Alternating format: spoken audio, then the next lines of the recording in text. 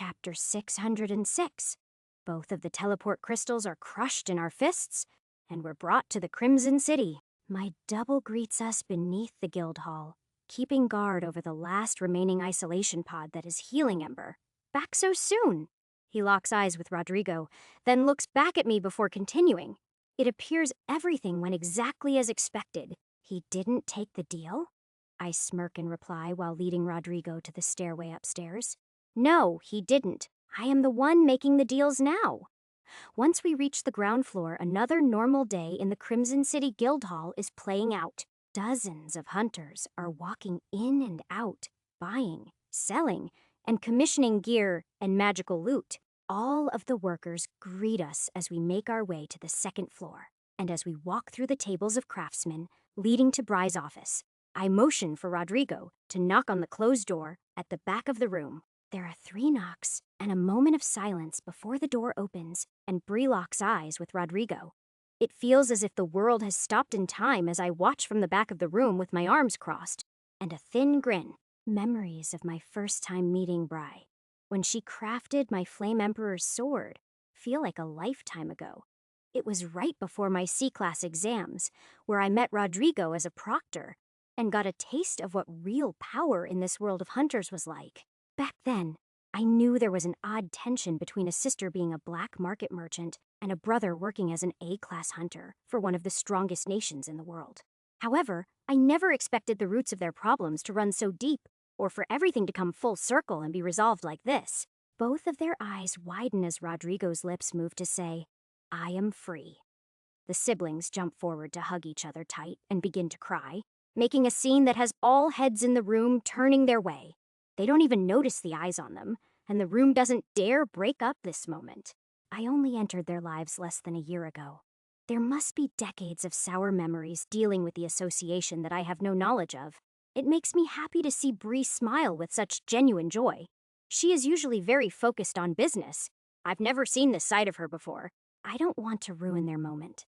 So I, too, stay silent, like all the other workers in the room, until they finally release their grip after a full minute passes. Still, it doesn't seem like the right time to go over my own personal goals, when this is most likely the first time they've had a candid conversation since childhood. The plans I made with Rodrigo beneath the Apex region can wait. I nod and let a weak wave of telepathy hit both of them. I am happy I could keep my word and bring you two together again. Enjoy each other's presence. Please, take as much time as you want. Then, without waiting for a response, I walk back down the Guildhall stairs to the main hall with a smile on my face while they hug again. I walk out the front door, doing a full scan of the city, and surrounding desert moments later, a wave of telepathy reaches the body double that is keeping watch over the city, and it deactivates itself. I respawn a new one right in front of me that has the updated memories of today's events, and it flies off in the direction of the Canyon of Dungeons to explore the Apex region's labyrinth and create dungeon walker points for me on every floor. While it goes off to do that, I fly outside the Crimson Dome and make my way far out into the desert to meet with the Lich King and my 4 teammates, who sit in a circle of Abby's restoration magic while slowly refining orange divine energy. They're extremely focused on not being torn to shreds by the violent threads. I remember the orange fragments were far more violent and painful than the red ones back when I consumed them in the construct. The only one who greets me upon my return is the Lich King. Quite the quick return. Do you bring good news or bad news? I let out a sigh and touched down on the desert ground beside him, taking in the view of 4 orange-red auras bending reality before us. Well, the bad news is I'll be losing a very useful shadow summon, but the good news is the director has been taken care of. Thanks to your help in awakening my true core, I am now the secret underground leader of the 8 great regions. These words make the eyes of all 4 of my teammates open with surprise, even though they were peacefully cultivating. Such a crazy statement broke them out of their trance-like state. I smile and raise both of my hands in the air, opening up my item storage and allowing all of the trapped soul energy that I absorbed from the Lich King when I killed him to escape from eternal suspended animation and be free into the universe again. I am a man of my word, so if it is your wish to die, I'll grant it now. It takes well over half a minute for the copious fumes of soul energy to dissolve into the air and the Lich King responds. It is my wish to die.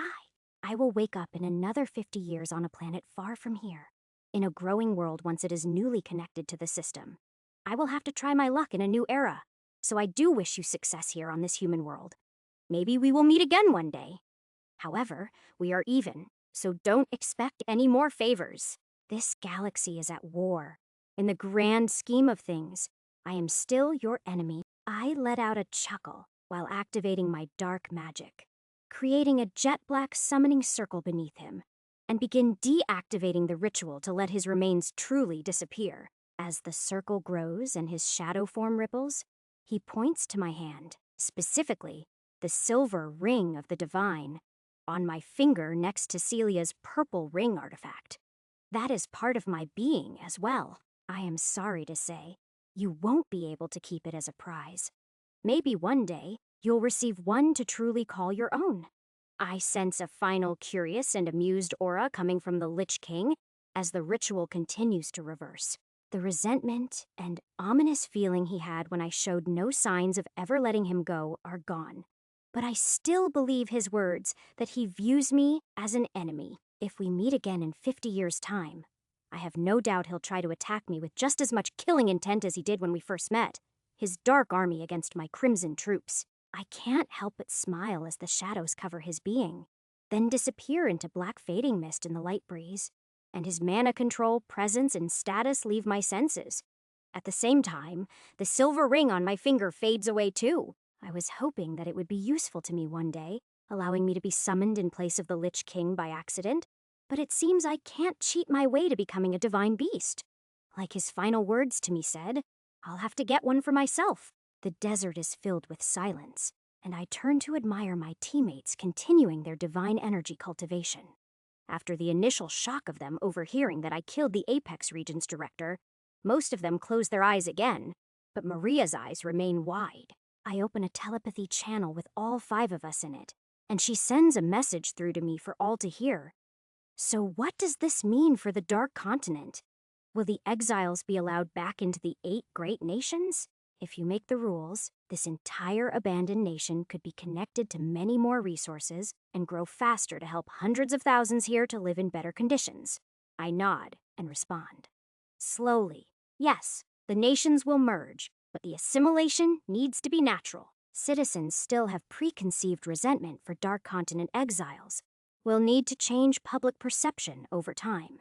Growing the Flame Emperor's name and disguising the merge as a trade deal with the Crimson City will be the first stage of my plan. Maria smirks and nods, closing her eyes again to keep her heart rate and breathing steady, while the orange threads tear her body apart over and over again. Abby's right eye opens halfway and meets mine as she musters out a short message while maintaining her own regeneration and simultaneously healing everyone here. What about the other nations?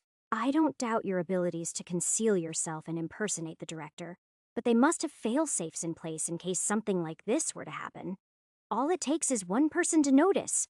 What will be the plan then? Are you prepared to take on the entire world? As I think of a response to her words, in the far edges of my perception, I feel an oddity far to the south. It is in the direction of the volcanic region that I sensed vaguely when I first awakened my true core. It is hard to make out exactly what it is. The distance is too far, but it feels like 2 large masses of gravity are flying through the air at incredible speed. My intuition is telling me the possibility that Abby just pointed out may be coming true faster than I imagined it would. Chapter 607. I turn my head in the direction of the odd presence that pressures the back of my mind. But I don't activate my full perception skills and buffs because I am too close to my teammates and the Crimson City to risk letting out that much power. Instead, I calmly look back toward Abby, who posed the question, and nod. You are right. We'll have to prepare for that possibility if it comes. My head turns back toward the south, and a notification hits my inner ear. Skill transfer to main body complete echo, mythic grade. I raise an eyebrow at the fact that I just received a new skill out of nowhere, but then more notifications hit my inner ear seconds later. They're all small Make CP transfer notifications for just a few thousand Make CP at a time. I pull up the new skill description and find that it is similar to a mix between my body double skill and the Sunday God's buff, Master of Illusion. I am able to create a lifelike image of myself that acts like a body double. However, it is nothing but an illusion. It cannot physically interact with the world around it, but it has far greater range than the Master of Illusion buff or my light magic. I can't think of a good use for this skill right now, but a grin comes onto my face as these notifications tell me my body double has begun climbing the labyrinth in the apex region. I levitate into the air while speaking up to the 4 teammates bending the sand with orange threads for hundreds of meters in all directions. We have unknown visitors from the south, but don't worry, I'll handle it. Continue your training. We might need to use this new power sooner than I thought.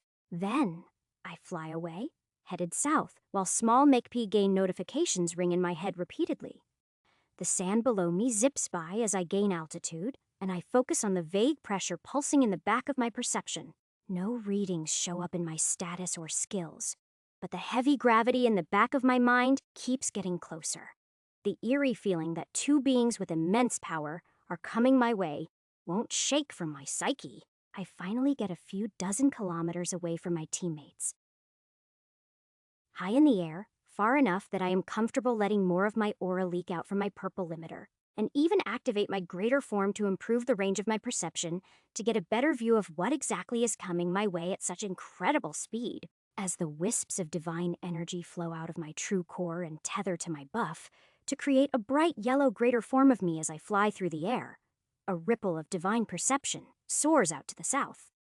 And I see the volcanic region that I vaguely felt before in so much more detail, with my level rising by over 1000 after defeating the director, and the steep climb in divine threads in my core after consuming every last drop of his power that he cultivated over the decades. I am able to feel the difference in power even from just this morning when I awakened my true cores. An endless landscape of black mountains, flowing lava, erupting volcanoes, and thousands of dungeons are scattered around the land. In this pulse of surveillance, I watch as there are dozens of dungeons breaking, and the air quality in this region is almost 2 times as dense with mana as the Dark Continent is. These are the first things my mind notices. But very quickly after, my aura meets the 2 gravity fields rocketing my way, and my eyes widen with surprise. Once I see a clear image of what is flying toward me, an enormous bronze dragon flaps its wings, flying through the air high above active volcanoes. The sun glistens against its scales, and the monstrous creature's pointed tail gracefully flows back and forth behind it. The creature's status shows a superior earth summoning skill, and a LV 9722 in bright blue text that burns into the back of my mind. The fact that there is a living dragon outside of a labyrinth isn't what shocks me most. It is the fact that in the center of its chest as it flaps its wings, a bright white and yellow true core bends space around it, showing me that this is exactly what I sensed with my intuition a few minutes ago. Its level is not much higher than the Apex region director's was, but their divine core's strength is worlds apart. This is a true monster. That old man was a sorry excuse of a divine energy wielder. The pulse of aura continues past the point I was trying to examine, and it just reveals to me how vast the volcanic region really is. Even using a focused pulse of enemy detection, I still can't see the edges of this seemingly endless nation of volcanoes, dungeons, and small pockets of military bases tucked away within the mountains. Another ring echoes in my inner ear that isn't a normal MCP edition, and my concentration from the sonar I just sent out is broken. Skill, transfer to main body, complete, metal creation. Mythic grade as I continue to fly forward toward the elegant dragon coming my way. I read the skill's description to find it is similar to the barrier and crystal creation skills I obtained while in the exams. It allows me to create a unique metallic material and decide its hardness based on how much mana I imbue while activating the skill. While I am happy about the progress, one odd thing resurfaces in my mind and irks me quite a bit. Before I sent out the pulse of surveillance, I could have sworn there were 2 dense masses of gravity. While having to confront another true core may be dangerous enough, the fact that there may be another one that is capable of escaping my senses makes me even more curious and confused about this whole scenario. If I don't confront this mysterious dragon out here, its travel course directly collides with the Crimson City. This means if this foreign entity is looking for conflict, meeting them far away from anyone that can get hurt is the smartest thing to do, even if it puts me at a slight disadvantage. I am not particularly fond of jumping into the fight blind without any information on what my opponent is capable of, but I might not have a choice here. All these thoughts speed through my mind as I rocket through the air, finally getting up to speeds that match the dragon coming my way. Every minute or so, another Maxipede notification rings in my inner ear. My double seems to be dungeon walking through entire floors, ignoring normal mobs, and only killing the bosses to make it up to the next. The teleportation magic at the end of a boss fight is the only limitation that it is working with. If it wasn't for this small time delay on each floor, I am sure my double would be at the top by now. My heartbeat speeds up, and all I can focus on is my crystal clear view of the bronze dragon's true core still over 2,000 kilometers away. Its calm eyes stare forward, like it is watching me fly too. There is no killing intent coming off of this mythical creature, but the mundane look in its eyes, making this seem like a simple and menial task, gives me chills. Each minute that passes, we get closer and closer. The mountain range that splits the endless sandy desert of Sector 2 and the mysterious volcanic nation draws closer to each of us. The Michi gains that echo in my mind begin to increase in value. It started at just thousands per notification when I was still on the ground. Then, less than 15 minutes ago, each notification granted me millions, meaning my double definitely made it to floors where the monsters he is fighting are ranked up. Now, over 1 billion MoxP is being added to my status after every ding. Once less than 1,000 kilometers remain between myself and the dragon soaring my way, another ding of a skill being added to my status rings in my ear. Skill transfer to main body complete spirit anchor, mythic grade. While the name intrigues me, my eyes are laser focused on the bronze behemoth soaring my way. Even the hundreds of billions of MakeCP hitting my mana control pool don't distract me as I pull out the same 2 swords I killed the Sunday God with just hours ago. Minutes pass, and my mind becomes completely clear and focused as my speed continues to increase, preparing for any scenario to play out. My red and black blades become soaked with yellow divine energy, as both of us come within 500 kilometers of each other. The mountain range that separates our nations is completely visible to my unaided eyes now, and stretches off endlessly to my left and right. I've soared so far away from civilization that no towns or living beings have even touched my perception in over 1,000 kilometers. There is no water at all out in this portion of the desert, where in the outer portions of Sector 2 and 4, some dry patches still have small shrubbery and occasional desert wildlife to support small villages. This wasteland has none. I am so far out in the dead zone of the Dark Continent's desert. It is hard to tell if human eyes have ever seen these rolling dunes before. My heart begins to beat out of my chest, but the anticipation and excitement only turn into adrenaline as the moment comes near. There is less than 200 kilometers between myself and the only other true core I've ever known to exist in this world. Level transfer to main body complete. Level up X11. The tension in the air is so immense. I hardly register the fact that my double has managed to make it to floors in the Apex region's labyrinth that are starting to level me up. I can physically feel the weight of the bronze dragon, as it makes the mountains below it bend with gravitational pressure. Even though we're both flying dozens of kilometers above the ground, avalanches and minor earthquakes form as I watch a bright yellow silky aura flow out from the dragon's core just like mine. Its entire body becomes covered in the bright divine energy. Whether it is a reaction to me unsheathing my swords and activating my divine energy on full display, or if this was the creature's initial decision to challenge me to a fight, there is no backing out now. In the next few seconds, it is inevitable that we will clash. Chapter 608. The seconds before the collision are the most intense. The entire flight over has been slightly nerve-wracking. But now that I am about to collide with a bronze earth dragon that is 5,000 levels above me, with a true core of similar strength to my own, the reality of my predicament sinks in. The air becomes thick as our silky white-yellow auras intertwine from over 20 kilometers away, exerting pressure on each other even before we physically meet. I can feel dense gravity waves emanating from this beast. They are far more concentrated, refined, and powerful than the malformed yellow core I fought this morning 2 continents away. The scope of the power I am facing nears that of what I felt when meeting the green divine serpent in the sky.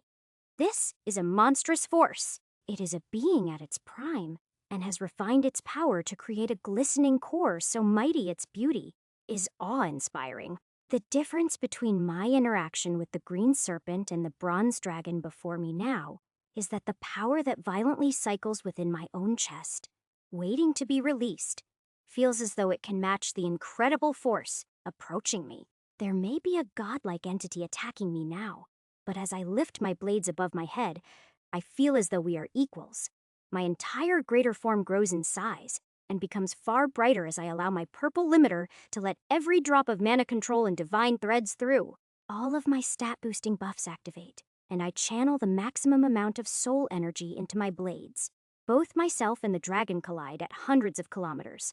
Per HR, not holding anything back, I swing both blades across my body, aiming straight for the creature's neck while preparing to make an immediate counter or dodge, not counting anything out.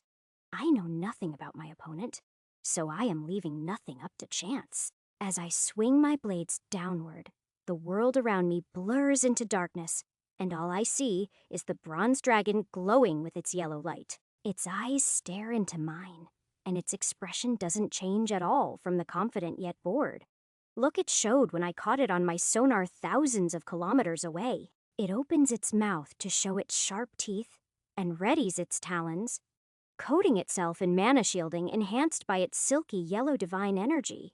I am ready to react to whatever attack it throws at me, but the only thing that happens is a single small hexagon of yellow light forms in the path of my blades. I don't sense any mana or chi interwoven in the thick yellow manifestation that looks like a massive floating dragon scale. If it weren't for my natural senses and looking at the hexagon with my own 2 eyes, I wouldn't even believe it was there. Nonetheless, my blades make contact with it, just meters away from the monster's neck, and the loudest, most intense noise I've ever heard echoes through the mountains and endless dunes of rolling sand. It is as if 2 entire worlds collide in the sky. Both of my swords halt in midair as they sink into the pure manifestation of divine energy. Out from its sides, a portion of the force put forward from both of us colliding at full speed erupts outward. The gravity waves are so intense that the mountains over 20 kilometers below us are shattered to dust and gravel just from being in our presence. More and more waves of energy ripple off the collision point while we are both stopped in midair, pushing forward with all of our strength. A deep, vibrating sound echoes out from the waves of gravity and gets more and more intense as a ball of yellow and white light forms between us at the collision point. It becomes more and more saturated as all of my power flows through my blades, and the hexagon of pure divine threads summoned by the dragon gets denser and denser. No matter how much I press into this field of gravity, it feels as though it is constantly pushing back with exactly the same amount of force. There is no actual mass or base energy powering it. The sight of pure divine threads being manipulated on their own is fascinating, but I can't quite comprehend what is giving me so much trouble. It is like a reversed magnet. The harder I push down on it, the harder it repels me with equal force. However, I am pushing so hard that I get the feeling that I am near its breaking point. Our divine cores are extremely similar in strength. The only edge this dragon really has on me is its natural levels, size, and strength. With just a little more power, I feel like the weight of my blades could push through. But giving it my all right now, it feels more like they're sinking into a pad of rubber. And the moment I stop giving this attack everything I have, I am going to be propelled backward.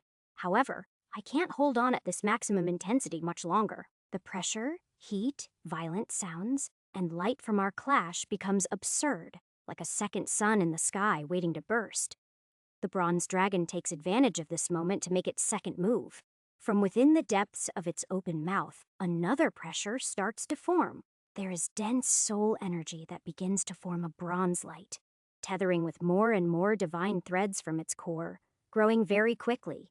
With my swords both locked right in front of its face, the attack it is about to release will be aimed right at me. I can't push any harder, as I am using every drop of strength I have to push against this barrier.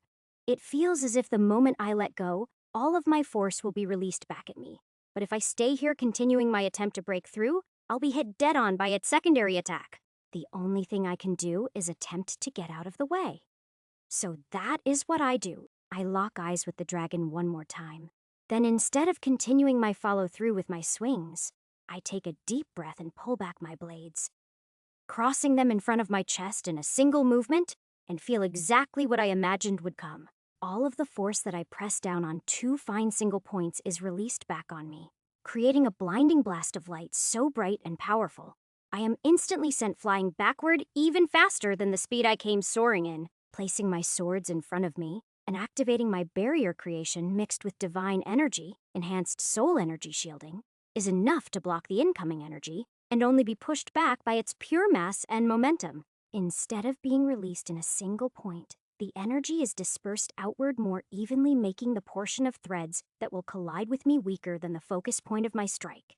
The massive release comes out in the shape of a half sphere, erupting forward out from the hexagon. Its direct path is aimed toward me, but large portions of the released energy expand quickly and aim down toward the already crumbled mountain range below us. I am using all of my strength in my new fly skill and air magic to change my flight path, because out from the impossibly large explosion of divine energy, a beam of bronze-colored soul energy comes blasting out from the dragon's mouth, headed my way. As it rockets toward me, yellow threads continue to tether through it and strengthen it. After flying backward tens of kilometers in a matter of seconds, I change my trajectory to begin curving out of the way. The bronze blast turned yellow-white misses me by just a few hundred meters as I finally stop my backward momentum and stay floating. With the reality-bending aura that leaks off this beam of energy, this few hundred meters of distance still feels like a near miss. My breath is heavy, my adrenaline is pumping, and the dragon that deflected my most powerful strike with ease is now flapping its wings and speeding up again, coming my way while another one of its bronze beams charges up in its mouth. I take a few fractions of a second to ready my weapons and take in the aftermath of this initial exchange. The entire mountain range below me is gone. A crater in the desert so deep and so wide was just created by our clash that all I see below me is darkness. Just from the shockwaves and energy released from a single strike, hundreds of kilometers of open desert have been compressed, evaporated, and completely destroyed. Level transfer to main body complete. Level up X49. My small moment of dead silence while taking in the view is interrupted by another level up transferred from my body double, showing that it is still climbing the labyrinth's floors. This jolting moment of clarity after the notification gives me an idea. But it will only work if I can draw this battle out a little longer while conserving my stamina. I grip my swords tighter and channel the same amount of soul energy, enhanced by my true core's bright yellow light, and look at the dragon that approaches me with its same unbothered eyes. This monster's biggest mistake was showing me its abilities and letting me live past the first strike. I grin, reactivate all of my buffs, and fly forward to take this dragon on a second time. Chapter 609.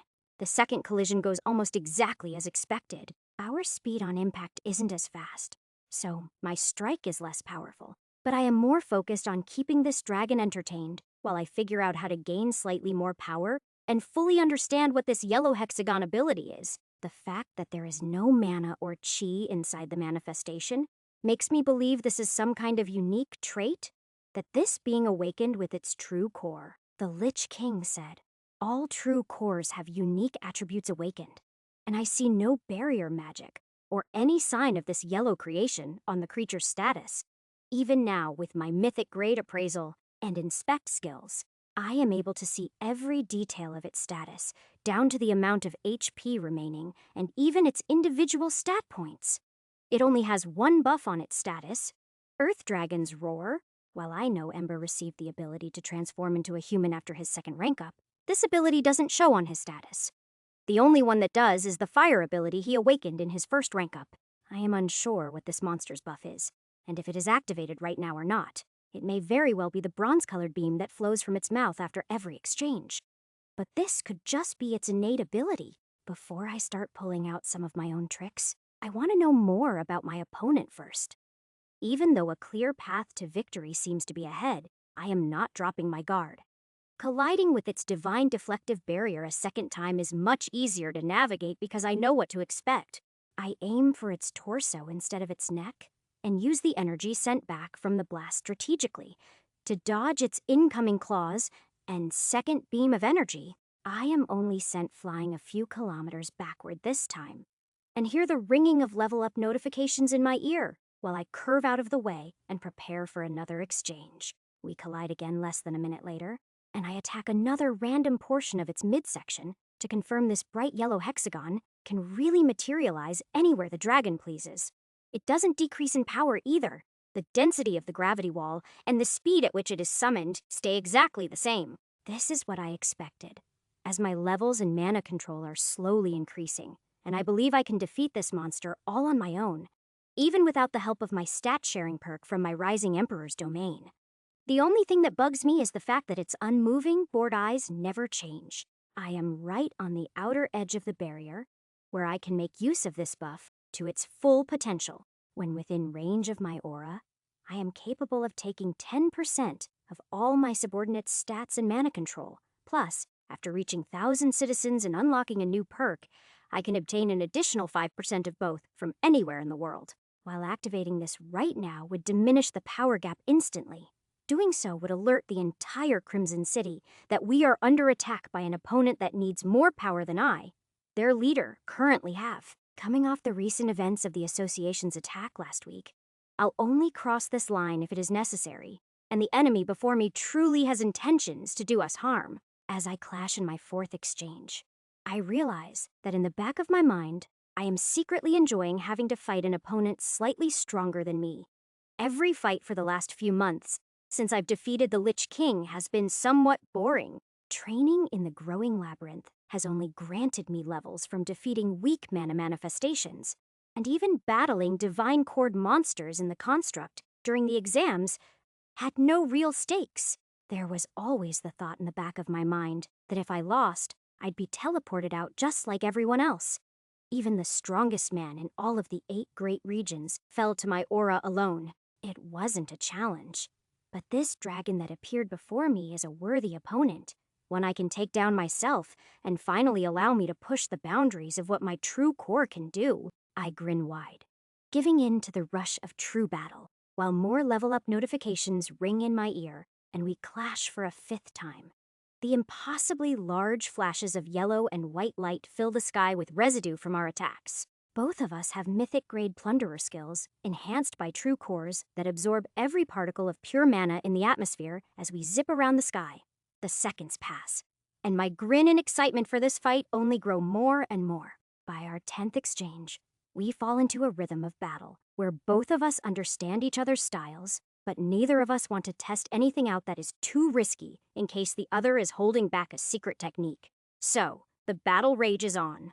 The gravity waves become so immense, and the violent rippling down into the earth below us, making the crater deeper and wider with every single clash. My level surpassed 5,000 by our 20th collision, and the stat point gains, and now trillions of Maquis gains, are starting to become noticeable. My heart is racing, and both my swords glide through the air like they're dancing. This exchange of power is decimating deserts and mountains for hundreds of kilometers beyond repair. But it doesn't matter to me at all. The only thing that does is making sure my next strike is stronger than the last. Not only is my strength actually rising, but my body is becoming far more accustomed to the immense power, when before it felt like I was a dam overflowing with unbelievable foreign strength. Now, I am finally able to contextualize this power and make full use of this core. I am getting sharper and learning how to make the silky energy flow to create denser points of gravity within my own blade to push down through the hexagons of light much deeper each time. Instead of just activating my divine energy and letting it seep into my normal attacks, I am beginning to take control of the energy itself and actually create far more deadly and concentrated strikes. The dragon stays stoic, blocking everything I throw at it and logically maneuvering attacks back to counter. Still, There is no malice, and I am unsure if the only reason it is fighting is because I made the first move and this is pure self-defense. Whatever the case may be, there is no turning back now, and I am still improving my technique with every single strike I send. Whoever or whatever this being may be, I may not get another chance to battle a force this strong, so I need to make the most of it. Another 20 full exchanges go by, and I gain even more levels. Level up X451. The Drive Agon begins to take a more offensive and aggressive stance, once it realizes my attacks are coming at it faster and harder than before. This works for a few minutes, pushing me back about 100 kilometers, just by attacking and diving in faster to gain the advantage each exchange we have. However, this series of events only fuels me more. The fact that I am getting pushed back, closer to the population I need to protect, makes me want to improve even faster. I am in total concentration for another 20 exchanges, and my level rises even higher, and a familiar skill gets upgraded mixed in with the strings of notifications. Level up X507, Hibernation, Mythic Grade. It is a skill I received in another labyrinth a while back, and couldn't find any dungeon monsters to upgrade it. It puts a smile on my face, making me wonder if some of the other unique skills I managed to absorb in other labyrinths will be found in the future. And I continue the battle. I am still being pushed back, but my attacks are even stronger and propel me further. Another 200 kilometers closer to the Crimson City. However, there is a turning point that displays the weight of my newfound power. I put my everything into a dual blade slash, fully expecting it to be like all the others, coming so close to breaking the barrier, then getting blasted backward dozens of kilometers by my own energy. However, that paper-thin line of the strongest gravity at the center of the hexagon that has been holding me back all this time finally breaks. Mid-slash, another rush of levels and MEP flood my body, bringing me to LV 5,991, and the satisfaction I gain from watching the yellow manifestation of pure divine threads break and shatter into millions of pieces makes the countless failures well worth it in this fight. It is the first time I feel any emotion or see any reaction from the bronze dragon. A small ripple of genuine surprise comes from the creature's psyche, as for the first time in this entire battle, I am the one that is on the offensive. However, the unbothered eyes and baseline of uncaring confidence is still the dragon's overarching emotion. It only has fractions of a second to try to react, and it can't twist out of the way in time. 2 waves of dark red soul energy, coursing with yellow divine light, collide with the dragon's side, instead of myself being pushed backward after every exchange. Finally, my energy attacks make contact with the dragon's right side, exploding into an immense energy blast against its natural defenses, and sending the mythical creature rocketing through the air as I follow through with both of my blades. The bulk of the attack was absorbed by the yellow hexagon, but I did it. My blades made it through. I fly forward with killing intent in my eyes and a clear path to victory ahead. The next 5 exchanges go much differently than the last. I am in total control of this battle now, managing to channel more and more energy into my strikes. The unbreakable gravity shield that erupted back on me every time I tried to break it at the start of our battle is now unable to handle my attacks at all. Every time we collide, there is still a pause in the air as our auras clash, but my blades sink through and release violent energy attacks on this dragon every time. I aim directly for the chest and neck now, but every time the hexagon is still there, taking the brunt of the blow.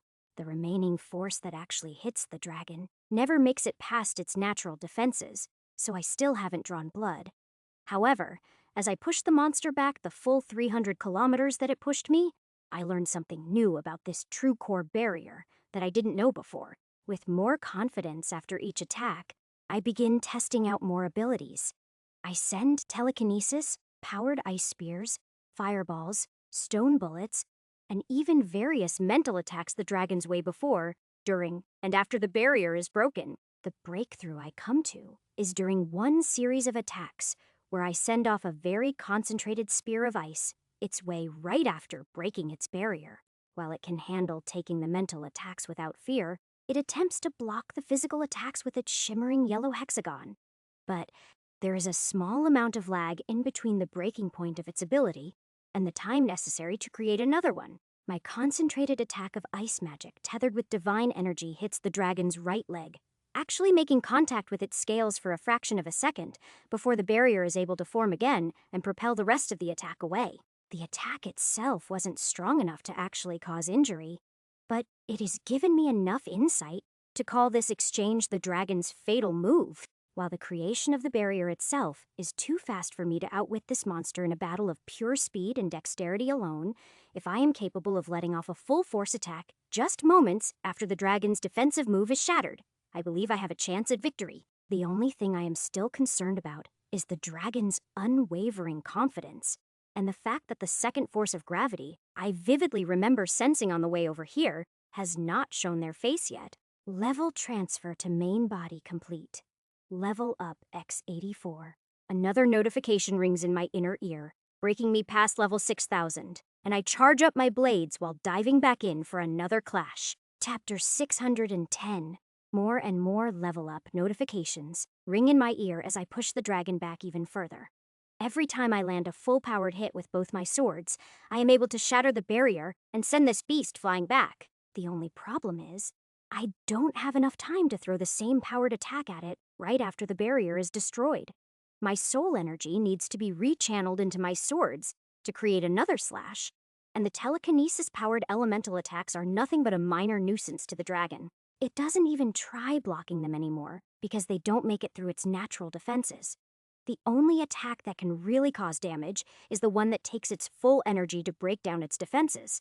As the clashes go on, we're both fully aware of this dichotomy. It is not fast or powerful enough to catch me with one of its beams or its talons, and I am not strong enough to break its barrier and have enough force to do actual damage to it before it can create another one. However, we are both aware that I am getting stronger after every collision. This sparks a new plan, and I begin conducting some new tests. Instead of evenly distributing everything I have into 2 blades, I start to divide my power and test out swinging one sword first. My plan is to follow through with a second fully charged blade once the barrier gives way and go in for the kill shot with an attack that was not weakened by the impact against this immovable yellow hexagon. While my first few attempts fail, sending me flying backward from not having enough power in just one blade, I quickly get the hang of it and settle into a routine while my levels in MEP rise after each attempt. Attacking with just one blade is far more unstable, and I am sent flying backward in less predictable directions, but it feels just the same as when I was attacking with 2. Every exchange gets me closer and closer to breaking through. An odd unplanned phenomenon occurs after my level hits LV, 6,371. Instead of the usual time lag in between floors, many notifications hit my ears over the next full minute. They rotate on and off with MXP gains of over 10 trillion each, making as noticeable gains as defeating the director himself each time. The levels, on the other hand, only rise 1 to 2 after each kill. As I clash with the dragon 3 more times, dozens of notifications ring in my ears, and I realize what is happening. My double has decided the floor it is on is worth its time to farm MEP from. While it would be pointless farming MXCP in the millions, or even billions, the monsters on whatever floor it is on now are granting close to 1% increases in my mana control every few seconds. My levels may not be moving fast, but my overall strength sure is. Over the next 10 exchanges, it may look like I am losing, as I am getting flung even further away after each attack and tightly gripping a sword full of unused soul energy each time. But the reason for this is because my attacks are getting even stronger. My double makes it to the next floor in the labyrinth after a slight pause in level ups. Then the constant stream of notifications comes back. I am brought up to LV 6,495 over an additional 10 exchanges, and I receive dozens of MAP boosts ranging from 15 to 20 trillion each. My mana control surges, and my focus tightens on a single goal. After one final boost of energy, I can feel that this strike will finish the battle. I soar through the air, trailed by silky soul energy and yellow divine light. My dark emperor's blade collides with the earth dragon's reflective barrier, and we pause in the air once again for multiple seconds, pushing back on each other with immense force. This time, however, my dark blade finally bursts through, My gaze is only locked on one thing: the bright yellow-white core cycling energy in the monster's chest. Following through with the swing with my right as the barrier shatters into millions of threads, I swing my Flame Emperor's sword with everything I have and am certain this battle is over. The kill shot is playing out just as I planned before my eyes. Still, the bronze dragon's eyes don't change. It isn't even surprised like the first time I broke its defenses. The monster before me seemingly accepts its fate, with no fear or battle instincts to run away on its mind. The only thing I sense is a small amount of sadness, but not for itself. The monster is sad for me. As my blade pierces its natural soul energy and divine shielding defenses and collides with the creature's bare scales, this is when a ripple of fear surges through my own body, in the center of my back, aimed right for my own core. I feel two thin silver blades pierce through my greater form's defenses, like there is nothing stopping them. I didn't sense anything coming. And even now, as the blades tear through my shielding and blood-bonded armor, then touch my skin, the only thing I sense is burning hot yellow threads vibrating through glossy silver blades belonging to another true core holder. Even now, as the blades pierce my flesh, I can only perceive a small amount of them. My senses can't even detect who is on the other side of this attack. They're either so much more powerful than me that a simple cloaking spell is enough to hide their presence from me, or it is a true core ability that specifically works to hide their appearance. My best guess in the moment is that it is both. I don't have enough time to dodge this attack, and neither do I have the strength to counter it. As my blade sinks into the dragon's chest before me, it feels like I am in the same exact situation as it is. My mind is racing, but I don't have enough time to get myself out of this. And a last-moment decision to activate my skill, Mind Palace, surges through my subconscious. As the silver blades dig deeper into my flesh, closing in on my yellow core and the other toward my heart, my entire world splits into two different moving realities. One is a fuzzy image of the tips of two silver blades materializing out of thin air into my back while I strike a bronze dragon, while the other half of my brain stands up from a white marble throne to walk forward into an organized library of my memories. In the moment, I was only thinking in survival mode. But now, I am able to see the entire situation from an outsider's far more objective lens. The fact that the dragon I was facing was so calm the entire battle, even though I was slowly gaining the edge, now makes far more sense. If I had been too strong for it at the start, whoever this mysterious sword wielder is would have taken me head-on without giving me a chance to fight its dragon. While not going all out from the start, using my subordinate stats to take the dragon out in a single blow has put me in this predicament to begin with. It actually may have been a blessing in disguise. I wouldn't have gained the insight necessary to take on this monster, learning how to properly use the full potential of my true core's power, and also wouldn't have gained over 1,000 levels and hundreds of trillions of Mikipi in the process. My mind moves faster here. As the last time I tested it, less than a second went by in the real world, while 3 to 4 hours went by inside my mind palace. My body is unable to move to reflect my thoughts here, as it would be impossible for my physical muscles and bones to catch up to my brain's speed. However, the system itself can still process commands from within my mind. I pull up my Rising Emperor's domain interface and scroll through the lists of users while slowly walking up and down the aisles of bookshelves, strategically pressing only the names of hunters that are in the Crimson Army, and my teammates that are cultivating orange cores far out in the desert. I count out everyone on my list that is currently not at max HP or MP, as I don't know if they are at the climax of their own battles. Less than a dozen total are in scenarios like this, so I see it as a better choice to leave them out than to regret it and tarnish my reputation later. Draining 15% of their total stats and mana control in an instant could possibly be their demise as well. My initial reasoning for not activating the buff was that I didn't want to spread panic. But as I think longer as I walk down the aisles, I come to the conclusion that if I don't make it out of this situation, and these two forces get to the city, there will be far more panic than just a citywide sudden temporary power drain. The average level 10 to 200 citizen may not give me a lot of stats on their own, but in numbers,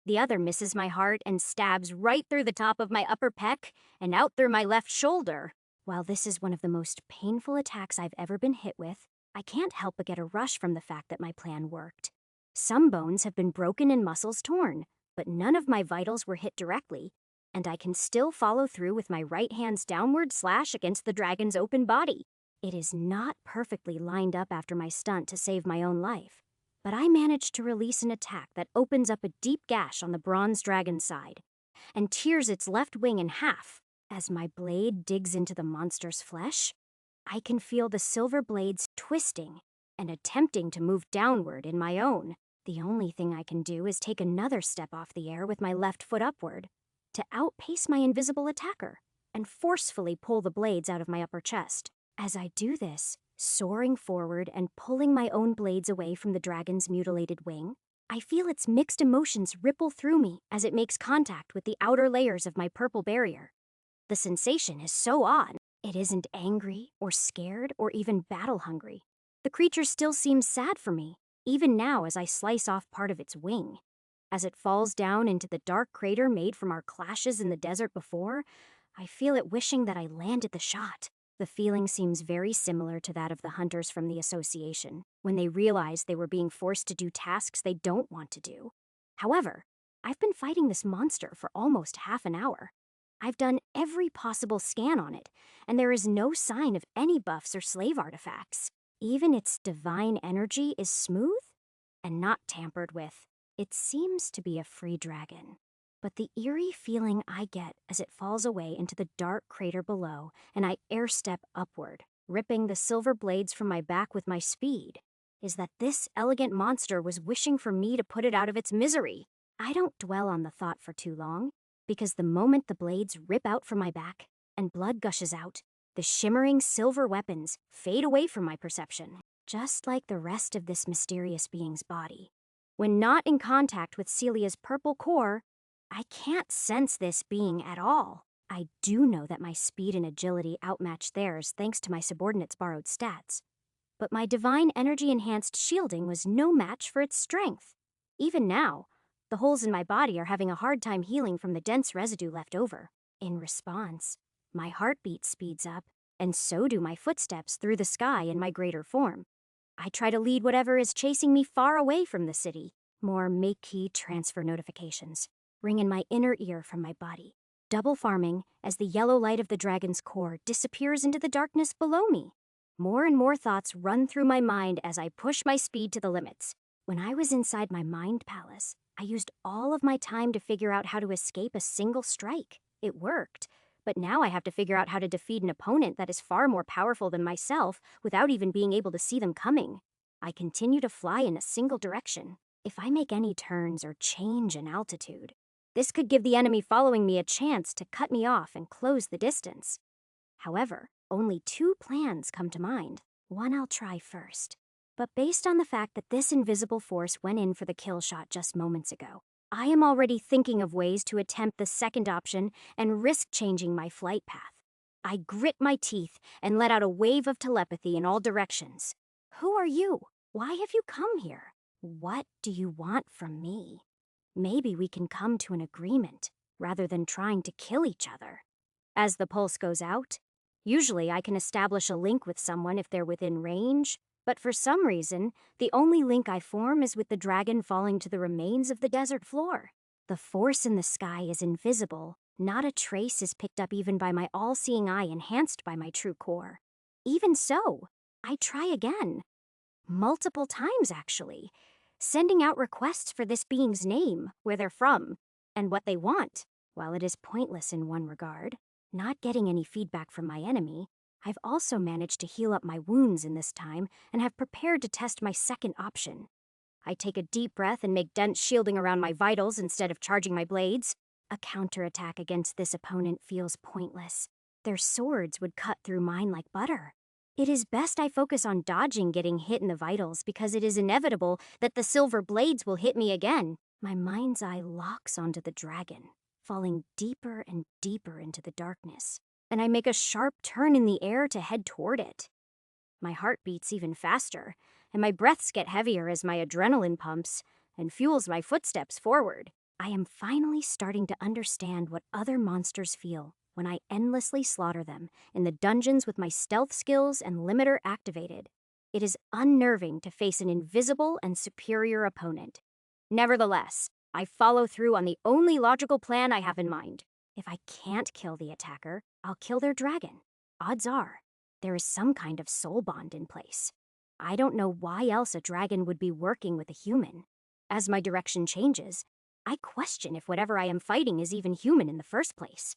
It wields 2 swords, so this is my first assumption. However, it could be a demon, or another rogue dragon in human form, or an entirely new species of monster. As my altitude drops and I do a full turn in the air, these racing questions soon cease as I feel the burning pressure of 2 silver blades cutting deep into my left side. One aimed straight for my core again, and the other deep into my gut. I wince at the burning pain, but I've been here before. While the gut shot won't be pretty, it is not a fatal hit. I can let it pierce me without shifting my trajectory at all and heal it once I get away. A direct hit to the core, on the other hand, will be impossible to recover from. The only problem is, I don't have the near infinite amount of time as I did last time to perfect my movements to escape. I have the speed and agility to do so. I just have one trying can't mess this up. In a state of extreme stress, I activate all of my mental attack skills, intimidation, confusion, and even flash and screech for more area distortion. Every element in my arsenal activates, sending waves of fire, ice, water, earth, air, lightning, darkness, and light materializing in the air where the general body of the attacker should be. I use Flash Step along with all of my buffs to move even faster forward, while activating Stealth to make my own appearance disappear from view. My intuition tells me that if I can't see this monster, then there is a good chance, even with my Divine Energy Enhanced Stealth skill activated, it can still sense me. So I activate one of the newest skills I obtained while fighting the dragon less than an hour ago. Echo. In my place, it recreates a perfect image of me that hasn't moved downward with enhanced speed. The difference in placement may only be a few centimeters at most, but to avoid a fatal blow, that is all I need. This violent eruption of skills is more of a flashbang to distract my enemy rather than do any damage. So I don't hold back. I have to make it count. The immense burst of energy is all enhanced by divine energy, and it explodes like a bomb powerful enough to make the same crater I formed with the dragon over again in a single release. The silver blades stay their course as I shift downward and narrowly escape death one more time. The same hot sensation of a denser true core than my own carving, through my body with real killing intent, makes a barrage on my psyche as I air step forward. With everything I have to tear the blades out from my flesh, using my speed advantage once again, I plunge downward into the darkness, aimed straight for the falling dragon, and am trailed by the silver blade user. Their presence fades from my senses completely the moment the weapons are torn from my body. After a few full-powered air steps down into the darkness, I can begin to replay the movements in my mind that I just pulled off. I was hoping I'd get to see some kind of outline or silhouette of the monster when my elemental attacks hit it from all sides, but it is still completely invisible. I've tried everything. My mental and physical fatigue is building up, and that stunt I just pulled won't work for a second time. There is only one last hope for me now. It is the injured dragon falling through the darkness below me. Chapter 6:12. It isn't flapping its remaining wing, or using any magic to slow or change the direction of its fall. The creature seems to have given up and is just permeating sadness as it falls into this artificial abyss. My steps through the air are powerful, so the distance between us closes in less than a minute. However, half my mind is still in fear of the dual-wielding silver swordsman right behind me. Any lag in my downward momentum will leave me open for another attack that I can't defend. My breathing slows, and I focus on what I have to do as all 3 of us plunge into the darkness at speeds exceeding anything I've ever flown before. Every second that passes, multiple kilometers of downward motion through the crater pass. I charge up both my swords with everything I have, pointing them forward at the dragon's core and making an all-out final push. There is no more thinking involved. I just thrust my blades through the monster's chest. A yellow hexagon of light is created still, as an instinctual response to stop my blades, but it is shattered instantly. Both my swords pierce its scales and flesh, plunging deep into the bright yellow and white true core full of divine light. It cracks and explodes as my momentum continues downward through the gaping hole I create in the center of the dragon. There is a massive burst of energy as the earth dragon is killed, and I feel extremely intense emotions rippling out of the monster's aura as I am making direct contact with its flesh. I can't tell if it is because of my mind reader perk attached to my lie detector skill, or that my telepathy link met this dragon before, or just my purple barrier relaying the message. But I am positive that in death, this dragon is thanking me, yet still filled with sadness. As I burst out the other side of its body, bright trails of yellow divine threads arc and follow me deeper into the abyss, like they're attracted to my own core like a magnet. Notifications ring in my ears, and I intuitively select yes to everything popping up in my mind's eye. Level up X517. Use absorption CP493279. 2002556. Yes, no's. Use absorption stat. Defense points 4515. Yes, no's. Use absorption skill. Combat magic earth summoning upgrade. Superior, yes. No, my level surges to 7012. I upgrade my earth magic, and I get a rush of new defense stats and mana control. While it feels good, the far more noticeable thing happening to me is the same feeling I got when I killed the director back in the Apex region. All of the flowing silky strands of divine energy in its core follow me downward and tether into my greater form. It all flows into me, through my swords, into my arms, through my body, and into my own core.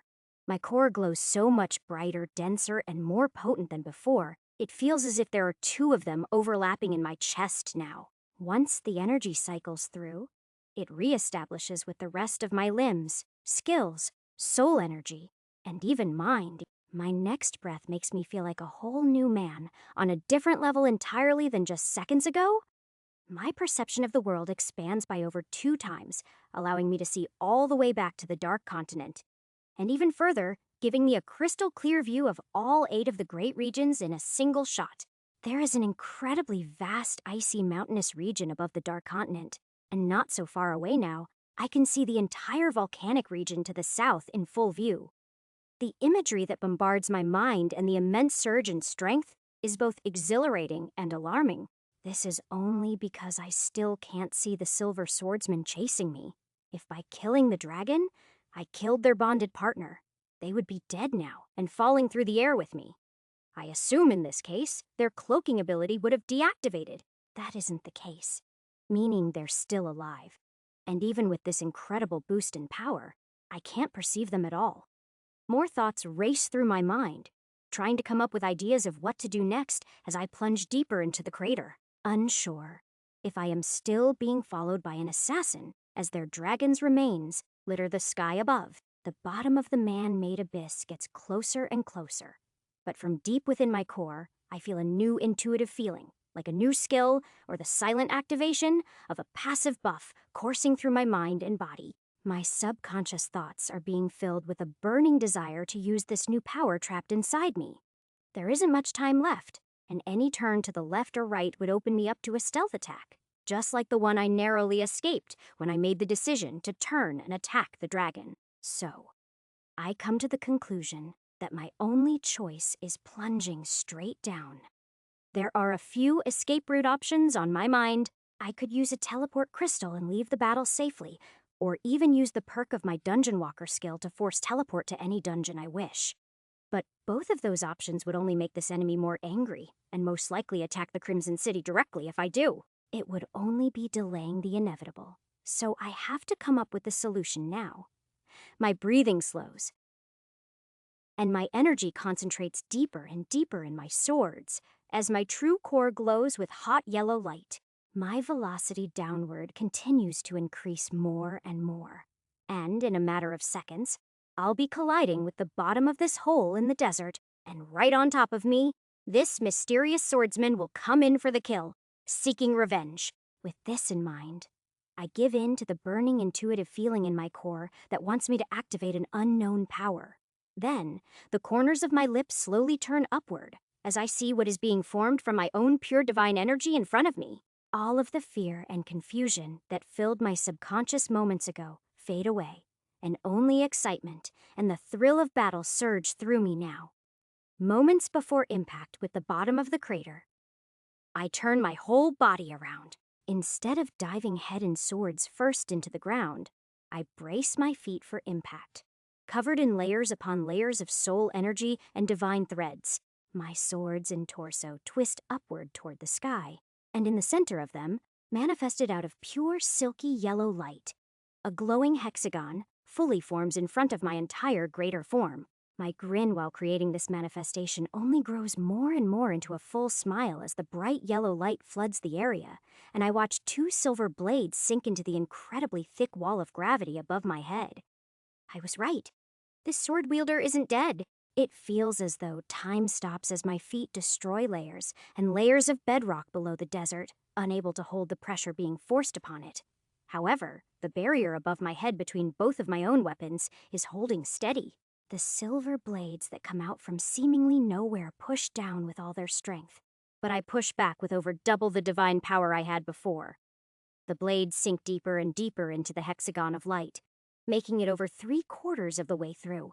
Many times when I was fighting the dragon at the start of our battle, I made it this far through when I was about to shatter its defenses. Although, when I wasn't strong enough to shatter through, the harder I hit, the more severe the blowback was, as the blades stopped sinking through. Just before the back edge of the reflective barrier, they finally come to a slow stop.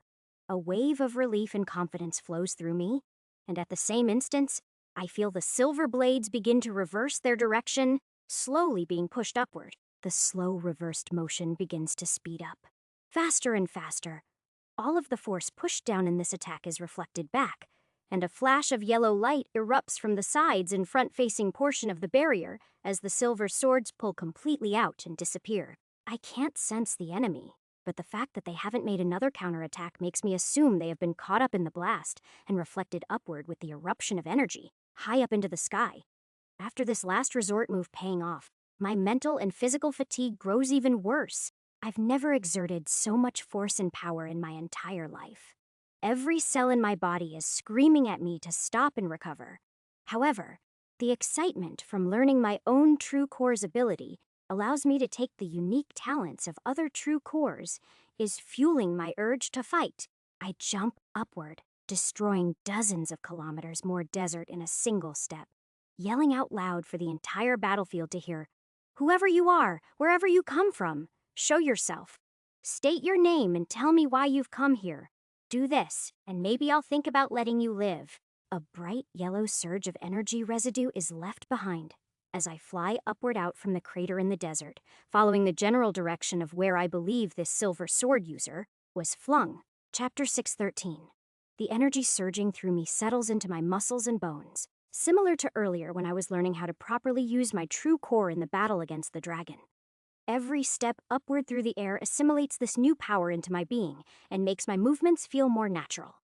After a short pause, notifications begin ringing in my inner ear again, showing an increase in the average number of Make CP being farmed, telling me my double has raised floors once again. Hundreds of trillions of Mayp rush into me as I fly up through the scattered remains of the bronze earth dragon and out of the crater in the ground. My mind replays the last exchange over and over as I scan for my enemy, visualizing the pure hexagon of divine energy I manifested, and thinking of the possibilities that are now in the future for me. The fact that a true core is unique to everyone that awakens it means the more of them I fight, the more unique true core abilities I'll gain. No matter how many waves of perception I put out, I still can't sense the silver sword user. Still, I fly higher into the sky, hoping they'll be the first to attack and show themselves. I yell out as I reach the altitude I was fighting at before, into the endless open air where a desert once stood. Now what? I managed to block one of your attacks and you run away? My yell, powered by my mythic grade screech skill to travel hundreds of kilometers, echoes as my greater form glows yellow. Then, my gaze turns in the direction of the Crimson City, considering the possibility that maybe that is exactly what this invisible being did. They could have seen my ability to kill their dragon and grow from seemingly powerless in a matter of minutes to a killer capable of blocking their own attack with their dead ally's ability. From an outsider looking in, there could be a lot of things I am still hiding or holding back. My heart sinks, piecing together a logical path that I would take in the same position. If they were ordered by someone to take me out after somehow being notified of the Apex region director's death, they would find my weakness and attack it. Based on the 3 attacks I felt from this invisible assassin, they don't hold back and aim straight for the kill every time. My next echoing yell through the open air is even louder, reaching far out into the dead zone of the desert, in case this invisible sword user has already flown away and devised a plan. If you dare lay a finger on my city, I will level the entire volcanic region you came from. Every military base in these mountains will be burned to ash. I won't stop there. I'll split this world in 20. Mid-yell, I sense the silver blades pierce my purple limiter, and a grin forms on my face as I turn my body and strengthen my soul energy shielding, enhanced by divine threads in the area being attacked. Even with these, the blades still sink through, but the eruption of energy slows the silver weapons enough for me to summon another reflective hexagon of yellow light in its place. If not for this ability, I would have been stabbed deep. With my new increase of power in my core, I could have dodged a fatal blow, but it still would have hurt. Now, as another blast of divine light fills the sky, the silver blades disappear and their holder is flung back with it. Relief washes over me, but total concentration does too. While it is good news this enemy didn't head straight for the center of the dark continent, I still can only perceive them while they attack. So anything can happen. My gaze stays in the same direction as the enemy was flung, while the divine threads in the air disperse. The longer I am left in the silent sky, the more possibilities of where the invisible swordsman could be. My breathing slows, and I keep all of my buffs constantly activated while sending out pulses of perception. My plunderer skill is draining mana from the atmosphere, but needs to be supplemented by copious amounts of mana crystals that I let fall from my item storage from time to time. More mana has been used in the last hour than I've ever run through, in what feels like a lifetime. My physical and mental state is not used to using such absurd power. The fatigue is building up, but I push on far past my limits. More Make CP transfer notifications ring in my mind, as it is the only thing other than the faint whistle of wind-up in the silent sky. The moment the notifications pause, indicating my double has reached another floor, I am left in complete and total silence again. This is when the blades come straight for the center of my chest. I am fully prepared this time, and perform a perfect replication of the enhanced soul energy shielding to cover my vitals and break the initial impact of the blow. Then, another yellow hexagon of pure divine gravity to deflect the remaining attack before it even touches my skin. Over the next 15 minutes, I am attacked 11 more times. Hundreds of trillions of Maypee flood into my system, doubling my mana control again as I endlessly block these incoming blades and hopelessly track the sky for an attacker I can't see. Eventually, the MayCP transfer notifications completely stop. Another 15 minutes pass, and I am attacked 21 more times in this barrage of kill shot targeted blows. Not a single point of mana control is transferred to me. At first, I thought maybe my double was just waiting extra long to get to a higher floor. Or possibly it was killed on a floor with unique monsters that a mere mana manifestation couldn't handle. However, no memories come flooding back in, so this can't be the case. Once I get a new string of notifications in my mind, I begin to make new theories of what is happening back in the Apex region. Mech P transfer to main body. Complete. 42,823 MCP skill. Upgrade transfer to main body. Complete. Bloodweaver. Mythic grade. It is a very low amount of mana control, meaning my double isn't even fighting double ranked up monsters. I doubt it is inside the labyrinth still. My best guess is it has left the Apex region base and began making dungeon walker points in the countless dungeons all around the region. If I had more mental power to spare, I would scan the Apex region to try and pinpoint my double. If it is hopping out from dungeon to dungeon, even while in stealth mode, I could still pinpoint it. It isn't important enough right now to use such mental strain. While mana control would benefit me most right now, the main thing I am thinking about is why would it leave the labyrinth? The only reason I'd leave is if I made it to the top, or if the floors were too hard and needed my main body's assistance. My train of thought is completely interrupted as the silver blades come flying back toward me, pointed straight toward my spine. This enemy comes at me with the same bloodthirsty urge to kill each time. They haven't wavered a bit since the start. All I can do is reflect them back each time. Whenever I attempt to guess where their main body is, sending a counter back, it just leads to me wasting energy. Sending a powerful golden slash out into the open air. No matter how good I think my guess is, painting right above where the silver blades hit me, they always disappear away from my senses, and my attack misses. My fatigue grows more and more, and the strategy to wear me out mentally and physically is very clear. Another 15 minutes pass, and 32 more attacks are exchanged.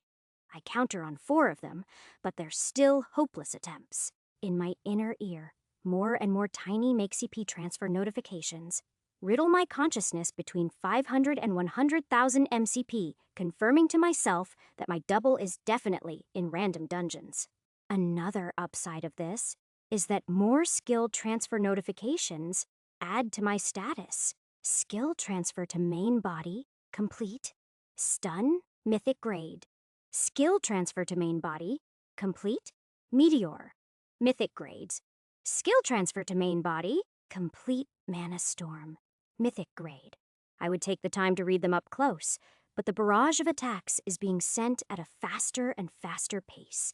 Now, the invisible sword wielder is coming back from my reflective barriers in less than half a minute and going straight for the kill each time. I can't take my eye off my surroundings for too long.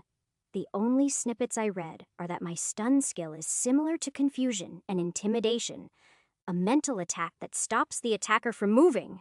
Meteor creates a large pink stone, as large and dense as the mana imbued into it, similar to my crystal creation skill, but with the sole purpose of creating a large weapon of mass destruction.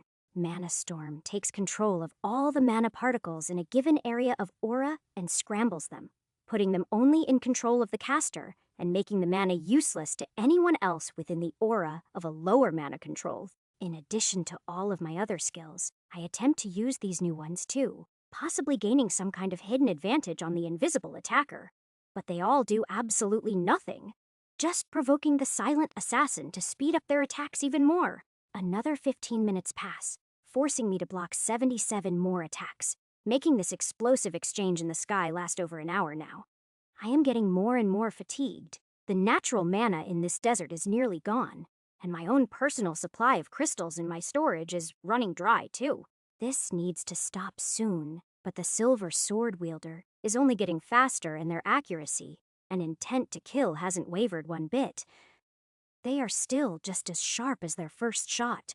Explosion after explosion fills the air as I am blocking attacks every few seconds that hold enough power to obliterate full nations. There is nothing I can do. No matter what or where I throw my attacks, they never hit. If I run away and save myself, this being will follow me back to the Crimson City. If I am not there to stop them, anything could happen. And even if I do show up to stop them and we clash too close to the city, a single exchange would kill every mortal in sight from the aura expelled alone. The only way I come out of this exchange with a victory is if I end it now. As I contemplate how many more hours, or even minutes of this absurd beating I can continue to endure, a notification rings in my inner ear that may finally level the playing field. Skill upgrade. Transfer to main body. Complete. All-Seeing Eye. Mythic grade. Chapter 614. My All-Seeing Eye is already activated.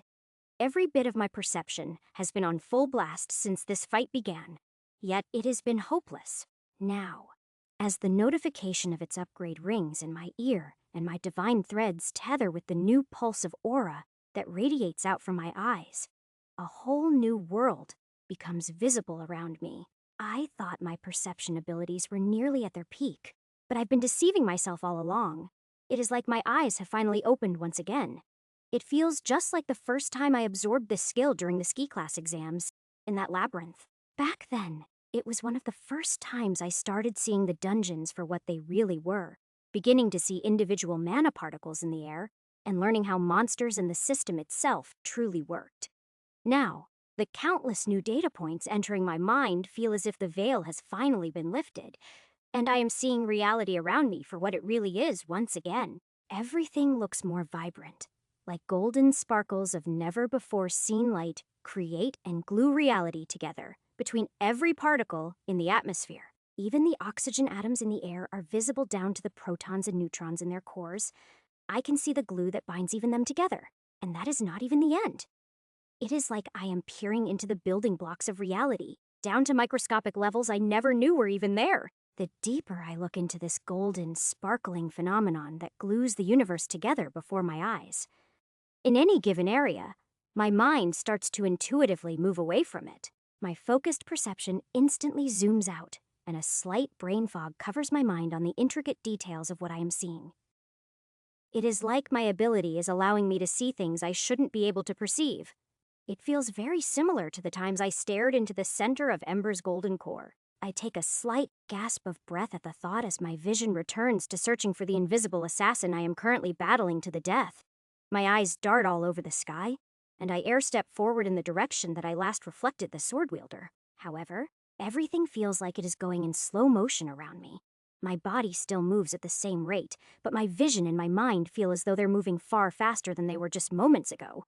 After my fifth step higher into the air, I instinctively make a sharp head turn to my left side when I see a faint ripple. I can't even describe exactly what it looks like.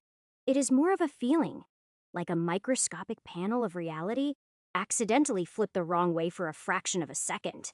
As I charge my blades and reflective barrier toward this point, the visual sensation becomes more and more common. Groupings of these shimmering clear, almost white ripples in the air grow larger and larger from a single microscopic point into solid metal objects, appearing out of thin air, like a divine pocket dimension, just opened up before my eyes. The two silver blades come into full view once again and collide with my yellow reflective barrier right after they appear. I was able to perceive the incoming blades as they were plunging into reality. But now, as the blades make contact with my divine threads and begin to interact with my purple divine barrier, a whole new wave of information floods into my consciousness. Holding these two silver swords, there is a woman with fair skin, dark black hair, and covered in countless black and silver armor and magical blood-bonded items. A greater form of bright yellow divine light surrounds her being, just like me. And I turn my head to make eye contact with the bloodthirsty warrior who has relentlessly tried to kill me for the last hour. Her vibrant hazel eyes are full of determination, confidence, and behind them all, I feel the genuine thrill of the fight burning in her soul. There isn't even a hint of fear or surprise in the fact that I am staring right at her. The corners of her lips are turned up so minimally. It is hard to tell if it is just my mind playing tricks on me. The deeper her blades sink into my reflective barrier, the clearer her features become, and the more panels of reality flip my way to reveal her to all of my senses. I am flooded with 20 individual readings of blood-bonded items on her status first, all of which have 5 stat slots with well over 500% buffs, some of which are even higher than 1000%. The fact that she can carry 5 more gear slots than me piques my curiosity, but when I get close enough to read her level, skills, and buffs, it all makes sense. LV, 15,831 skills. Stealth, divine grade buffs. Silent steps, cloak of shadows. Greater invisible battle form. The moment these metrics enter my mind, the attacks she has made into my reflective barrier hit their stopping point, mere millimeters before sinking all the way through to puncture my chest, and the violent exchange of energy explodes to send her reflected back. Her silver blades cross to block the brunt of the blow as she is sent flying. But once this silver sword wielder leaves my purple barrier, an immediate range of perception about 10 meters away from my greater form, she completely disappears once again. My mind processes everything while I prepare for another exchange. This is the first triple ranked up being I've ever seen before. She has a true core, is well over level 10,000, holds 20 gear slots, 3 ranked up buffs, and most impressive of all things, she has a divine grade skill. My heartbeat speeds up. And despite my burning and aching muscles and the fatigue riddling my joints and bones, the excitement to fight someone like this overrides all of my natural senses. My mythic grade all-seeing eye pulses through the desert, enhanced by the burning hot strength of my divine threads, overturning every building block of reality in the atmosphere. Even so, as I air step higher into the sky to face off against the mysterious hazel-eyed woman, I am not able to sense her until she comes within a deadly range. I am only able to barely sense her, basically just a vague intuitive outline of her being as she comes within 10 meters of me, and can only see her for what she really is and her status information when she is making contact with my purple barrier. Instead of reflecting her away in fear of getting hit like every time before, I want to make a move and go on the offensive. I use every bit of divine energy I would have manifested into a yellow hexagon and channel it into both my blades. I twist my body the moment I see her entire greater form, swinging my swords upward to clash with her silver swords, and lock eyes with this assassin again. This time, I am smiling wide as we both stand still, clashing in the sky, radiating pulses of divine light like a beacon rippling through the air for hundreds and hundreds of kilometers. I can even sense the excess radiation and sound of this clash reach some of the smaller towns and villages in the outer bits of the populated areas of Sector 2. We're at nearly identical strength, and the burning divine energy in our true cores is extremely similar too. My reaction time and speed are faster than hers, and my defensive power is too. However, this sword wielder's stamina is far greater than my own, and if she wanted to run away, it would be impossible for me to locate her. Still, even with this change in my technique, blocking her with my swords instead of the logical reflective barrier move, her emotions and physical state don't change at all. Her gaze is locked on my core, and her conviction to fight doesn't waver. There is no malice in her movements, and unlike the dragon that was battling me before, it doesn't seem like she is being forced to do anything. The sword wielder is here because she wants to be. She wants to fight because she is enjoying it. Nothing more, nothing less. This realization is both exciting and also a bit worrying. There is nothing more dangerous than an opponent like this. I know so, because I myself have felt the same way many, many times before. My instincts tell me there is no reasoning with her. The only way this battle ends is if one of us falls to the other's blades. We stay locked in the sky with our blades colliding. She pushes mine back a few centimeters, and I do the same as more and more pulses of silky divine threads seep from our cores through our blades and out into the completely decimated desert. There is nothing at all left below us but an impossibly deep ravine stretching further than mortal eyes can see. Despite this, we continue on. The scraping of divine energy, tethered to greater form swords, echo through the air. And finally, we both go in for the kill at exactly the same time. Both of our right-handed swords break away from the other's left, aiming for the core. But we both twist our bodies and dodge, only piercing one another's sides while flying through the air onward in the opposite direction. Once again, her yellow divine residue tears a gaping hole in my stomach after it pierces through my armor like butter. But the slow healing process begins while I air-step around, charging my blades to get ready for another exchange. Another clash ripples through the air, shockwaves traveling over 1,000 kilometers, less than a second after our last exchange. A small yellow slash from my own divine energy residue is visible on her side once we meet again. While mine is healing, hers is still burning bright. However, instead of being concerned, the hardly noticeable grin on her face grows just slightly as both of us go in for the kill again. Over and over, a new style of battle continues in the sky. Now that I can see my attacker, we're on equal footing. When she takes me by surprise in awkward angles, I manifest reflective barriers. And when she attacks straight on, our blades hit every time. On the head-on attacks, both of us always leave those with wounds. Although they're not severe, they do build up over time. Mine heal, but not fast enough. I have slashes all over my legs, arms, chest, and torso. However, the silver sword user does too.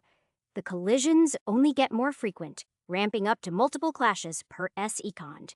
The waves of divine energy that erupt from our collisions are stacking together and pulsing out further and further into the Dark Continent and volcanic region.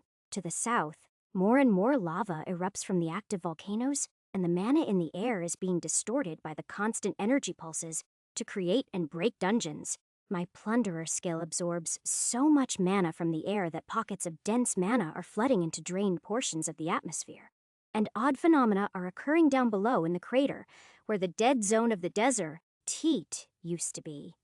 Rogue dungeons are being formed from the excess mana residue, trapped in our divine energy pulses, while new dungeons forming and breaking within a radius of our fight won't be difficult to clean up.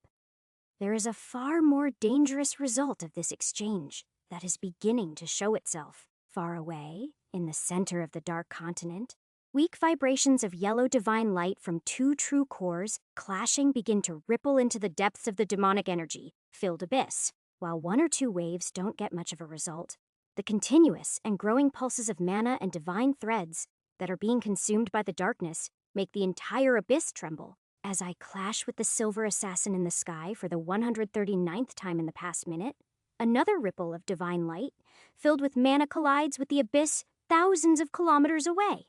In the center of the abyss, a pulse of black energy responds back, making a ripple outward, and above it, the clouds in the sky begin to slowly part. Chapter 6:15.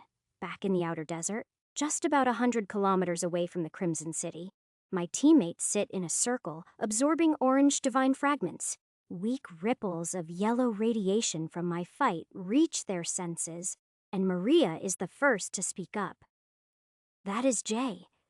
First, he leaves in a hurry, claiming that we'll need to use this power sooner than we think. Then, he borrows our stats and mana control. Now, these pulses of energy can only be the result of a fight. Fisher smirks, looking up while still sitting in the lotus position, and responds. And he didn't even think to invite us in on the fun. Come on, even though we haven't consolidated our orange cores yet, we're still leagues above what we were days ago.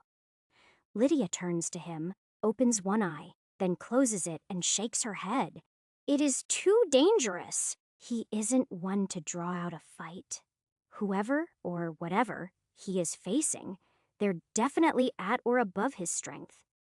We wouldn't last a full second near that battlefield. Abby is the last to add to the group's words. I can't sense a thing. He is so far to the south. As far as I know, there is only a dead zone of desert for thousands of kilometers until... She pauses and thinks for a moment. I might be right. There are more association-run nations far to the south, and word of the director's death must have already traveled to the higher-ups. They all sit in silence, knowing that the only thing they can do is become stronger and wait for good news. That is, until the outward ripple from the center of the abyss meets its outer ring. A wave of invisible gray energy pulses outward, similar to all of the surges triggered by the abyss in the past. But this one is far stronger than ever before, easily 3 times as powerful. The outer edges of the dark abyss creep outward a few more kilometers into the desert. The 4 of them feel it harmlessly ripple through them, but recognize that feeling from past surges that have caused mass dungeon breaks and calamities.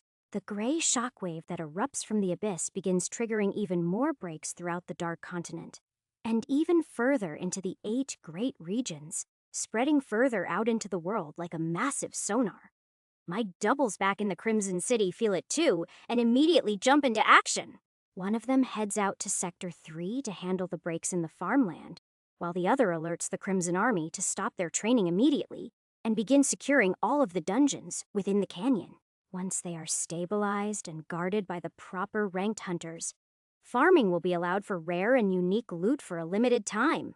Just like the last surge, Lith and Monk have the proper strength alone to handle Sector 1, and the armed guards led by Chester are high enough level to manage the overflow in Solara and surrounding villages up in Sector 4. Far out in the Apex region, my double that is farming dungeons feels it too and uses a teleport crystal to head back to the guild hall immediately, breaking up the family reunion of Bry and Rodrigo to learn the proper protocol to handle breaks in the 8 great regions. A double nationwide dungeon break emergency has been triggered by the battle that has just begun. High above the impossibly large crater dividing the Dark Continent and the volcanic region, Our battle rages on. Every clash in the sky we exchange leaves both of us milliseconds away from making a fatal move. I don't even try activating my elemental or extra magic as a distraction. It is impossible to predict what direction the silver sword wielder will come from, and I only have fractions of a second to make my counter each time. The most effective strategy is using my fully charged blades, which happen to be my strongest offensive and defensive move. True core enhanced soul energy within these two blood-bonded weapons is the only thing that can possibly block her relentless strikes, and it is the only weapon that can pierce through her defenses as well. Both of us must keep total concentration on solely the fight in front of us, or it will be the final lapse in attention one of us will ever make. The fight only becomes more intense, colliding up to 10 times per second, releasing more nation-destroying shockwaves into the atmosphere and riddling each other with holes and slashes. Her excitement and thrill for the fight only grows the longer it goes on, and the worse shape both of us look. The woman I am clashing with may be the only human in the world I've ever met, with a crazed obsession with battle that matches mine, or is possibly more severe than my own. I am enjoying every millisecond of our battle. It feels like the most natural, free-flowing dance in the sky. We both want exactly the same thing, to kill the other. No emotions are being held back, and the other participant in this deadly dance knows exactly what the other wants without a shadow of a doubt. It is the most pure exchange of feelings there is. A graceful dance in the sky that can only end with one of the dancers falling to the abyss below, covered in their own blood. However, our fighting styles differ. I have something I want to protect, a city of loyal citizens, and teammates that have watched me grow and never once betrayed me, waiting for me back in the Dark Continent. The woman I am fighting seems to fight for a different reason. I feel with every strike she sends at me that the essence of battle itself is what she strives to protect. Every one of her strikes feels like she is continuing to search for the perfect kill, but craves an equal or even superior exchange back to allow her own fighting skills to evolve further. The conviction, confidence, and absolute certainty of each one of her strikes make me believe there has never been a single opponent that has ever witnessed this side of her and lived to tell a soul about it. She would rather die on this battlefield right now than let me escape. The clashing of our swords drowns out the state of the entire world, blinding us to the fact that deep in the abyss, enough divine energy, harboring an uncountable amount of mana, has triggered it to pulse again. Mere minutes after the first, a second bulge in the pure darkness of the black and purple demonic energy of the abyss forms. It ripples out to meet the edges and sends another powerful surge, twice as strong as the last, throughout the surrounding nations. The edges of the abyss crawl out deeper into the Dark Continent once again, becoming visible now from the Crimson City by normal human eyes. Above the abyss's center, the clouds continue to part, creating an opening of bright sunlight to peer down into the endless darkness that swirls within the abyss.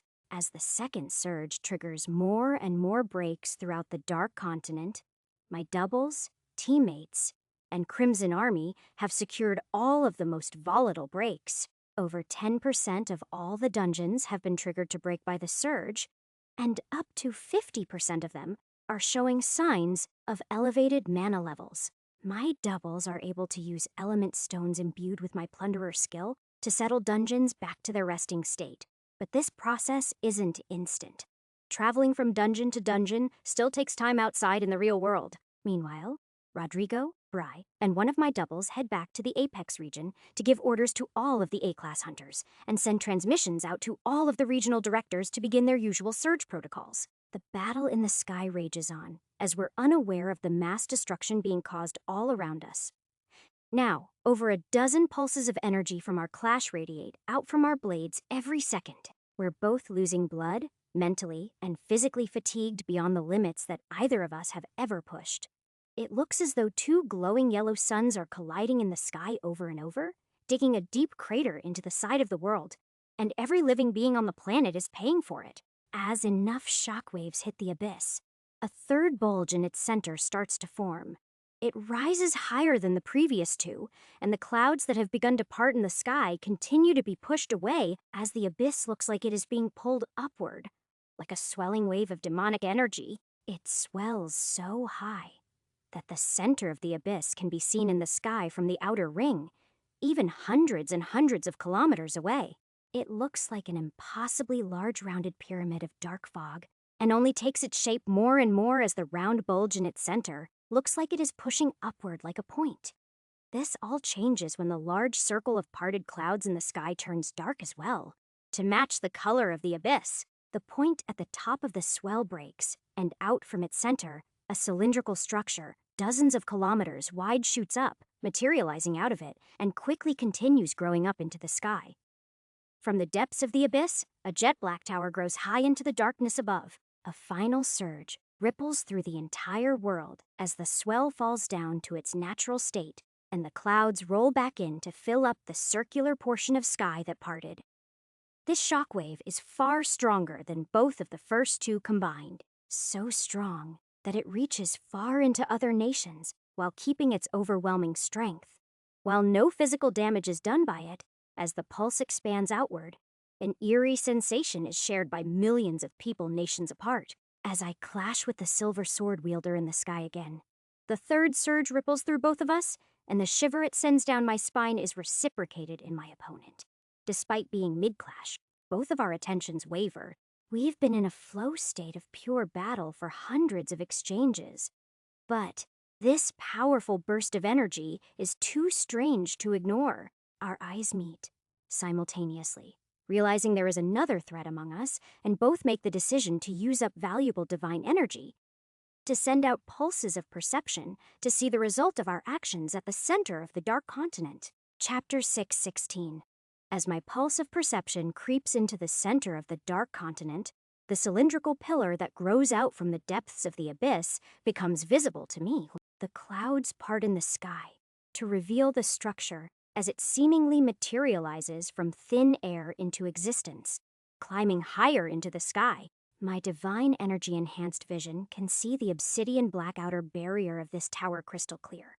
But even with my new mythic grade all-seeing eye activated, I can't see within it. The mysterious black pillar shooting up from the abyss is made from a material unknown to me, but with qualities that seem familiar.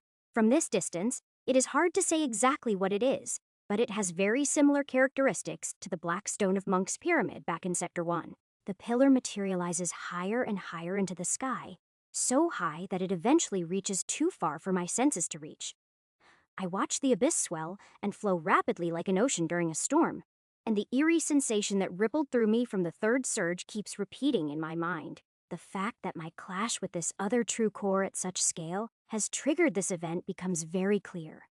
But what exactly that pillar is raises tons of theories to race through my mind.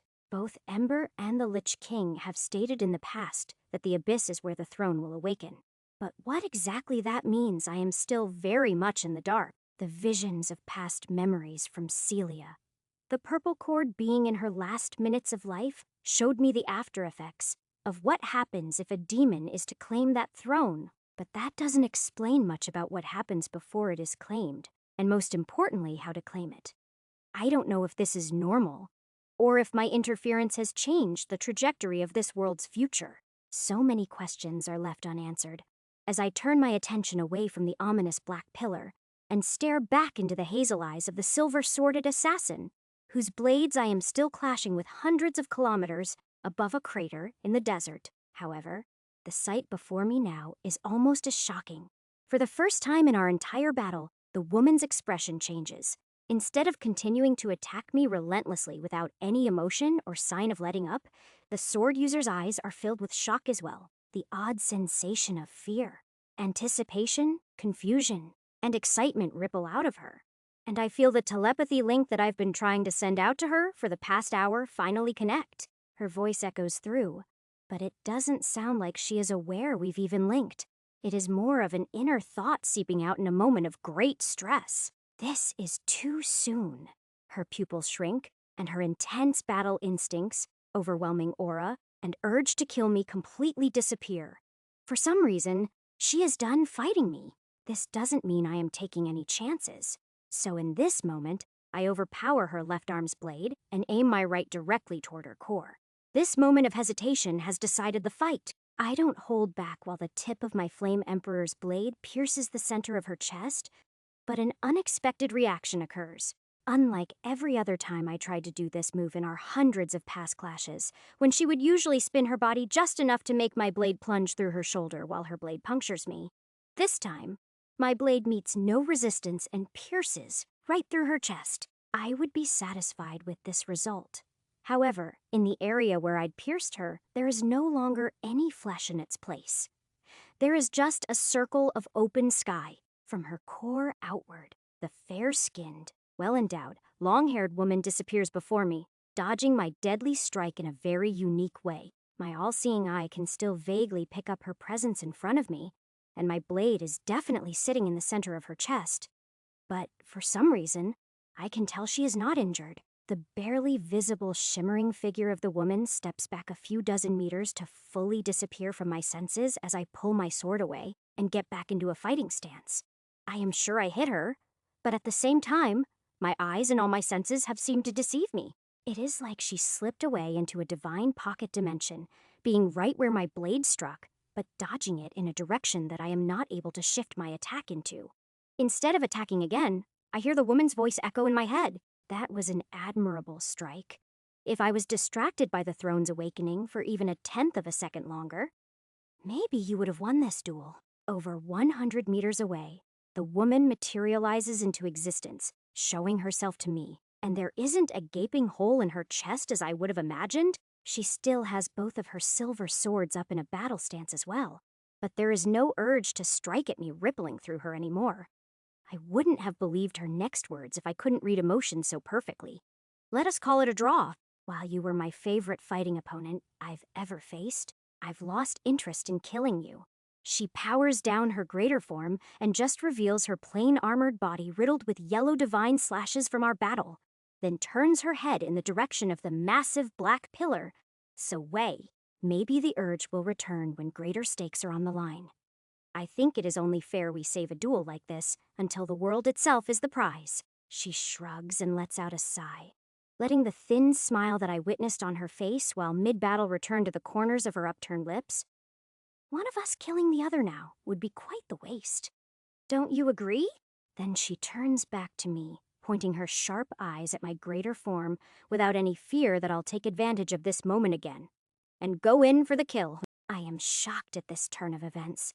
The ruthless, emotionless warrior, only battling for the thrill of the fight, seemingly becoming uninterested in battling me anymore, is the last thing I was expecting to happen. She coughs up blood, and the glowing yellow wounds on her body leak the crimson liquid, as well as she waits for a response. This halt in battle for even just a few seconds has given my own mind and muscles enough time to rest and let the adrenaline begin fading, and waves of fatigue and extreme pain start to enter my psyche. I grit my teeth, but cough up blood too, as the majority of my injuries will take a long time to heal. Attacks tethered with true core divine threads are not the same as mere mana alone. I respond while pulling out a teleport crystal from my storage to let it float nearby me just in case, and power down my own greater form to conserve energy. A draw it is, as I shrink down to human size. She looks down into the crater below us, then back up to me and locks eyes with me. You killed my dragon, but I don't really care. It was property of the Central Branch anyway. They will be wondering what happened here today. There is a long pause before she speaks again. It would be in your best interest to act like you are dead, unless you want more true cores coming to kill you before the doors to challenge the throne open. My eyes widen, as the way she is describing the throne is a bit different than the cryptic guesses I've received from 3 entities in the past. I want to ask her a million questions, but the dripping blood from her wounds and the look in her eyes makes me believe she doesn't have time to educate her enemies for no reason. I pull out a pile of mythic-grade regeneration potions from my storage and use telekinesis to slowly levitate them toward her, making sure it doesn't come off as a threat. These may aid your healing process. Maybe in exchange, you could tell me more about the throne. What do you mean by the doors to challenge it will open? What exactly did we just trigger? She suspiciously looks at the half-dozen green potions in front of her and doesn't take a hand off her swords until she coughs up blood again and is forced to do something about her wounds. The woman drinks one while I watch and hold the other 5 up next to her, with my heart racing in my chest. The bleeding from her open wounds slows down a little, and some color in her face returns. But the woman is still extremely injured. So, am I even while using this healing skill during the entire battle? And now, my own wounds have only recently stopped gushing blood. She gladly accepts the 5 other potions into an item box and responds. You are not a council member of the Order. Unfortunately, I cannot divulge our secrets. The only piece of advice I would share with you is if another true core approaches your land, try a different greeting. I don't think many other members will take your instinct to kill on sight as lightly as I have. She smirks and turns toward the northwest, a direction that would send her flying through Sector 3 and up into the 8 great nations if she flew straight. So I am a bit confused when she speaks up again, and her body begins to disappear from reality into the divine pocket dimension I can't sense. Consider us an alliance. I won't attack your people, and I have faith you will not attack mine. I am well aware you were the one who defeated Mr. Freeman, so I will leave the 8 great regions alone as well. I am just headed to the Apex region to pick up a package. No one will know I am there. I raise an eyebrow and reactivate my greater form as in the back of my mind. The fear of a sneak attack is still a possibility. As she disappears completely from my senses, she says a final message through our telepathy link instead of out loud. I am Raven. If you would like to speak again before the doors open, come visit me in the heart of my region with your stealth ability activated. Until then, it is best you play dead as if you lost this fight. A red-haired man with a bright matching beard nervously watches a silver device on his white marble table. It pulses with yellow and white light as one of the crystals on it has shown increased activity higher than ever before over the last hour. News of one of their high-level labyrinths linked to the dragon that Raven uses as transportation, mysteriously disappearing. Doesn't sit quite right with the old man either. It means the dragon has been defeated, and the pulsing light means Raven is using her true core's full power repeatedly. Eventually, the blinking and flashing of her crystal begins to settle down and fall back to its resting state. However, right as it does, 3 major surges ripple through the central world headquarters of the association, causing massive dungeon breaks all over the capital region. Vice Central Director, Mr. Redgrave, ignores the surges and patiently waits for any news from his receiver. There are plenty of higher-ups and class hunters that can handle surge protocol. They don't need him to directly send the order. Minutes after the 3rd surge ripples through his luxury suite, the silver device on his center table finally makes a sound. Raven here, giving an update on the 8 great regions leader disappearance. It is true that Mr. Freeman was killed. I battled the source of the problem, but seemed to have created a bigger one. Mr. Redgrave immediately reaches for his transmission device and yells through it, "You killed him, right? This Flame Emperor isn't the bigger problem you are talking about, is it?" He anxiously looks down at the transmission device while silence fills the room for almost half a minute. There are 3 other true cores visible on the crystal panel other than Raven and Redgrave. The other 4 crystals all seem to be normal yellow cores that don't shine as bright. They look similar to Mr. Freeman's crystal before it went dark. Then Raven replies, and her bright stone flickers. No, he isn't the problem. It is the fact that the throne's final stage of awakening was triggered from our clash. We have far less time than we thought. The doors will be opening soon. The originator's text has led us this far. Many of us have waited decades, our entire lives, for this moment. There is silence on the line again. Inside Mr. Redgrave's suite, his eyes widen and an excited yet devious smile shapes onto his face as he presses his crystal down and replies, "Excellent, Raven. Excellent. You have done well. I hope we do not have to meet each other once the trials begin." He clicks his device off and begins pacing around his room. Meanwhile, Raven flies through the skies with her divine stealth skill activated, and the only other voice responding in the transmission is the same heavy-breathing man with a bright true core crystal shining on the device. Raven clicks her device to cut off the annoying repetitive noise. "I didn't forget about your offer. Get your 200 fragments ready. Your white dragon artifact will be delivered shortly. The breathing noise ceases, and the transmission channel goes silent. Chapter 617. I am left floating high above a dark crater in the desert, hundreds of kilometers wide, as Raven completely disappears from my sight. Wisps of green mist are left in my vision as my lie detector skill confirms her words are genuine. I power down my greater form again and place my swords back into storage, letting only the single teleport crystal I took out earlier float in front of me.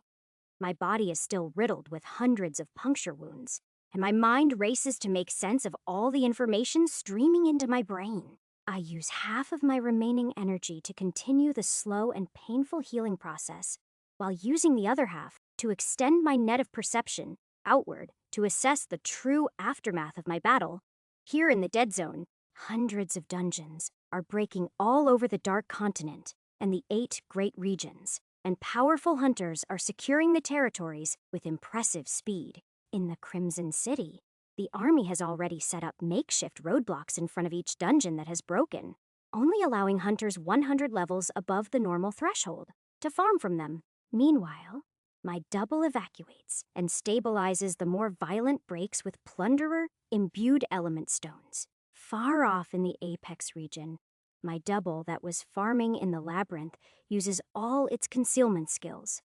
Light magic, duplicated gear, and ranked up Master of Illusion buff to act as the regional director, ordering the A-class hunters to guide the B and C-class Apex region workers to handle the usual protocol for the breaks. Meanwhile, Rodrigo gives my double and Bry a tour of the Apex region headquarters.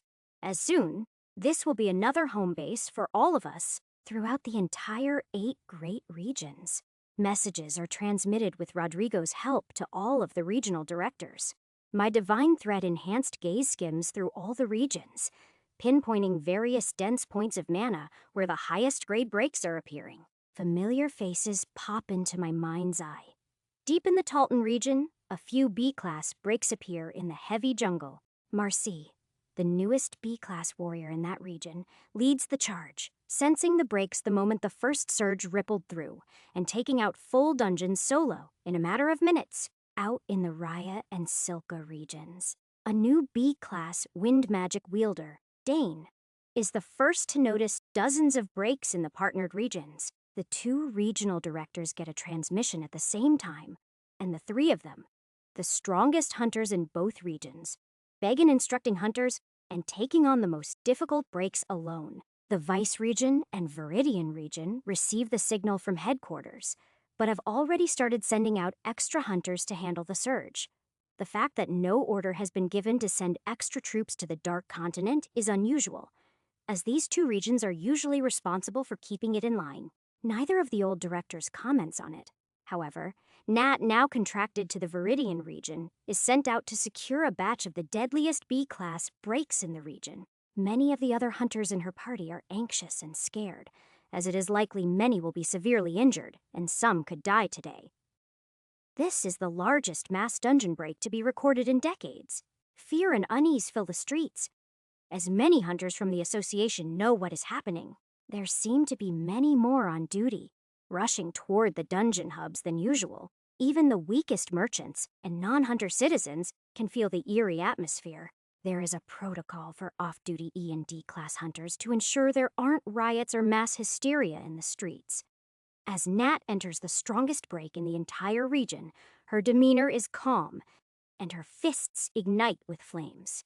The monsters inside the divine construct were far more deadly than anything that could possibly spawn in here today, in the Dark Continent. My last remaining double speeds through all of Sector 1, 2, 3, and 4 dead zones in unpopulated areas. Months ago, when I was in my exploration phase, while farming mana for the labyrinth, and even further back when collecting luminite and mana for the isolation pods, I placed dungeon walker points all over the continent. Many breaks need to be dealt with quickly, as there are no strong hunters in some of the far-out villages who can handle them.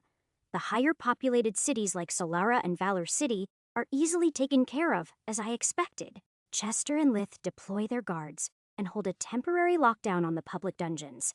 Best of all, Around the Crimson City, there is no panic at all.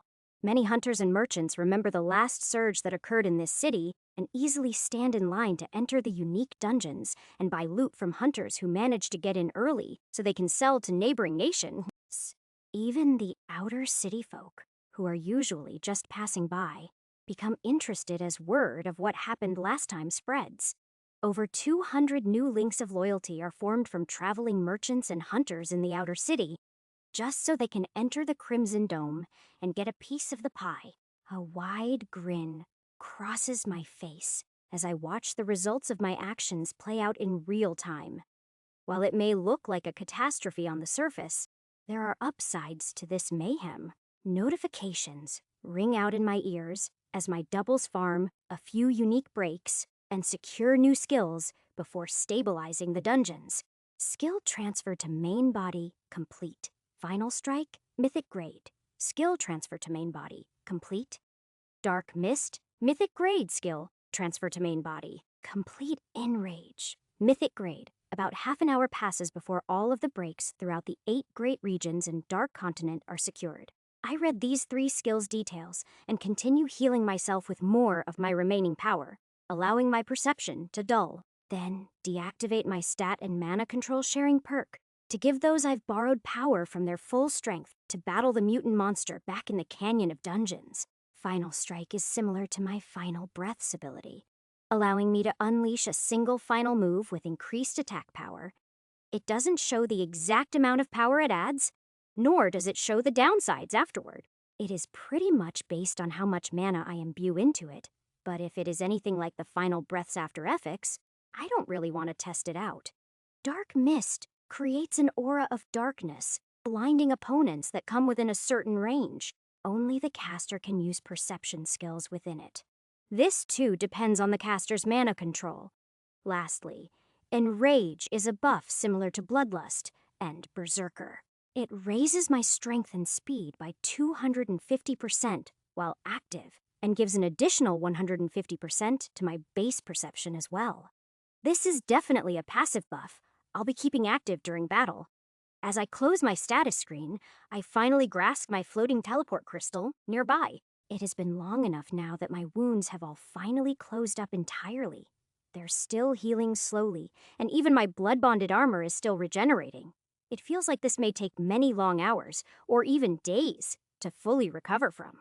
My body is still trying to absorb and break down the divine energy residue from each slash. Even though my body is healing, my fatigue from the most intense battle of my life is not fading at all. As I contain my entire aura beneath my purple limiter and crush the teleport crystal in my hand to bring me beneath the Crimson City, I am met with exactly what I was looking for. Abby, Maria, Fisher, and Lydia all stand in the bunker below the Guildhall, watching over Ember in the isolation pod, while my double continues to work out in the Canyon of Dungeons.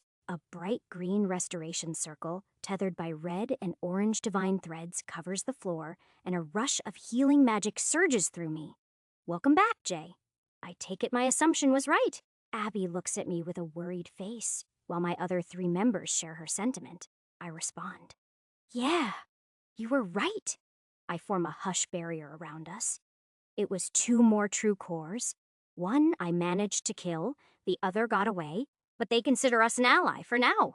I feel a small amount of my fatigue disappear as Abby's mythic grade restoration magic, fueled by a red core and small traces of leftover orange threads, trickles through me. However, they do nothing to combat the yellow true core residue that still burns me from the inside out in hundreds of places.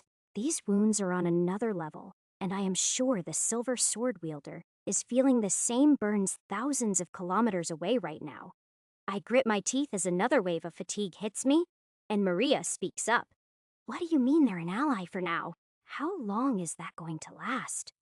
My head turns in the direction of the abyss. Even though we're underground, all 4 of them know exactly where I am looking, as this is where the source of the 3 surges came from not long ago. I respond and cough up blood mid-sentence. Not long. I need to rest, and you 4 need to consolidate your orange cores. Soon, we'll be venturing into the abyss. My gaze turns to the isolation pod sitting inside Abby's restoration circle and whisper, adding on to my statement. You better wake up soon, too. We're going to need all the help we can get. High atop a snowy mountain just outside my perception range. The three surges finally ripple through the endless icy region to the north. An old man with a dense, bright yellow core stands up from his sitting position and places the half-consumed yellow fragment in his hands into an item box beneath his robes. He speaks up to his two orange-core disciples, cycling orange energy in their cores at his sides. The time has come sooner than I believed it would. However, it looks like this threat in the Dark Continent may be more formidable than the Order. A blue video crystal plays a blurry image of an endless pit in the center of the desert, shifting to show another visual thousands of kilometers away in much higher resolution of the black cylindrical tower. He speaks again as his disciples haven't stopped cycling their orange fragments. Stand up. We're going on an outing. Prepare to defend yourselves. Where we're headed doesn't seem to greet its guests very lightly. Chapter 618. I quickly make some upgrades to the shielding in this underground shelter. With my remaining few million MP worth of mana crystals and a contribution of additional crystals from my 4 teammates here, there is more than enough mana to get the job done. I imbue the shielding in this bunker to far surpass a class shielding, giving it additional mythic grade stealth, hush, and barrier creation protection, lightly imbued with trace amounts of my true core's divine threads. This is not only to keep my teammates safe inside, but also to keep everyone outside safe from what I am about to recommend. Continue your orange divine core consolidation down here. I turn to the isolation pod. I want you to keep an eye on Ember and keep his pod within your circle of restoration. I can feel him healing at a much faster rate with it activated. My eyes track up to the ceiling next, watching as the small red and orange threads of radiation that leak off their bodies become trapped by the true core-imbued shielding I've created. All of them have dense G barriers up to not let their mana control disrupt the natural order of the low-level merchants and hunters above in the city. However, this isn't necessary. I point at the new shielding.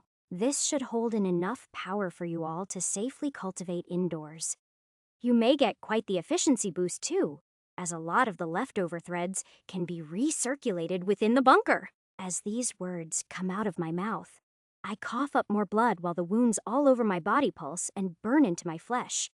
An annoying ringing sound in my ears starts too, though I don't bring much attention to it as I walk up the spiral stairs to leave. I am going off to find a place to heal these wounds. It is not safe for me to do it here. I thought it would be a good idea to check in before I left. There are waves and short messages of goodbye as I activate my stealth skill and leave the bunker to walk out onto the streets and fly above the housing and businesses to make my way over to the Canyon of Dungeons.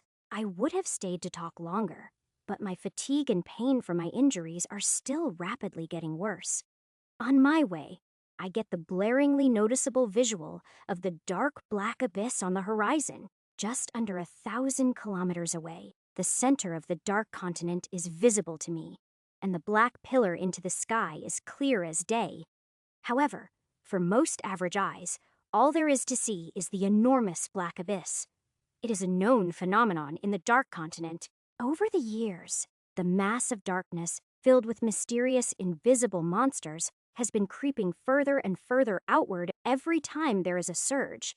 Today, it sits dangerously close to this settlement. I have no idea how the darkness would react if it hit my crimson dome. However, a new phenomenon is showing itself to me now that makes me believe I may not have to ever find out. Instead of the abyss staying stagnant, as it usually does, or creeping closer, like it does during each surge, the abyss is actually receding before my eyes. It is incredibly slow, maybe a few centimeters a minute right now, but my eyes are far sharper than the average hunter, so I can see its movement from all sides throughout the entire Dark Continent. Flashbacks of some of Celia's memories rush through my mind. As before each planet was consumed by darkness, they all contracted back on a single point before erupting around the globe. This same phenomenon is happening now. All of the dark energy from the abyss is being pulled back into this enormous black pillar, like a tsunami pulling back the sea before it crashes onto the land. One of my top priorities right now is to enter this abyss and see what is really happening inside. 2 of my teammates, Luna and Eri, ventured into this darkness over 2 full months ago.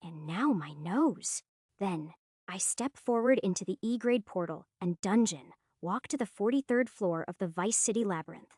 I am left in an empty boss room and pull out the remains of the boss from my item storage that I've been waiting to drop here. I stand with my arms crossed and my eyes closed as I concentrate on healing the best I can until white transport magic brings me up to the next boss room.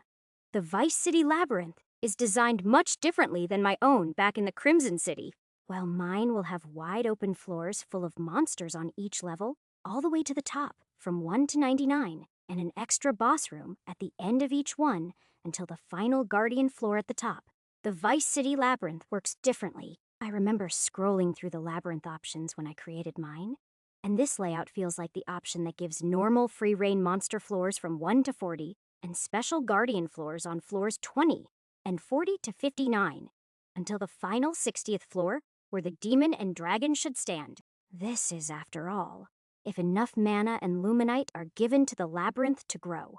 My own labyrinth isn't fully matured yet, but the fact that this one was owned by Mr. Freeman and has been active in Vice City for decades makes me believe it will have far more mana than my own. I don't wait for the 44th floor to fully spawn in. I just locate the boss and send a single spear of earth magic wrapped in a minimal amount of true core threads through the monster's head. It falls to the boss room floor before the terrain for this room even fully develops. I am left standing in silence in a small mana simulation of a thick dark forest boss room for a few minutes before the transport magic flashes, and I am teleported to the 45th floor again. I kill the boss monster before the floor even fully forms, while standing with my arms still crossed, and my eyes closed tight, continuing to heal my body as more blood streams from the corners of my lips, my nose, and now my eyes. It takes a full 19 minutes to reach the 52nd floor. The ringing in my ears becomes almost unbearable, and my temples begin to pulse with my heartbeat as blood even trickles from my ears too. The levels of the monsters I insta-kill rise by 300 to 700 every floor, rising above level 6,000. None of the monsters on any of the floors below were notable fighters at all. With only mana as their energy source in their arsenal, I quite literally beat them all with my arms crossed and eyes closed. As I make it to this final floor, at first I am disappointed to feel the presence of a demon core so early. I was hoping this labyrinth would be fully matured up to the 60th floor, and maybe I would even gain some more levels. But the mana required to maintain such high hopes is understandably unattainable. Letting out a sigh, I open my bleeding eyes and prepare to have a short chat with the guardians of this labyrinth. But as the final floor consolidates before me, I am struck with a sight I wasn't expecting to see. I won't have to subjugate the guardians of this floor, because it looks like someone else already did. In the center of a dark, wide-open circular standard cave-like boss room, an archdemon with long red horns lays in its center motionless, like it is asleep on a slab of black stone. It is made of the same material as both Monk's temple and the pillar in the center of the Dark Continent. The even more eerie detail here is that there is no dragon in sight. Many questions race through my mind as I take a few steps forward, but the pain from my wounds and the mental fatigue override my curiosity. To be completely safe, I form a dense crystal sphere around the demon and imbue it with some of my true core's threads. Then, I sit down in the lotus position about 50 meters away from the sleeping demon and activate my mythic grade plunderer skill while selecting the emergency mode, hibernation option. My curiosity can wait until I am healed. I mutter in a coarse tone as the ringing in my ears vibrates like urgent alarms in my head. There is a surge of energy that makes my entire body glow bright white. Then, as it fades, a dark red aura starts to expand from my soul energy core. I allow my plunderer's skill to fully activate with no concern for my surroundings. Remembering back to the times Ember drained the Titan's domain and collapsed full dungeons in the past. This same ominous, all-consuming red glow emanates from me now, as I do the same. Instead of directly converting this mana in the air into pure usable MP for my own system interface to use, I just allow it to flow through me directly into the Mythic Grade Hibernation's activation fee. The 0 divided by 276.95 quadrillion MP. Hibernation meter quickly begins to rise, and simultaneously, a warm and soothing feeling washes over me as I lose consciousness. Chapter 619. During my last hibernation process, when I was cleansing my body of demonic energy poisoning, I was fully unconscious until the process was complete. This time, it is a little different. While my fully alert and conscious decision-making mind is asleep, my passive perception abilities and the absurd rise in power keep the back of my mind semi-aware of my surroundings. The dark red plunderer aura grows in size, filling the entire boss room and seeping into the very fabric of the labyrinth itself. Trillions of MP flow through my body every few seconds, drained from the entire 52-floor structure and channeled directly into the activation of my mythic-grade hibernation skill. Every few minutes, I feel the odd sensation of an entire labyrinth floor collapsing beneath me, its essence disappearing from reality. Much like those dungeons out in the desert vanishing into thin air when I was farming them months ago, there is an initial click that vibrates in my mind, like a breaking point, then a whoosh, as all the stored-up mana is greedily absorbed by my passive plundering. While the quadrillions of MP flow through me, I am not actively using this mana. Only a small percentage is being applied to my mana control. However, even that small percentage is enormous and will more than double the amount of mana control I gained during my entire battle with the true cores out in the desert's dead zone.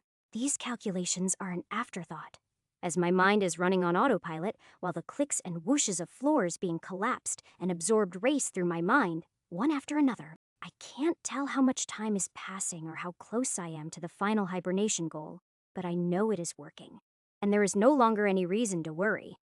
The rhythmic sounds echo in my consciousness as my body fills with a warm light, healing from the inside out with hundreds of quadrillions of MP. Everything seems to be working perfectly until the clicking and whooshes stop.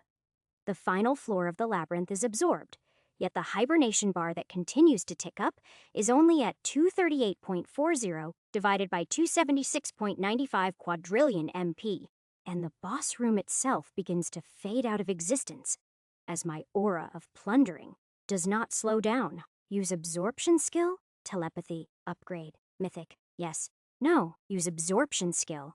Body double upgrade, mythic, yes, no's. Use absorption, 60239504200 642 yes.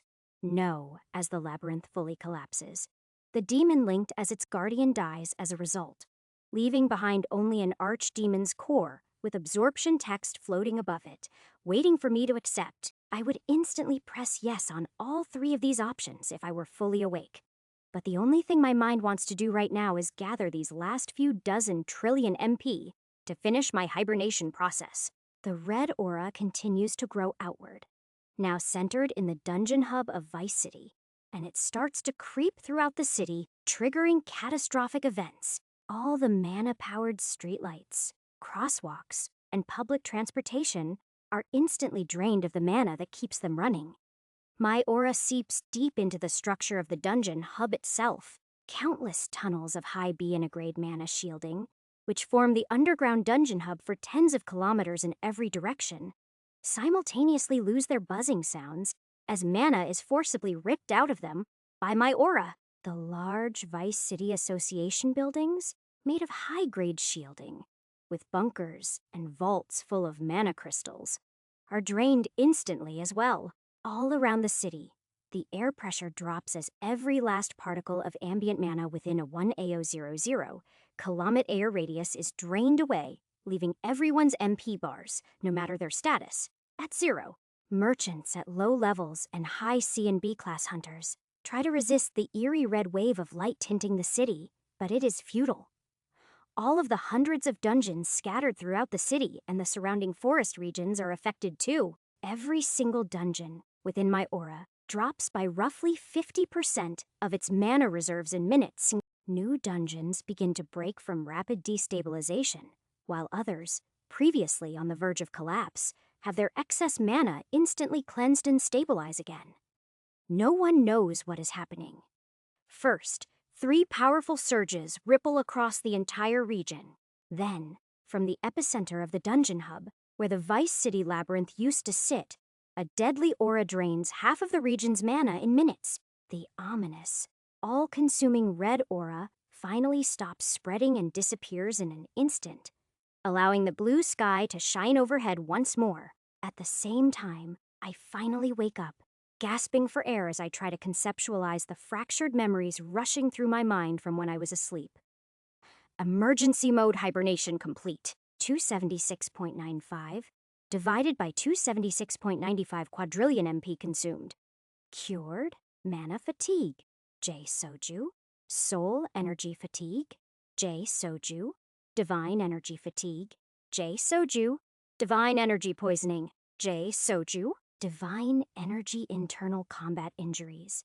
J Soju. These words ring in my mind as I look down at the floor to find I am standing on the frame of deactivated mana shielding. I am inside a small box, and I deduce that this is where the Vice City Labyrinth used to be. I vaguely remember entering this room once. There was a large green spinning portal, locked away behind multiple armed guards and high-security doors. Now, all that is left is a large black slab of rock that gives off no aura at all. It was where the demon lay motionless when I reached the top of this labyrinth in a severely injured, brain-fogged state. I instantly accept the 2 mythic grade skill upgrades and the extra mana control, then open a small spatial magic portal to let the archdemon core and mysterious slab of rock into my storage. At the same time, I look down at my body in awe. It worked. I have no idea how much time has passed, or the true extent of the destruction my mindless plundering stunt caused in the Vice region, but my body is completely healed.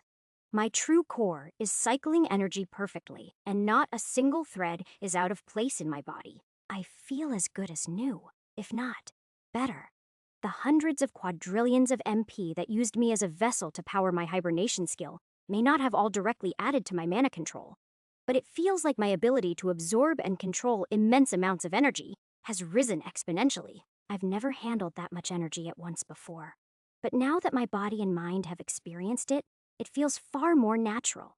Even at a fraction of that scale, utilizing this power in offensive or defensive maneuvers during battle could elevate me to a whole new level. I feel incredible, like I've slept for months, and my muscles and bones have healed and become stronger. I've only slept a few hours a month for the last few months, training to become strong enough to defeat the Lich King, then preparing for the B-class exams. And even during the exams themselves, staying on guard and leveling up inside the Divine Construct. I had small respites, but never a full reset. My mind feels completely clear, and my body is as light as a feather. I instantly take advantage of my 2 new mythic grade skills, activating stealth and walking right out of the deactivated mana-shielded labyrinth room. The streets and association workers are in chaos as I activate a telepathic link with all of my doubles simultaneously. I am going to need a large amount of mana crystals, farmed, and a team from the Crimson Army to help restore the Vice region. I've left quite the mess here. No further explanation is needed, as with my new mythic grade body double perk, all memories are instantly shared between my main body and my other 3. There is no longer any time lag or mysteries between us. It is like my consciousness is split into 4 parts, and I can choose which ones to focus on or put on the back burner. My double, currently in the Apex region with Rodrigo and Bree, replies, "On it. We were just finishing up here. I'll notify the army right now. Plus, it has been almost 2 hours since you left.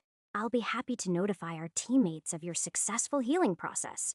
I then activate the second new perk of my mythic grade body double upgrade, the ability to use teleportation magic to instantly swap places with any of my 3 linked doubles.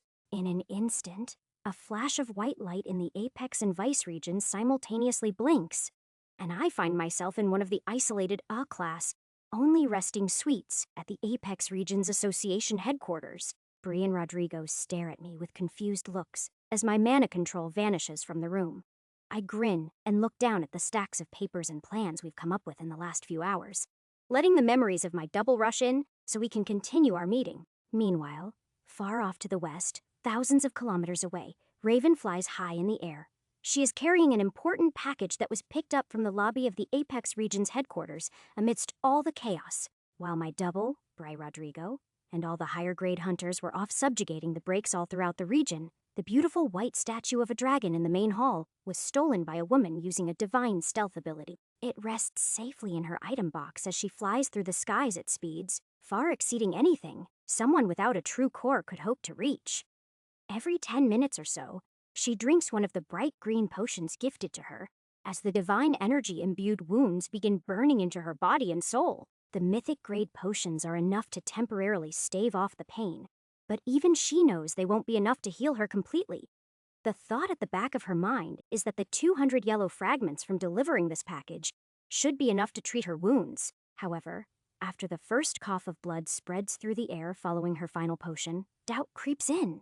She approaches a large white mansion deep inside a jungle, with no other villages or civilization for hundreds of kilometers in any direction. The mansion has hundreds of windows, and a long white central walkway cutting through a cleared-out portion of the jungle, leading to the entrance of the mysterious mansion. As Raven descends into the jungle, she deactivates her stealth ability and begins slowly walking down the white pathway.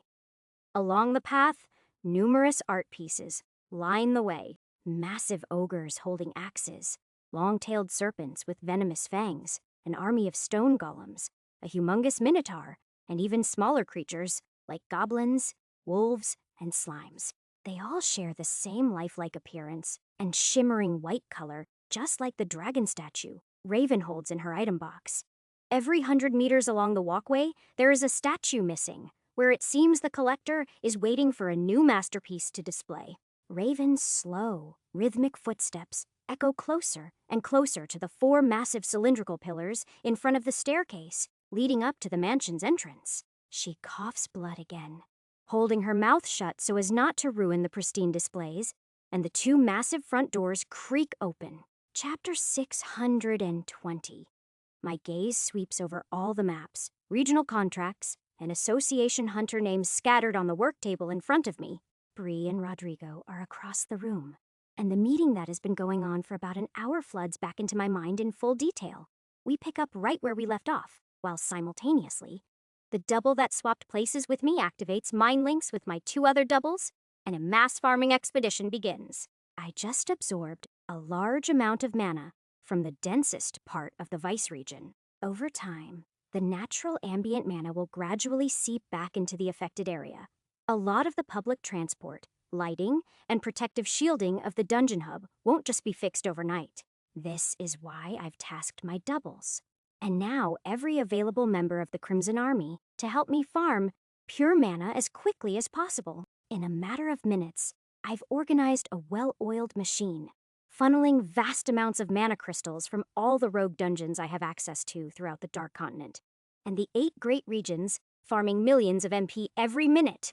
Though it would take years at this rate to gather enough mana to restore the entire Vice region to its former state, that isn't my goal. The first thing I restore using my craftsmanship interface and my new imbuement skill is the power to the crosswalks and train systems, returning them to their former working state. This simple fix alleviates the overall panic among the general public, and the association workers on duty can more easily manage the civilians. Next, I imbue the entire Dungeon Hub's shielding system with just enough mana to ensure that basic E and D grade breaches won't allow monsters to spew into the streets. I focus on the most volatile dungeons, reinforcing their shields with C and B grade mana supplies, but it takes millions of MP just to complete a small section of shielding at this level. So, I limit these high priority areas. To ensure I haven't accidentally liquidated the assets of all the smaller merchants in town, I discreetly drop off a few 100,000 MP worth of mana crystals at each stall, using my stealth skill to remain unnoticed. The larger institutions, guilds, and the association itself likely stockpile their wealth in gold and real estate. They can handle the short-term minor losses, and they can be reimbursed later by filing claims with the association headquarters. Since I am in charge now, it'll be sorted out after the emergency passes. However, some smaller merchants likely hold a significant portion of their wealth in pure mana, and a few days without it could be detrimental to their families or livelihoods. I don't mind playing it safe and giving them extra now, even if they didn't lose as much as I am gifting. One of my doubles even heads to smaller neighboring towns and villages caught in the plundered radius and does the same. In less than half an hour, the entire affected area of the Vice region is stabilized, and a larger catastrophe has been averted. Meanwhile, in my main body, I've wrapped up my meeting with Bree and Rodrigo beneath the Apex region. I stand up from the table we've been sitting around and nod. Good. You'll send out a transmission later tonight once the commotion from today's surges dies down. I want a meeting here with all registered B and A class hunters in the 8 great regions. Make sure all the regional directors attend as well. As the new stand-in for Mr. Freeman, I'll be announcing our official trade partnership with the Flame Emperor. The 8 great regions and the Dark Continent will soon merge as one. Bree finishes calculating the numbers and the estimated profit increase we'll make by controlling the Apex region's funds and power over the other 7 regions. Stacks of papers now tally the new demand for gear and items necessary to run this entire branch of the association. While much of the crafting and manufacturing is done in-house here in the Apex region, we'll gradually replace every worker with our loyal craftsmen, citizens of the Crimson City. New access to the thousands of dungeons across the nation will lead to far more gear and potion crafting options. And, of course, the labyrinth one floor below us. Rodrigo taps away on his silver tablet, organizing a lot of the information discussed today on a private database. He types up drafts for the transmissions he'll send to many hunters and higher-ups later tonight to begin scheduling a meeting where I'll officially take over the Apex region director's identity and establish the new rules for this soon-to-be dual-nation kingdom. While everything seems to be coming together perfectly, and today's events have been contained and stabilized completely, an odd sensation tickles the back of my mind. I don't mention it as I turn toward the door to leave, sure that neither of the others in the room can sense what I am feeling. It is that same peculiar well of gravity pulsing in the back of my mind. 2 of them. Actually, the signal is far to the west, and the pulsing is incredibly weak. It is so faint that if I wasn't at full health and strength after hibernating in the Vice region, I don't think I would have noticed it at all. One is very familiar. It is Raven's. The other is one I've never felt before, and it is incredibly powerful. I am certain it is another true core.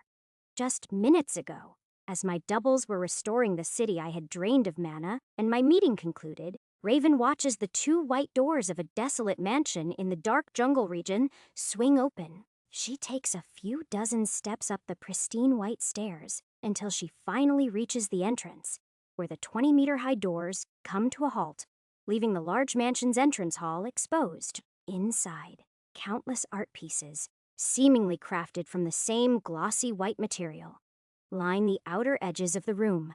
Enormous high orcs, evolved yetis, lizardmen, and various types of golems and humanoid monsters, like berserker giants and unique species, stand along the walls. Some hold weapons, others wear armor, and a few are displayed on pedestals and wall mounts.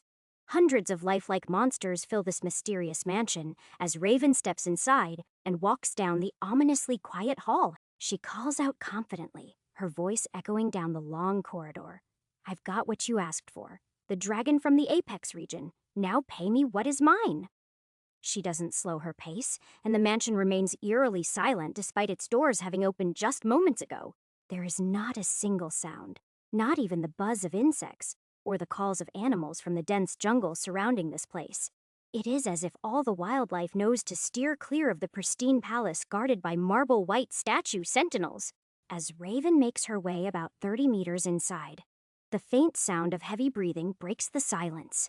It is the same rhythmic noise she heard over the transmission device long before her battle in the desert. She speaks again, pulling out the item box from her waist as she approaches 2 massive winding staircases that ascend on both sides of the hall.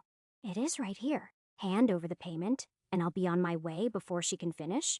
A piercing ringing echoes in her ears, and she violently coughs up blood onto the pristine white floor of the mansion. Gritting her teeth, Raven ignores the pain, holding up the item box and waiting for a response. The heavy breathing halts a moment later, and the yellow light of another true core flares up from the back of the 2nd floor above.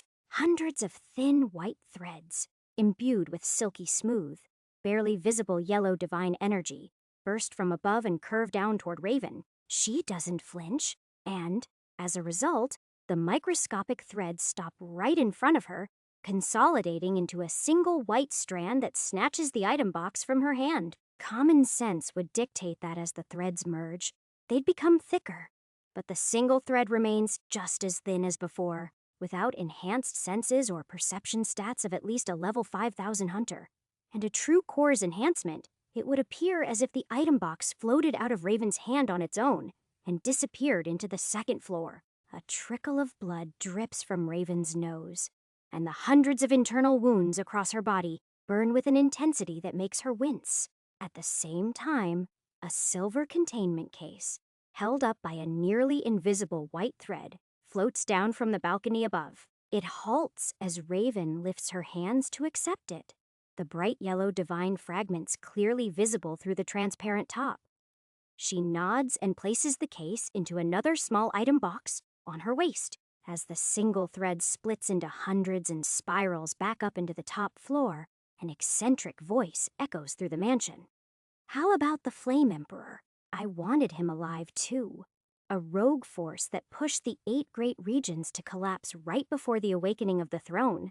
Now that would be quite the piece for my new collection. His tone wavers unpredictably, mispronouncing words in a way that is deeply unsettling. Raven shakes her head, coughing up more blood. It was too risky to try and capture him alive. As you can see, he did a number on me. Another pool of crimson liquid stains the pristine white floor as she walks away, speaking again. You got what you wanted. I am not here to catch up. I need to heal for the upcoming battle. Our pact of immunity will soon be over, and I need to be ready. She takes a few steps, but the threads from the second floor hover, poised as if to attack. The man's voice echoes once more, and the bright yellow glow of his true core flares from above. You are right. Our alliance will be ending. But even so, you can't leave so soon. I must know what happened today. Tell me your side of the story. The one who saved us from the Flame Emperor's evil reign? He pauses for a few seconds, thinking to himself. Then his tone becomes even more erratic, tinged with madness. The invisible fighter who still bleeds crimson blood like us. Raven, the savior of the Order. The valiant warrior who defended those who sacrificed their entire lives in search of the Originator's offering. Yes, this is it. This is even better than having the Flame Emperor himself. Your scars tell an even more magnificent story. I've just found inspiration for my next masterpiece. The man's tone wavers even more, and the laugh of an insane artist gets louder and louder while his yellow core illuminates the mansion.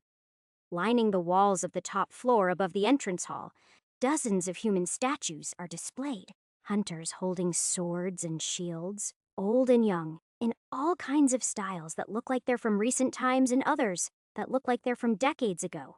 The hundreds of shimmering threads dive toward Raven, and, in response, she draws 2 silver blades. Her own true core shines brightly, and the hundreds of internal wounds across her body pulse with the same dense yellow light. Chapter 621. Raven's silver blades swing upward to block the incoming white threads. Her greater form activates at the same time, and a reality-bending ripple of divine energy shakes the white mansion. All of the statues, walls, floor, and ceiling shake, but somehow they all withstand the intense pressure of 2 true cores colliding. The thick forest outside, however, is not so resistant to the energy waves. Kilometers of forest outside the mansion are vaporized, and even further out, the shockwave uproots trees even more tens of kilometers away. Lingering portions of this attack ripple far out to vibrate through the 8 great regions to the east. The bulk of the shimmering strands are stopped dead in their tracks by the silver blades tethered with divine energy, but on contact, they splash outward, multiplying into hundreds more. They're both graceful and terrifying as they shimmer and bend to flood the room and avoid Raven's upward slash. The movement of the threads is unpredictable, acting as if they'll shoot down in one direction, but spinning and twisting off into multiple separate unexpected angles, while multiplying into more in some directions and consolidating back into single strands in others. Raven twists her body out of the way, lunging toward the open doors at the exit of the mansion. But more and more threads burst out from the strands she just dodged. An elaborate, constantly moving prison of threads fills the room, and she yells out loud while more blood trickles out from her nose and mouth. "You can't do this. It is against the code. If you kill me here, you will be punished by the others. We cannot fight until the throne has awakened." As she yells out those words, more volatile white threads come shooting her way from all angles. There is no way to block them all, so Raven uses her True Core's hidden defense ability, and at every contact point that the shimmering threads hit, small portions of her body disappear from reality, allowing the white threads to phase right through. She scowls and changes her positioning again, taking a lunge toward the open exit doors.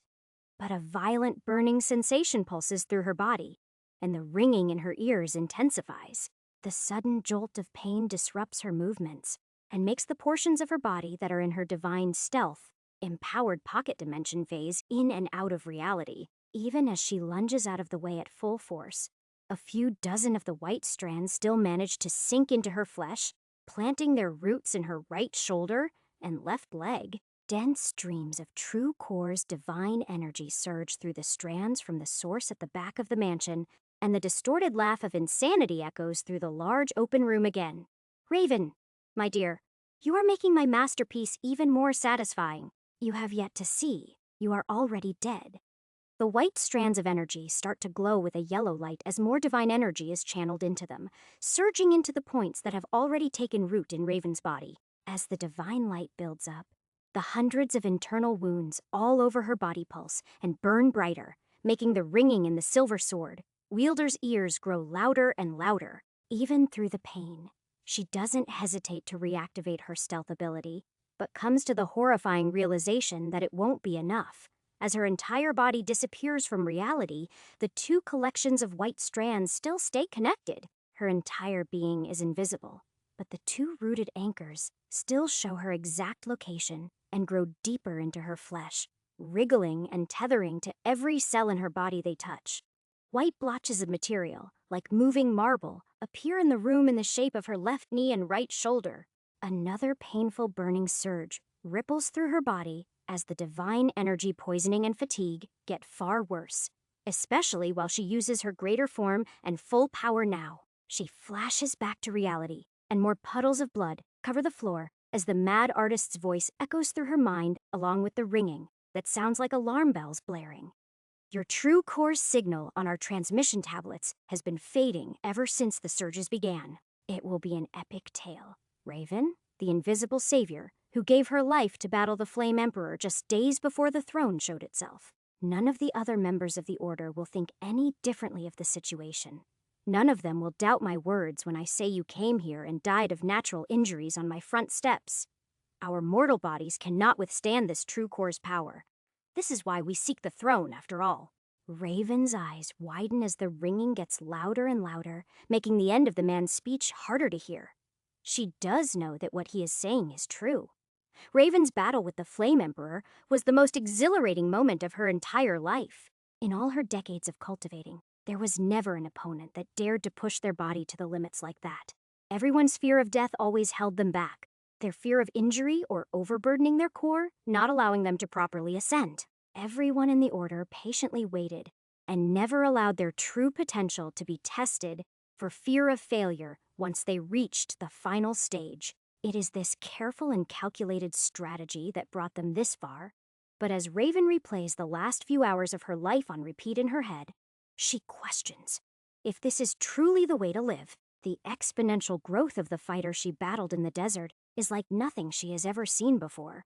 It gives her a spark of extra motivation to jumpstart her decaying mind out from the deafening ringing. She lets out a yell to match its rhythm, and doesn't hesitate to use her divine energy, imbued blades to slice off her own arm from the infected shoulder and a large amount of her right leg, and then slips away into a pocket dimension for a few fractions of a second before the next burning pulse electrifies her system. She phases out and away from the densest portion of white threads, but is still paralyzed with pain, sliding across the entire entrance hall to leave a long crimson trail of blood Across the white floor, more echoes of mad laughter fill the room as a tall, lanky man walks down one of the curved staircases that leads from the top floor down to the bottom. His shiny shoes, long pants, and well-fit suit are all exactly the same shade of white as the palace around him. Hundreds of threads vibrate and glisten out of the ends of his sleeves where his hands should be and where his head would lie. A jumbled, volatile, rotating ball of thousands of white threads is in its place. Words come out from the center of the ball of threads as he creeps closer to Raven's body as her core pulses violently, and the scars inside her body burn bright through her bloody armor and flesh, fighting even in your final seconds. Maybe a warrior like you should have been the one to claim the throne. As the originator's text states, they have left us the key, and one that never stops climbing may one day unlock the door. He lets out a sigh. Reality isn't kind to fairy tales, but don't worry. I will make sure this art is not forgotten. Strands of countless white threads flood all around the room and retrieve Raven's severed limbs, while the other half plunges deep into her last remaining good leg and arm, pulling her upright and bringing all of the pieces of her body together to stand tall in the entrance of the mansion. She is now overlooking an endless forest of downed trees and an untouched walkway of statues trailing off into it. The ringing in Raven's ears has grown so loud that the man's words hardly reach her. You will be the pinnacle piece in my collection. I tell you that is certain. Once I walk through the door to the other side, I promise to bring you and all of my masterpieces with me. The pain surging through every cell in her being makes it impossible to move. Her limbs are reconnected, and the man made of thread stands right behind her while her arms and legs begin to turn hard and marble white, just like the countless statues littering this mansion. Her blades are gripped tightly in a fighting stance, and there are bright yellow pulsing scars shining through the threads as they seep deeper up her legs, down her shoulders, and start to creep up her neck. The sound of heavy breathing, identical to the noises heard from the transmission tablet not long ago, is all Raven hears as the ringing takes over her mind. Just as she is about to lose consciousness entirely, a bright yellow flash of light appears from the east. Raven can't tell if this is a hallucination, as just moments ago, she was replaying her favorite battle of all time in her head. Now, the presence of a true core that feels just like the Flame Emperor's is approaching rapidly, and it is even stronger than it was when they clashed. Chapter 622. As I leave the A-Class suites and step into the elevator, another pulse of divine energy ripples into my consciousness. Raven's is even weaker, becoming overshadowed by a bright true core far away. If I were in my greater form and released my full perception, I could get a better view of what is happening. Instead of making my way toward the surface, I press the button to head down toward the labyrinth on the 20th floor, believing this will be a faster way to leave this base deep within the ground. Many theories race through my mind, but none of them are concrete, as the true nature of the Silver Sword wielder is still a mystery to me.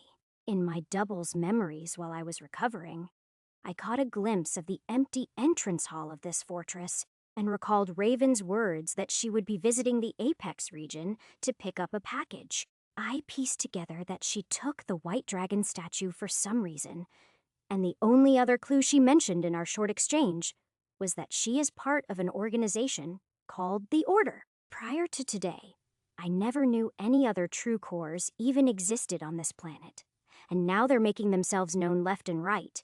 The elevator hits the bottom floor, and I waste no time activating my stealth skill and flying forward to dive straight into the glowing green portal at the back of the room. Less than a second later, I've dungeon walked to the furthest dungeon to the west in all of the 8 great regions I have access to. I then exit to find myself in the outside world and soar high up into the sky, away from any civilization, before activating my greater form and letting out a pulse of pure true core perception. To the west, in the direction the pulses came from, a whole new portion of the world I've never seen before becomes clear. Past the furthest western portion of the 8 great regions, there are enormous barren lands full of large lakes, hundreds of kilometers wide, and vast stretches of forest that rise upon mountains and fall deep into valleys. Wildlife and dungeons fill these lands, and small self-sufficient civilizations can be seen around a few of the lakes. However, the further I let my sense reach out, the fewer humans I sense. My mind settles on a portion of dense forest, about 500 kilometers in diameter, that has no dungeons and not a single wild animal in its vicinity. A white marble palace comes into my senses, and the imagery of pristine white monster statues lining a walkway to its open front doors comes to the forefront of my mind, while freshly obliterated trees surround the white mansion atop a small hill. Inside, it is hard to sense exactly what is happening, as the entire white structure glows brightly with yellow divine energy, as if it is alive. I make a split-second decision and propel myself forward toward the structure. My senses of the woman I just fought are fluctuating and pulsing, and every time they do, her baseline of energy becomes weaker. This is exactly what I remember my own mind, body, and core experiencing when the wounds ravaging my being were catching up to me. She seems to have been far tougher than I was if she lasted this long, but it seems the divine energy poison is catching up with her. Not only that, but there is another true core present, taking advantage of her weakness. If our battle in the desert had gone on any longer, we probably would have continued fighting and died together.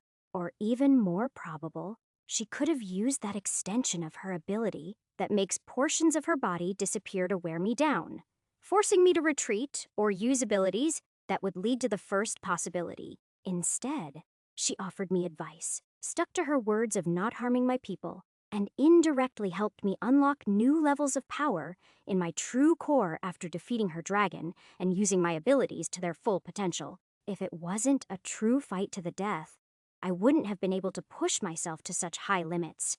I have no idea who this woman is or what her true intentions are, but I get the gut feeling that saving her will be my only way to learn more about the Order and the awakening of the throne.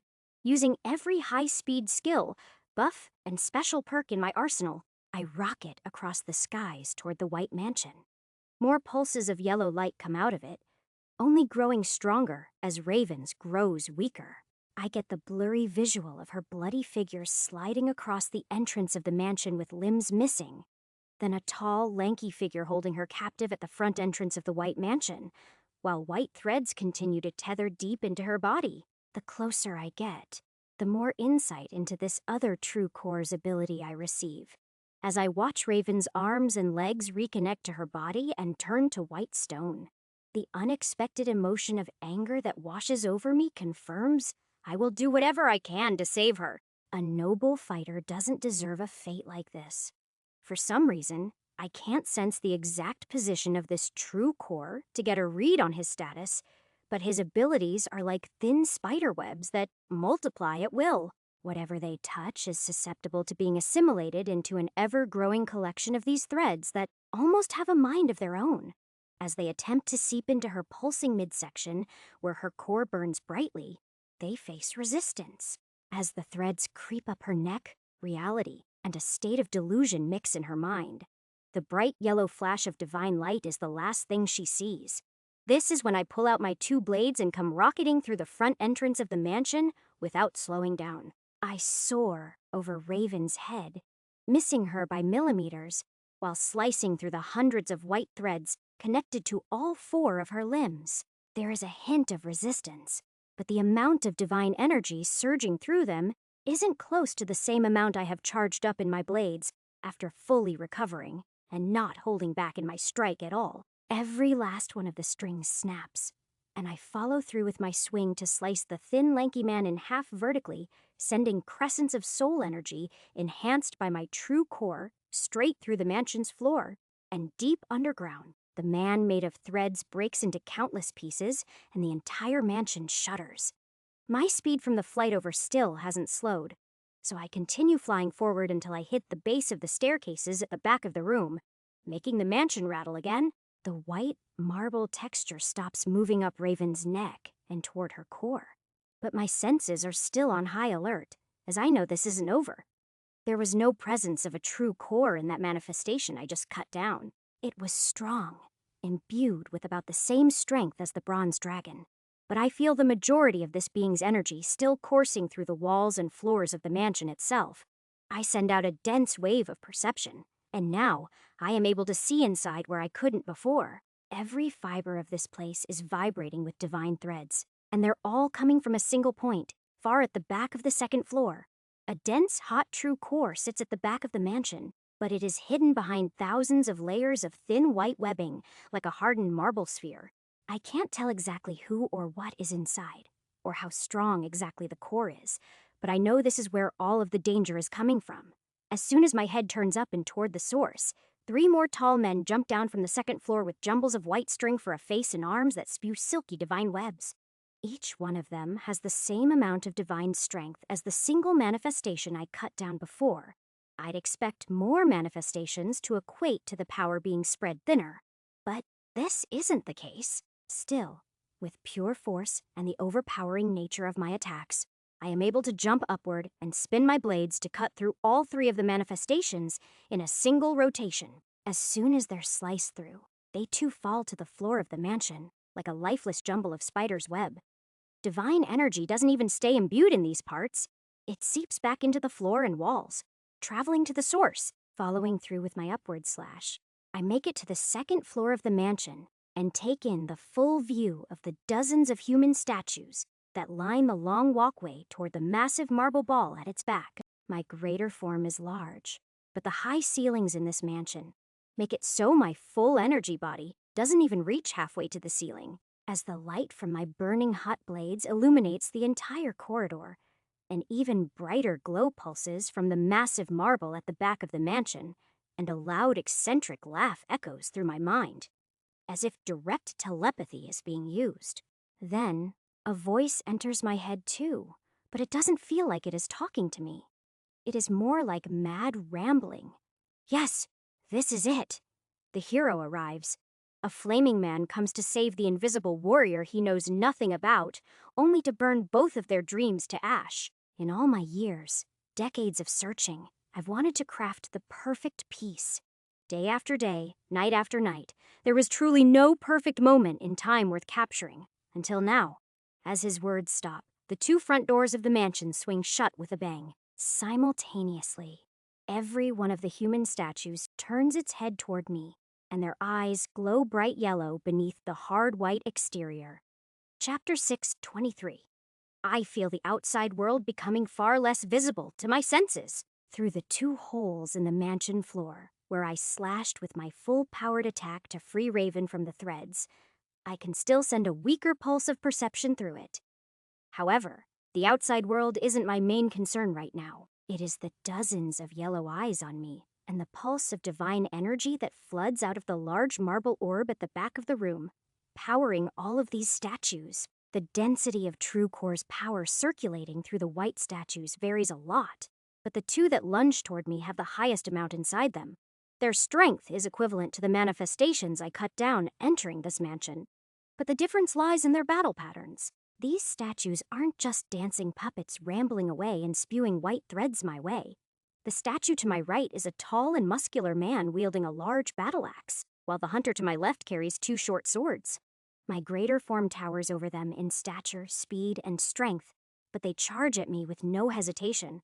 Behind them, the remaining statues quickly shift into a triangular formation, with the base holding the majority of marble hunters, guarding the large sphere at the back of the corridor. All of them move in unison, and the yellow glow in their eyes seems lifeless. However, their intricately detailed armor, weapons, and facial features remind me that these were humans too. The blurry visual of Raven's body turning to stone as I flew here at my top speed replays in my mind, while I swing my 2 swords in their greater form at the higher-powered statues, aiming to attack me. They were at one point human too, but with the amount of power streaming through their systems right now, it is too risky not to go for the instant kill. As both my swords slash through the stone hunters, I am met with minor resistance, but my attacks are ultimately successful, cleaving both warriors in half in a single strike. My decision not to hesitate and go straight for the kill was the correct one, as behind me, seemingly summoned out of thin air, thousands of shimmering threads multiply from a single one, and 3 clones of the tall, lanky man appear, sending waves of white tendrils my way. I have enough time to jump out of the way, following through with my attack and dodging the white threads that seek to tether to my greater form. At the same time, two more hunters from the defense line step forward, and the sphere pulses, allowing two more full-powered hunters to lunge at me. It is 5 versus 1. While they're not exceptionally strong, the growing web of white threads behind me and the huge army of hunters in front of me isn't the best position to be in. My greater form gives me very noticeable strength benefits, but inside this narrow hall, I feel a bit limited in the maneuverability of my weapons. I can't jump or take long flying motions to build up momentum for my swings. To make things even worse, the manifestations of the lanky, faceless man behind me are very aware of this fact, using it as an advantage to cut me off and force me into a corner. Still, I am in control of the battle, slashing through a swordsman and a tank in front of me, and step off the white wall to my left to narrowly avoid the incoming web of countless white strands. However, when I attempt to position myself to fly further down the hall, over the army of still guards, 3 more manifestations of the faceless man materialize and grow out from a single stray strand. A web of countless white threads now falls toward me on all sides, and there are only small exit points far too narrow for my greater form to slip through. I don't know if my higher level of True Core's strength can combat these threads, and strongly consider using the Reflective Unique Barrier ability to create a potential opening. But all of these options are risky, and the outcome isn't certain. A more viable option seems to be deactivating my greater form, but I want to keep all the strength and speed buffs that come with it. So, instead of fully deactivating it, I decide to focus on the energy that surrounds my body with much closer attention to detail. It is a pure mana manifestation, linked to my life force at its core. A larger-than-life version of myself. Whatever happens to my greater form is reflected onto me. This gives a far greater surface area to be attacked, but in turn gives me far more strength. Its form isn't exactly concrete. I've altered it 2 times before.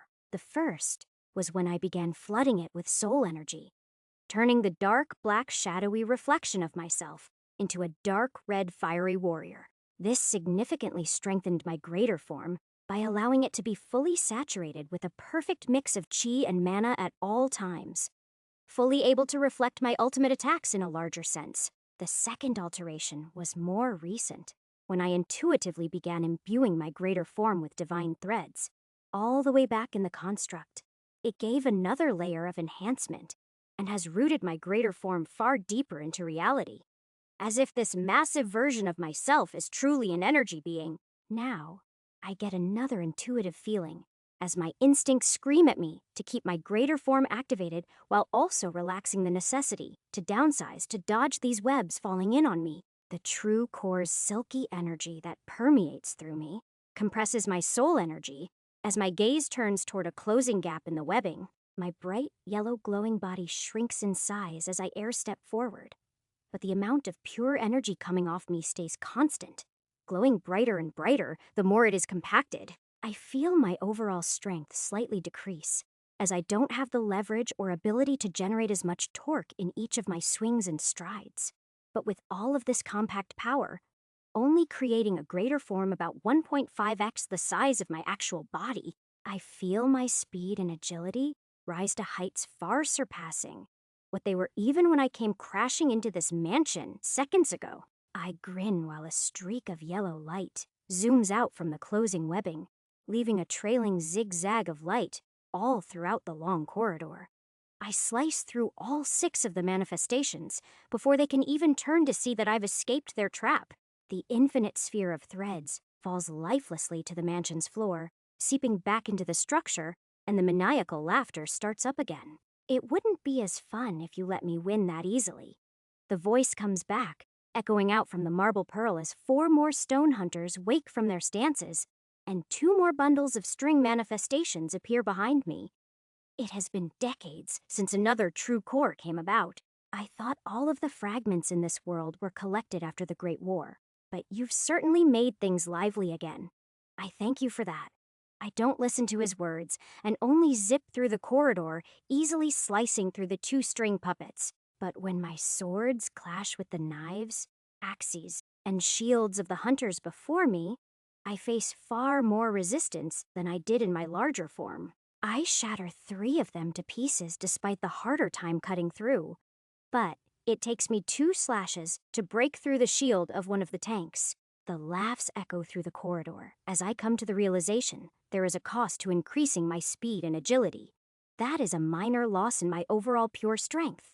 However, I can tell this isn't the full picture.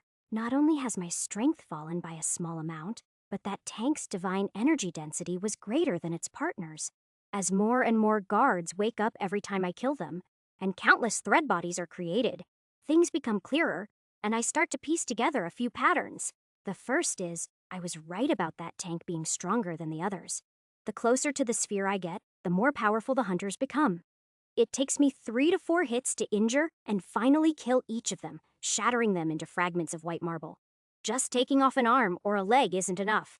When I manage to break off small parts, hundreds of tiny white threads seep out from the wounded area and reach for the broken stone, piecing itself back together and hardening like nothing happened.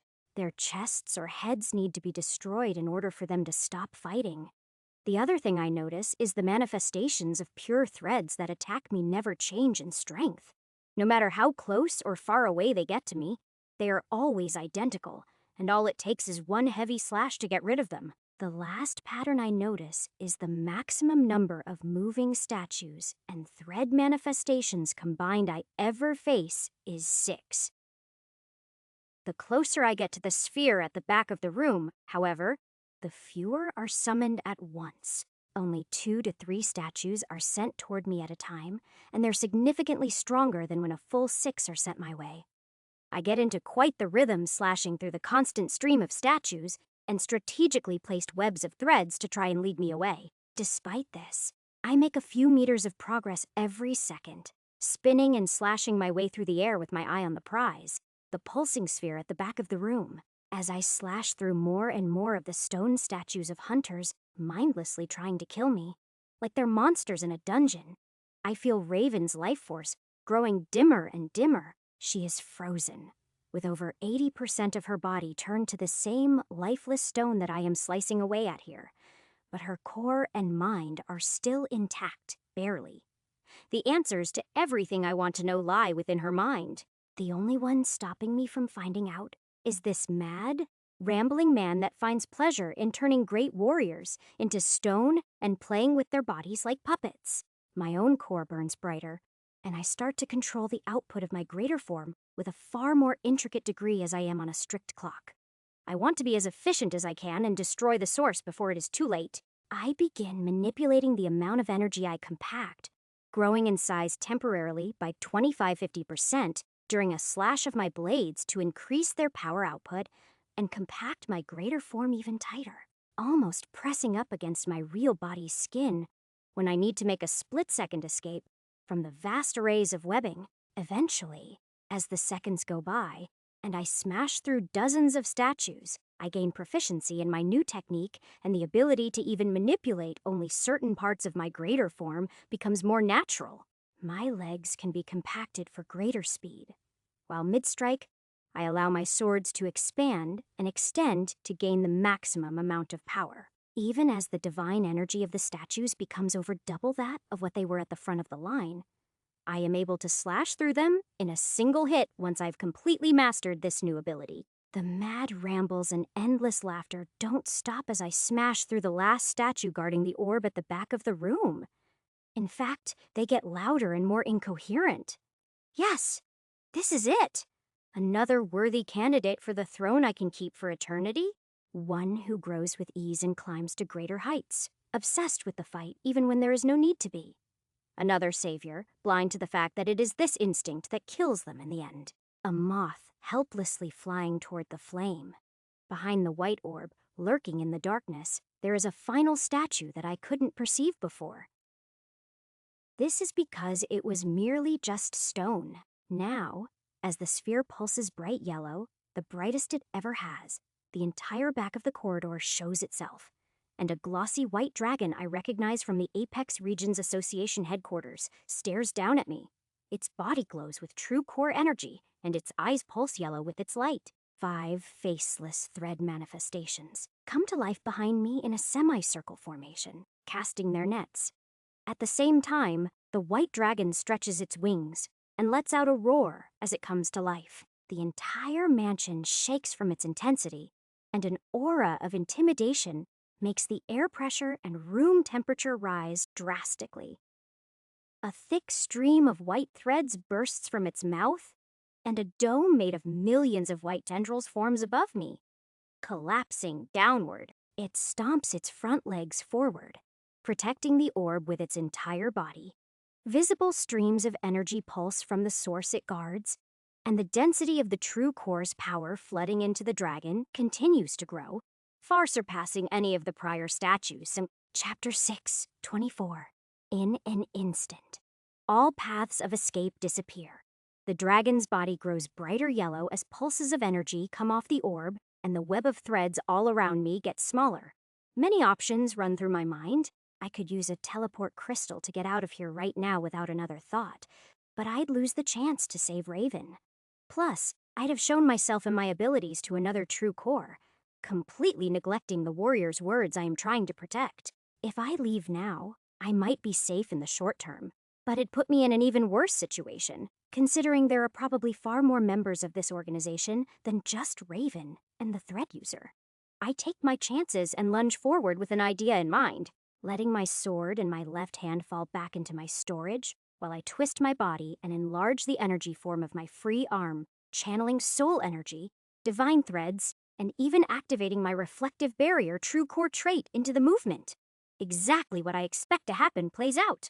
On collision with the shrinking dome, portions of the threads that hit the center of my reflective barrier are sent erupting back. But all of the countless multiplying threads around its edges start to seep into my energy form, tethering into my cells, mimicking the same marble-like material I saw forming on Raven. I don't flinch and continue my momentum forward, pushing through the raining wall of white webs with an enlarged left side, then slice off the entire exposed area the instant I make it through. I don't even take the brain power to quick heal my lost limb. I just set my sights on the source, zipping through the open air and swinging my blade at the marble orb. My fiery blade clashes against the hard layer of countless threads, and an ear-shattering twang makes reality ripple, where this true core's highest defenses and my most powerful attack meet. I pour every bit of power I can into the attack, enhancing its raw strength and size many times with my greater form.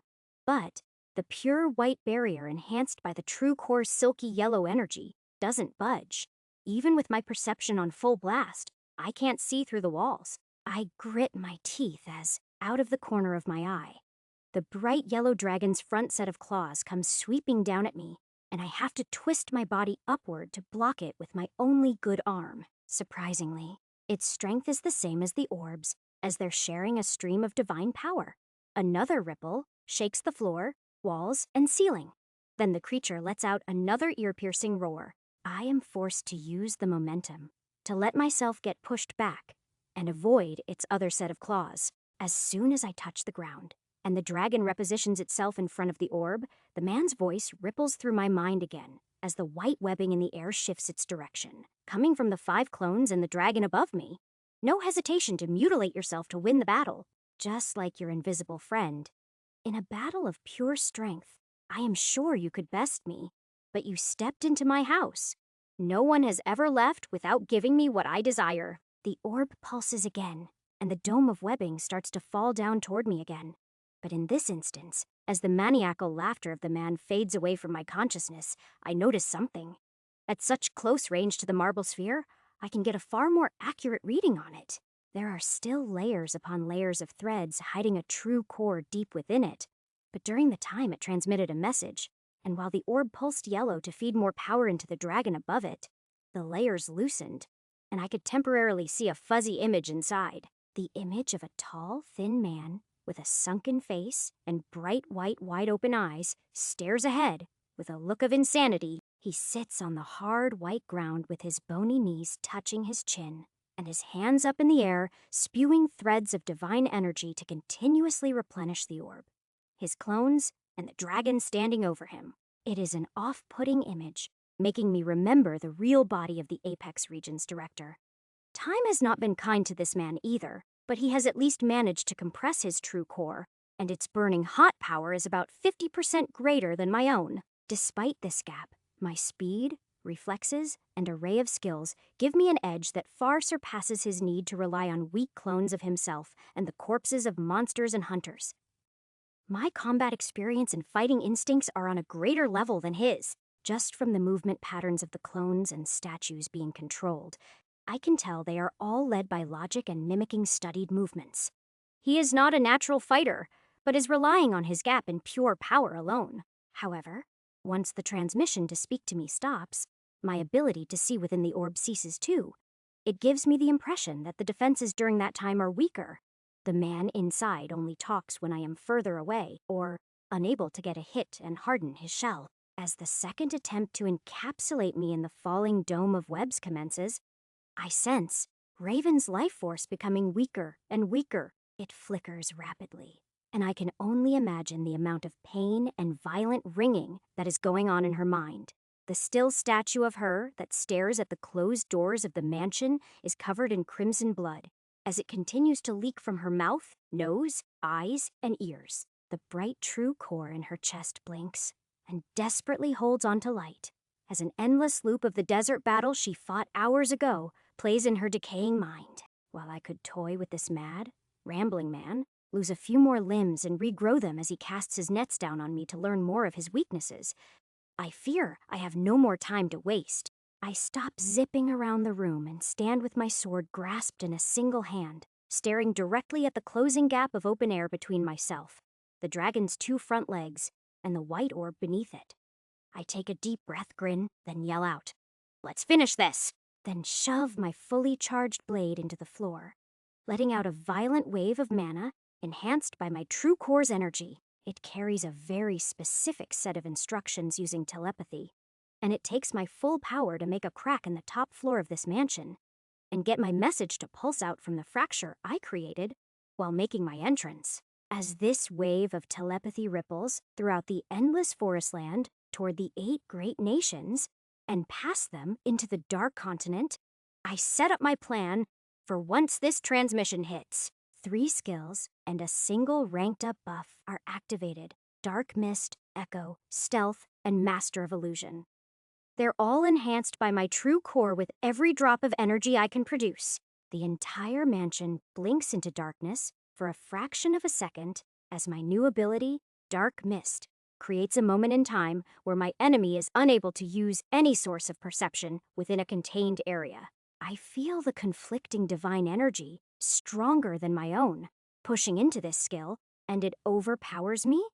But that fraction of a second is all I need, and I limit all of my divine energy and mana control to stay contained inside my purple barrier, then activate stealth to disappear during this moment where my enemy's perception is limited. Echo and Master of Illusion fill in the gaps for when the Man of Thread's perception returns to normal, needing an explanation for the odd burst.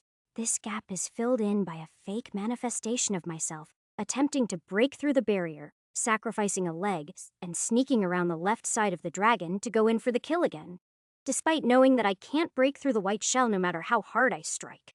Meanwhile, in my real body, 2 things are happening. The first is my left arm growing back at a rapid rate to grasp the Flame Emperor's sword with both hands and speed toward the closing blind spot. The second is the sensation of my telepathy channel, with one of my doubles linking up, receiving my memories instantly, killing itself on the spot, and allowing me to summon it here in place of the mirage imagery created with my skill and buff. The dragon guarding the orb takes a step forward, predicting my double's movements as it bursts through the silky barrier, and another dome instantly forms to guarantee there is nowhere left for it to run. My grin only grows more as I squeeze through the small opening and fly right past the dragon's front legs with a fully charged sword headed toward the orb in full stealth mode. As my body double fails to fully slice off the infected portion of its limb, and another wave of white threads falls down on it. Laughter echoes through the air. A valiant effort, but I've won. You even had more tricks up your sleeve in your final moments, but the ultimate victory is mine. I haven't had to use my full power in many, many years. Truly an exhilarating piece of art, a powerful warrior for my collection. I will immortalize you as a reward. The double is quickly flooded with white threads, turning to marble far faster than Raven, as the man clearly doesn't want to take any more chances. The strength of my Master of Illusion buff and its exact match of mana control to my own makes the act just believable enough for me to follow through with my next portion of the plan. The echoing laughs ripple through the room, and the dragon roars with excitement, and I can see the madman inside his protective orb, as bright as day. I don't waste a second to thrust my blade, crackling with true core enhanced flames, through the outer shell of the protective sphere. The tough white surface splits and fractures, just like the floor moments ago, allowing me to thrust my blade's tip through. Just barely. It is more than enough. I release every bit of true core enhanced flaming hot soul energy into the isolated hollowed out sphere. The white orb glows bright yellow, but the hardness of the shell keeps it from breaking, despite the immense amount of energy being forced inside. The cackling laughs of a madman turn to screams. Chapter 6:25. The body double at the side of the hall dies, and the shock from my attack makes the white threads and divine energy streaming out from the dragon and clones go wild. The screams from within the dome make the mansion itself shake and rattle. My purple barrier transmits all of the off-putting emotions and thoughts rippling through the man being burned alive directly into my mind. There is an intense underlying emotion of bliss and genuine pleasure coming from the dying man inside the orb being heated up to temperatures nearing the surface of the sun. It is as if his greatest artistic fantasy is playing out as I burn him to ash. First, he wants more than anything to turn me to stone, and now he enjoys his own death as I am certain to take the victory. I can't quite wrap my mind around his twisted view of reality, but don't let the madman's actions deter my attack and continue to put my all into it. With a yell from me as I completely drain my soul energy stores. Matching the height of the man's screams, I hear and see notifications roll into my mind's eye. Then, feel the extremely pure divine energy being pulled out of this man's true core and flowing directly into mine. Level up, X328. Use absorption skill, mana manipulation upgrade, superior yes, no, use absorption, make P. 19187. 42349 29550. Yes, no, I instantly press yes on both options, reaching level 7,340. But I'm quite surprised at what I see. For small instances, as I torch the inside of the marble orb, I could see his status, and his level is far lower than the strength output I felt while facing him suggests. Even from the director of the Apex region, at just over level 9,000, he granted me 10 trillion make CP, and the bronze dragon at a similar level gave me 50 trillion. The man that ran this mansion's level clocked in at 9,620. Yet the variance of mana control is so great. It feels like he was even stronger than Raven, who is a much higher level. There is a pattern here that isn't quite adding up. It feels like there is someone or something limiting people from surpassing this level 10,000 threshold. It isn't just pure power, or else Raven wouldn't have made it past. Many questions continue to race through my mind as every drop of power, the pure, silky, compressed divine energy, and the instinctual power to activate a new true core ability is completely absorbed. The glowing yellow dragon and the lively clones are all drained of their bright true core's light. Loud roars that once shook the mansion cease, and the set of claws coming my way slowly stop and completely solidify into pure white marble before they can reach me. The dragon falls back into a lifeless statue, striking a far different pose, but it looks exactly like the image of the pure white dragon I saw in the lobby of the Apex headquarters when I first walked in. The floating thread puppets all fall to the ground and unravel, fracturing into tiny pieces of nothing but stone. As I fully pull my blade from the small pierced hole in the orb and put it away into my item storage, the mansion falls dark and silent. The only light that remains other than mine is the pulsing and flickering dying remainder of Raven's core on the far side of the mansion. I turn around and jump forward, lunging off the balcony down toward her while considering activating many abilities. But with the signal of her life force growing weaker and weaker, there is only one option I am positive will work. I activate my Plunderer skill, and allow a dark red aura to permeate from my body while pushing a wave of telepathy into the woman's mind. As I touch down on the bottom floor and make my way over, the full sight of her blood-stained figure becomes clear, and I press both my palms against the only remaining exposed portions of her body left. One hand is placed on her forehead above her closed eyes, and the other on her chest where her core violently spins. There is no response at all to my telepathy. But at this close proximity, I can hear the extreme ringing in her mind. My plunderer's aura expands, filling the entire white mansion, and begins to seep out from the small cracks in the floor simultaneously. I let my mind and voice seep into hers and repeat the same words, that the only way she is going to survive right now is if she trusts the voice that is trying to reach her and swear her loyalty to the Flame Emperor, even with my extreme rise in power in the last few seconds. The extreme ringing and painful emotions that seep out from Raven's mind as I try to push a message in take all of my concentration. The walls and ceiling of the mansion quiver and creak, as it is drained of all residual mana left behind. Outside the mansion, a red fog creeps out to disperse through the forest, greedily draining all of the mana from the land just as I did before to the Vice region. With the experience under my belt from before, absorbing mana from the atmosphere outside isn't hard. The real puzzle I am trying to solve is the one inside Raven's mind. It is like an endless maze of walls and barriers, doing everything in its power to push out any external noise. A natural defense from the blaring ringing of divine energy poisoning. My own brain begins to burn as I try to force my way through her mental walls and overpower the ringing. It is an impressive design. Every fraction of a second that passes, the deeper I plunge into this intricate defense, and it astonishes me further. I have to use the entirety of my mental strength, buffs on full blast, with my greater form activated before I see a single pathway in. A wave of satisfaction washes over me as I feel my message break through to the small amount of consciousness locked away. And the moment my message makes it through, the blood-stained hazel eyes of the warrior flutter open once to look at me, and a pulse of perception follows to verify exactly what has happened inside the mansion while she was out. In the next moment, her eyes close, and I lose the connection to her conscious mind, but a link of loyalty is formed, and her status is added to my Rising Emperor's domain interface. My attention shifts to sharing my mythic-grade hibernation skill with her and forcing it to activate through my control panel as her mind is on autopilot. Through my palms, millions of MP are drained from the outside world and siphoned into the activation of this skill. However, millions are far from enough.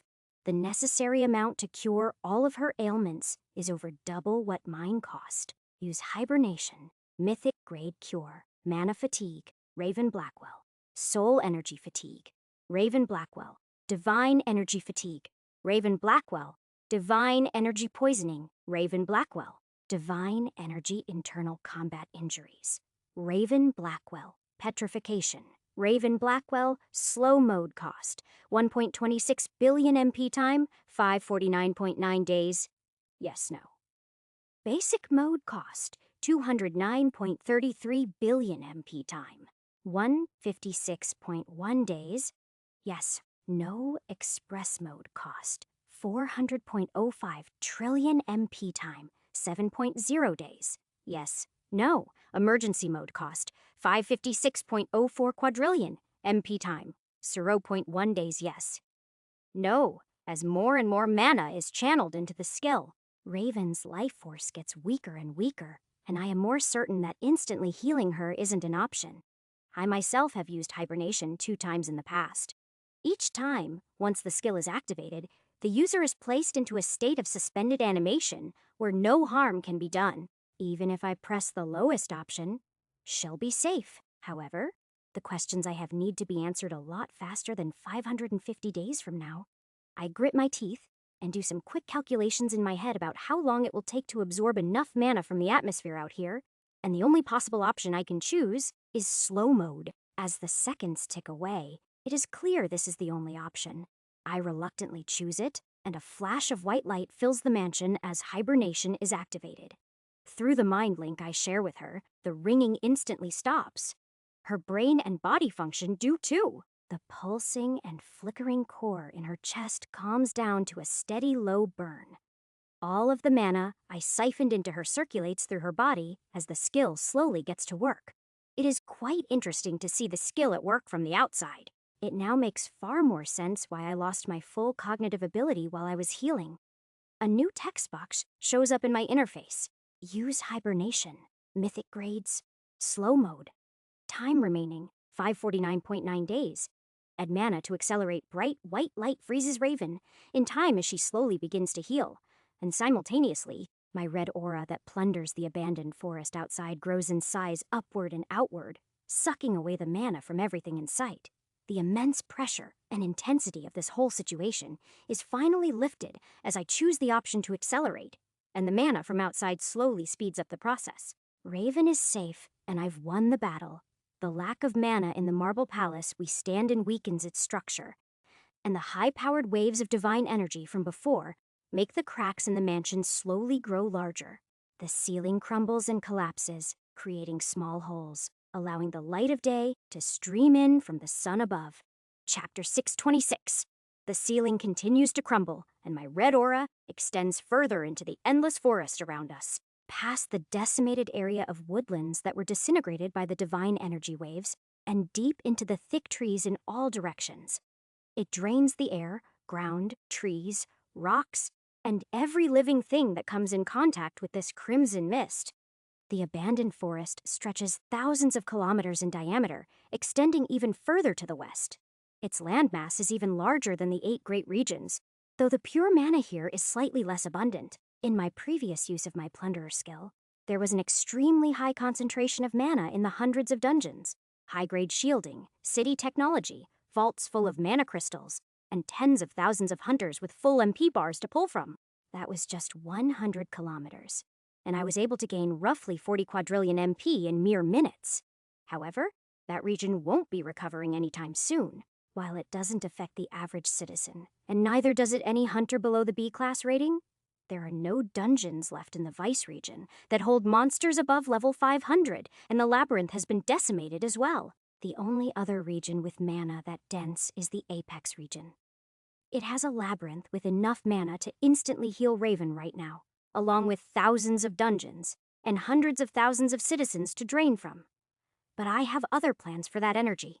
I am going to fully rely on the mana from this abandoned region I am in and not touch any more of my new nation's valuable energy reserves. My eyes shut as I put my full conscious effort into expanding my tendrils of pure red plunderer energy out as far into the depths of this region as I can. I summon a new body double to fly over my area of red mist, and it details and logs all of the small villages within the region to reimburse them after the red mist fades in over 2,000 kilometers on all sides, reaching over 4,000 kilometers in total diameter. I only sense 19,544 total natives to this land and 1972 dungeons. Most of the small villages near the lakes seem to be situated near small E-class dungeons, so I don't fully drain their only source of mana crystals and loot. I don't know the culture of the civilizations out here, but if I want to assimilate them into my growing kingdom in the near future, it is best I make a good first impression. The only dungeons I drain completely and fully collapse, plundering 100% of their mana, are the ones far from human reach in deep canyons, abandoned forests, and underground caves. My aura permeates as far as it can reach, nearing the border of the 8 great regions, and far off into the west, deeper into the forest, until my senses hit the border of a new region. Icy mountains meet the forest region, coming down from the north and creating a natural land barrier near the edges of my senses. I stop trying to expand my aura when I meet this landmark, as I don't know who occupies this territory, and I need to inspect it myself in a stealthier manner. The red glow sinks into the ground and floats high into the sky, and slowly but surely, nearly 90% of the region's ambient mana is channeled through me into Raven's hibernation skill inside my control panel. Over 1 hour passes. I watch the mode name change, and the time remaining tick down as trillions of MP are siphoned into the skill. The 550 days remaining quickly fall below triple digits, and after a few dozen D grade and a handful of C grade dungeons, the time remaining falls below 5 days, surpassing the time needed for the express mode option. Far off in the outer edges of my aura, there are a few more pockets of C grade dungeons, and even 2 high strength B grade dungeons. According to my calculations, in this entire region, there is less than 50 quadrillion MP total to pull from. Not enough to trigger the near-instant emergency heal, but it should be enough to bring my wait time down to something I can handle. It takes a bit longer than the others to fully drain these. But once it is done, I finally let my aura begin to retract and stare down at the control panel before me. Use hibernation, mythic grade, accelerated mode, time remaining 0.4 days, add mana to accelerate, just under 10 hours. That is more manageable. I whisper to myself while grinning and pull my hands away from Raven's body, wiping sweat off my forehead. The white glow around Raven's body becomes much brighter. I watch the particles of white marble evaporate, and her flesh regrows at a microscopic level in real time. My aura finally fully retracts back into my body, and my double, that was hovering above this new forest region, flies back to the Dark Continent to get supplies to reimburse the villages that were just drained of all their resources. A long sigh escapes my mouth as my footsteps echo throughout the empty mansion. That was not easy, but I wasn't expecting it to be after all.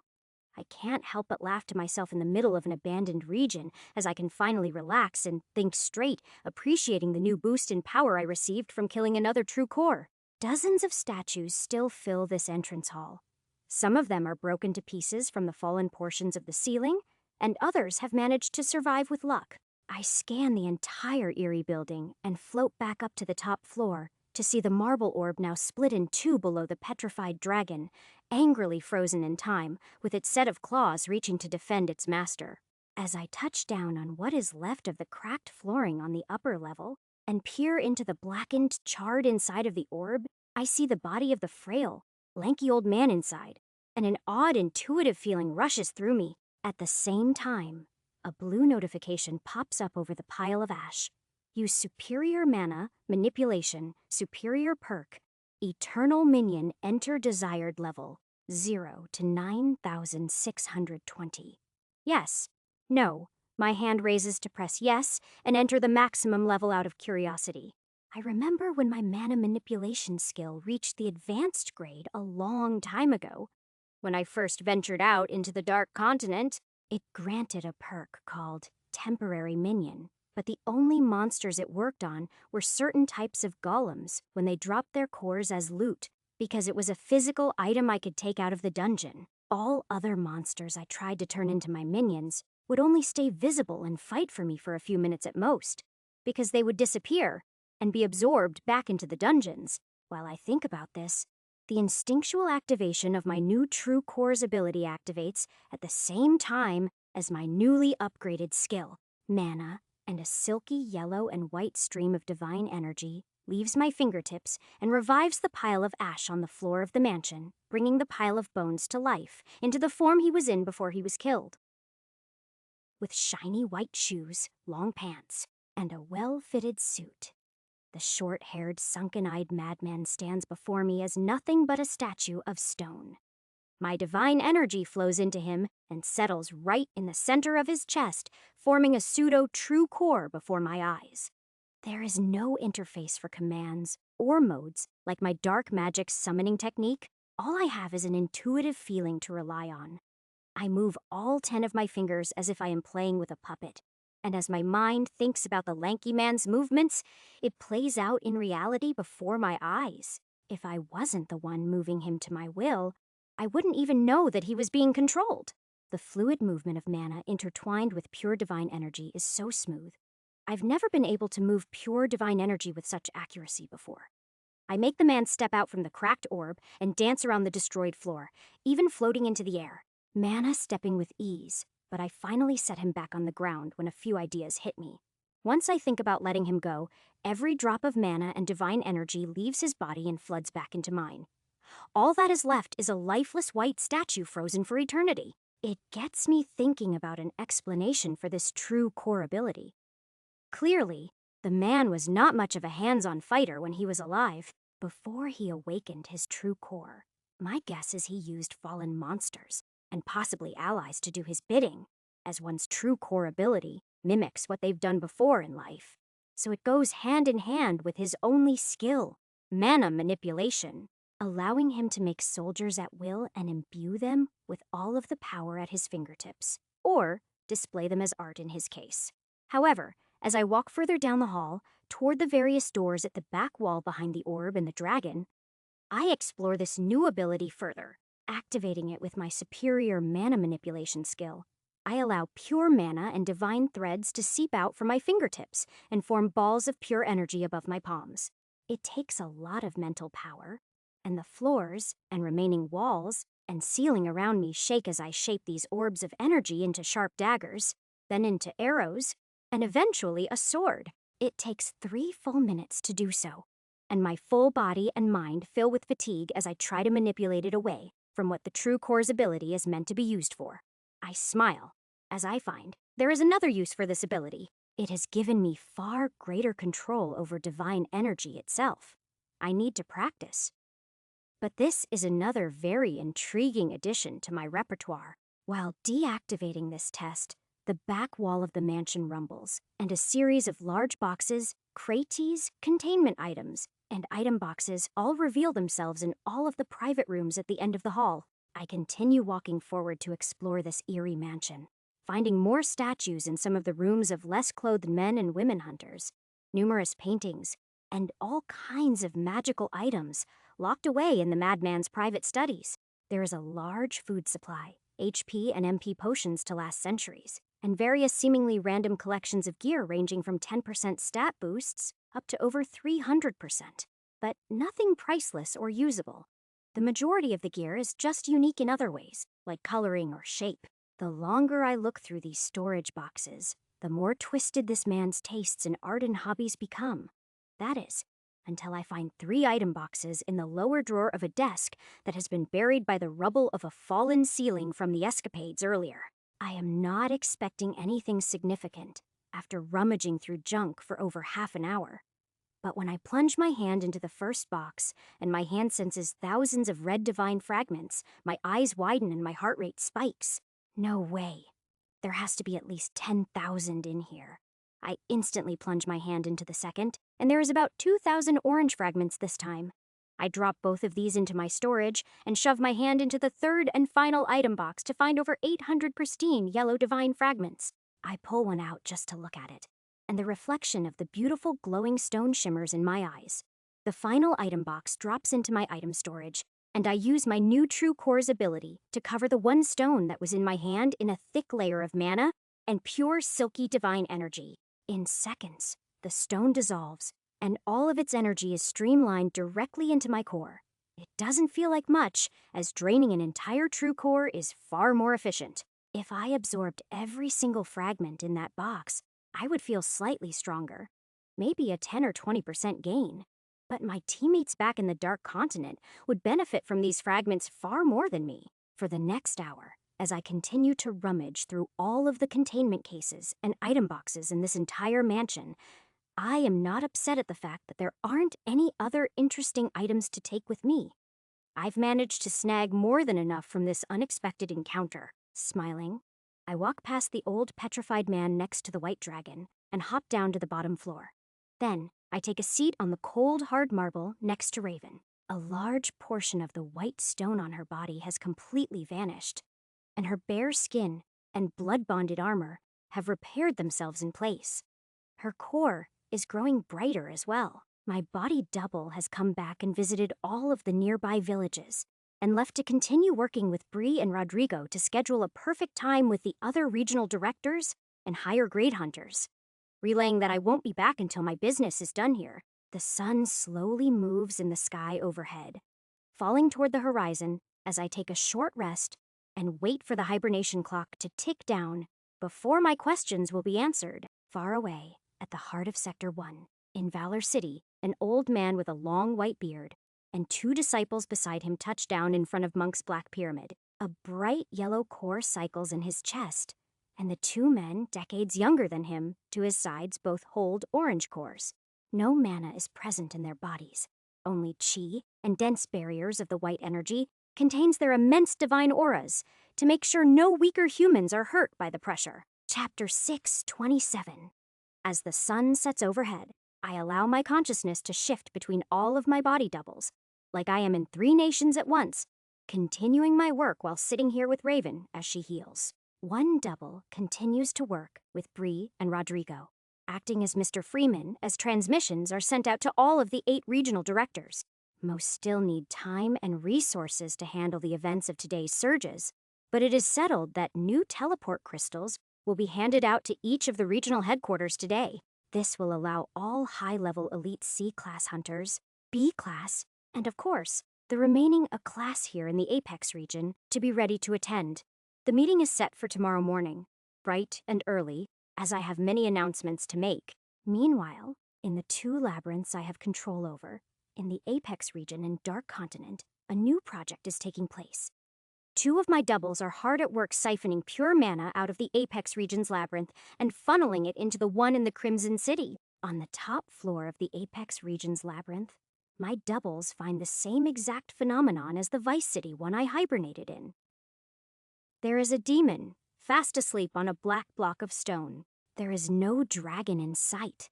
With no way of communicating with the Guardians, despite multiple attempts at telepathy, I decide there is no use thinking about it now, and I'll just continue my process. Instead of using the old method of farming element stones, waiting for monster respawns, and imbuing them with my plunderer skill to absorb the dungeon's pure mana, they're now using a combination of my crystal creation skill and the pure power of my plunderer skill to naturally absorb mana into its physical form and transport it directly from labyrinth to labyrinth. It is a tedious process, which takes a lot of mental and physical strain, but it is far faster than the old method. Instead of managing to absorb tens of billions of MP every hour into containment stones, I am able to expand my red aura throughout the entire floor and safely collapse each one, converting it into a pure crystal form in the same time, netting me hundreds of trillions of MP per M Inute, speeding up the process by a massive leap. I estimate there is over 500 quadrillion MP in the Apex region's labyrinth.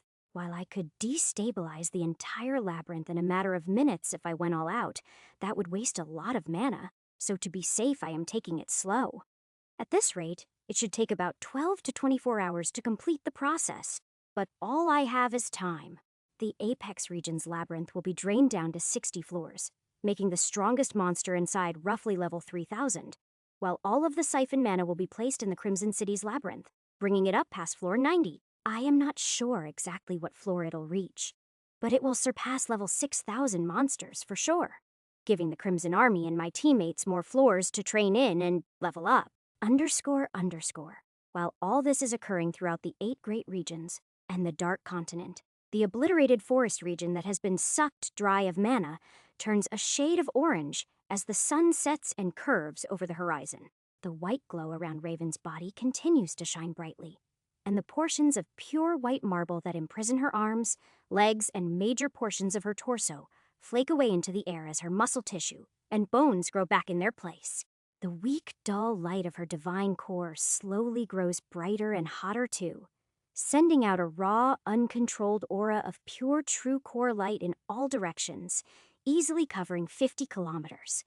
I am glad I stayed here and didn't try to bring her back to the Crimson City. Even with my own true core and mental strength, withstanding this pressure is not easy.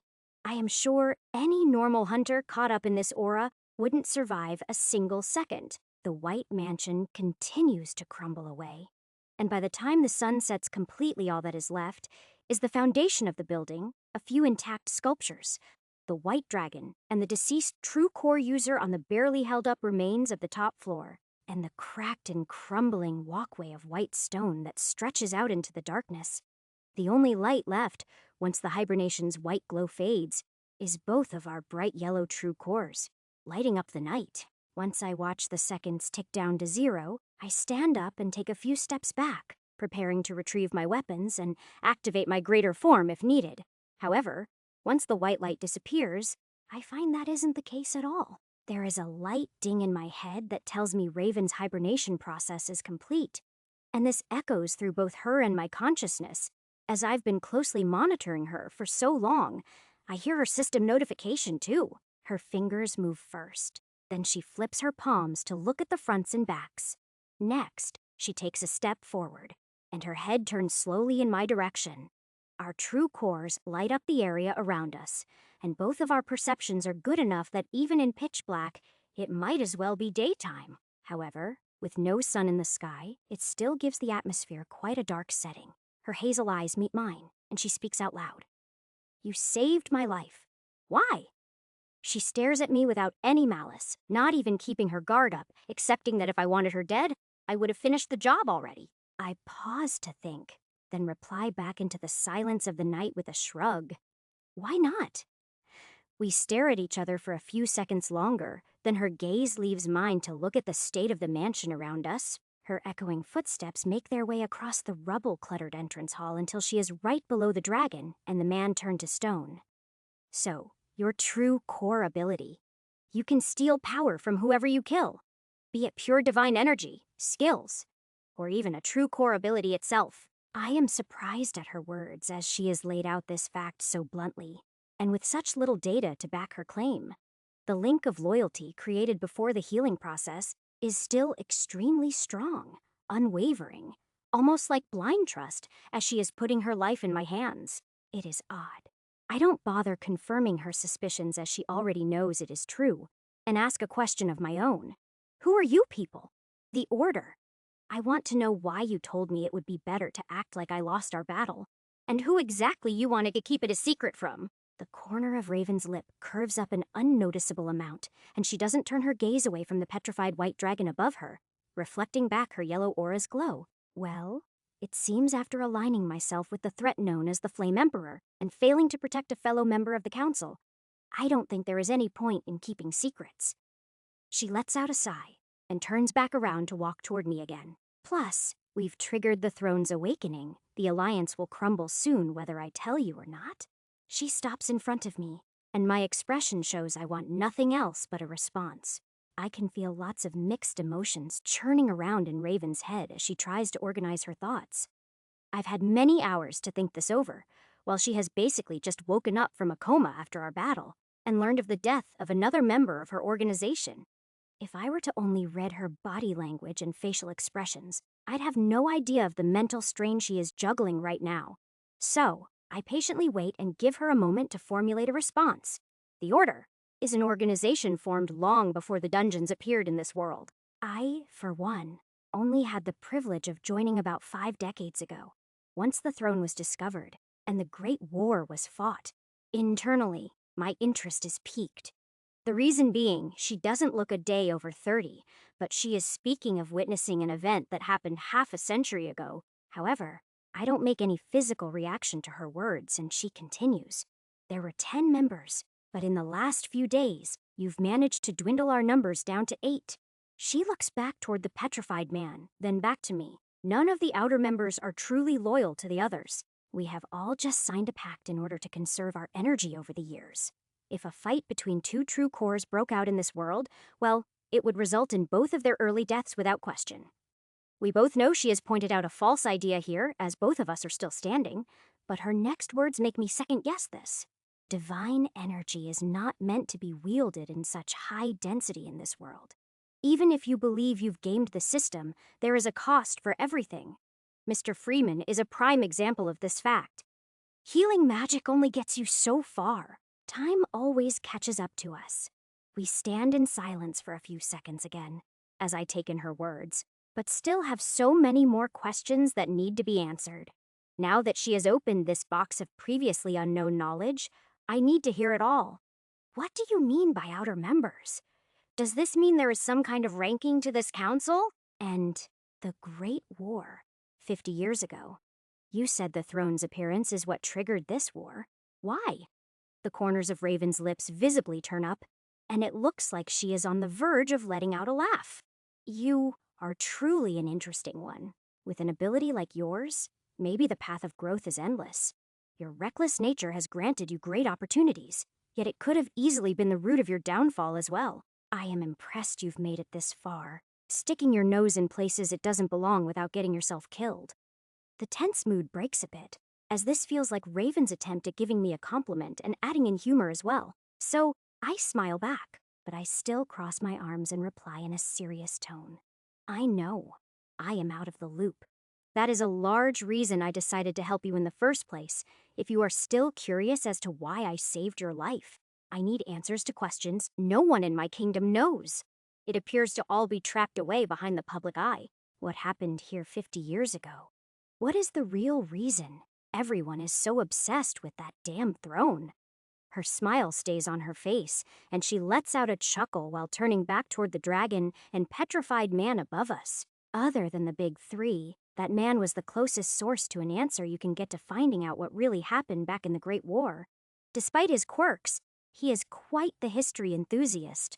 A real originator freak. That is the reason he left the Central Branch and isolated himself out here 40 years ago to study some unreadable runes.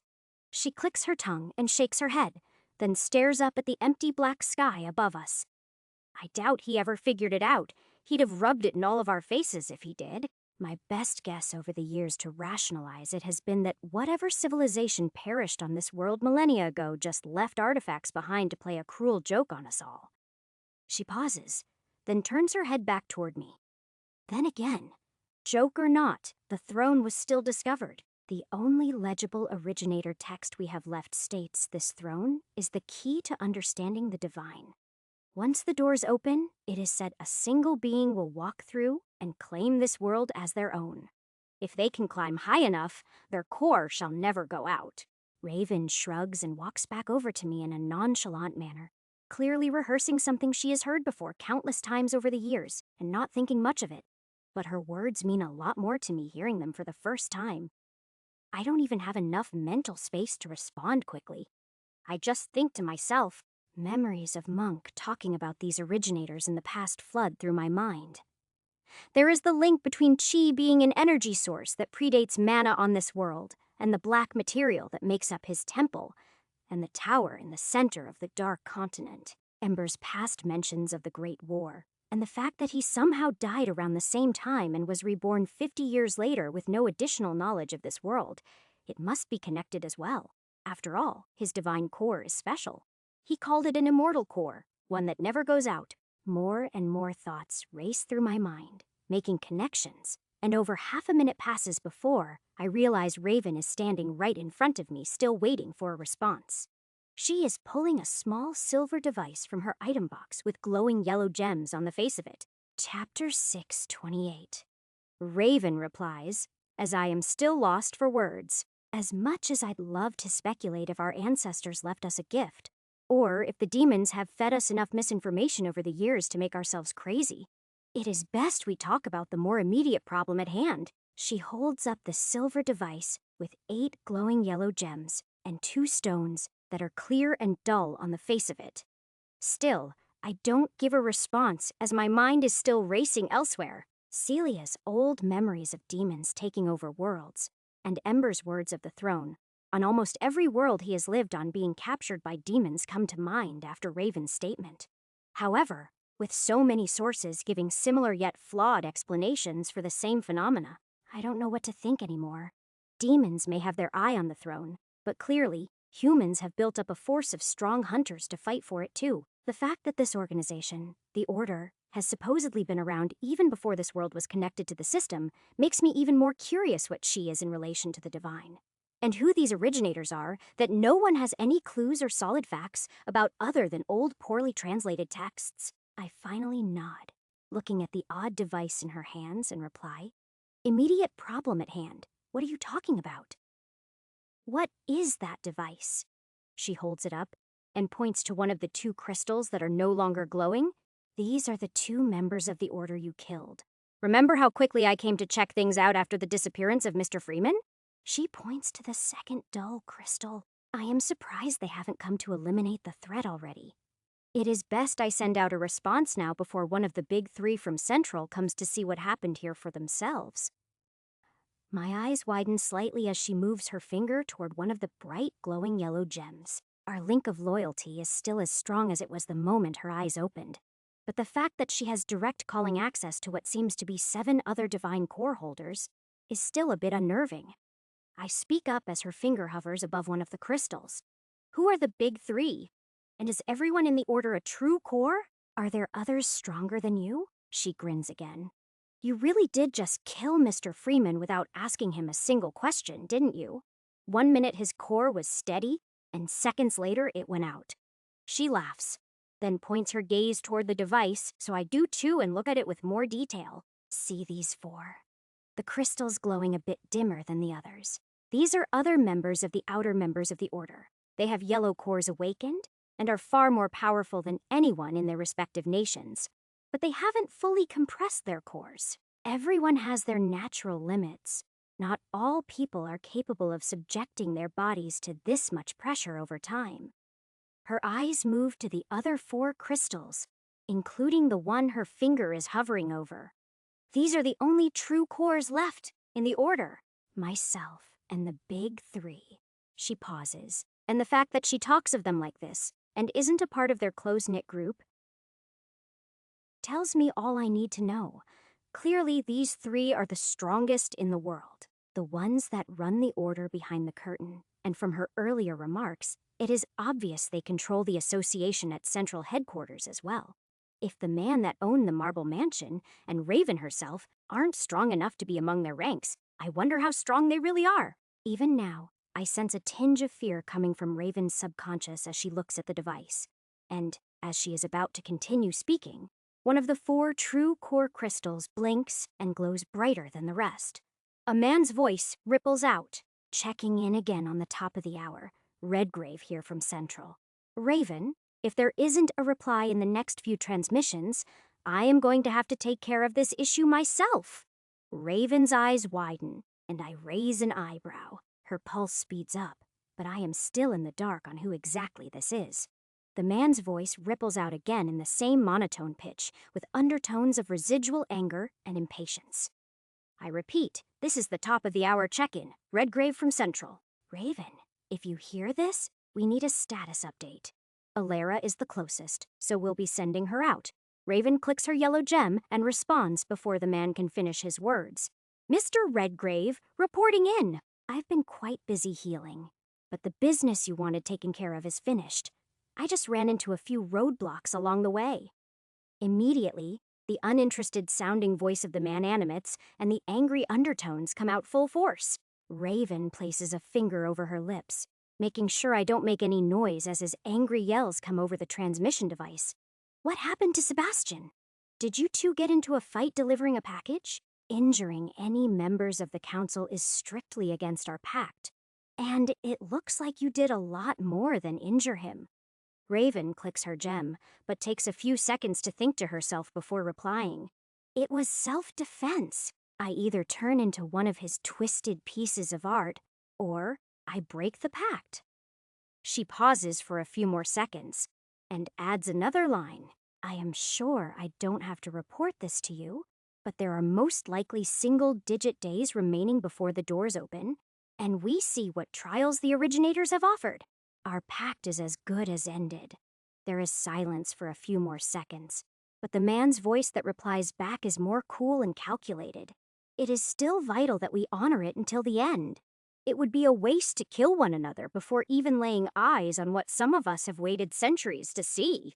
Beckman studied your gem's fluctuations ever since your battle with that pest in the Dark Continent began.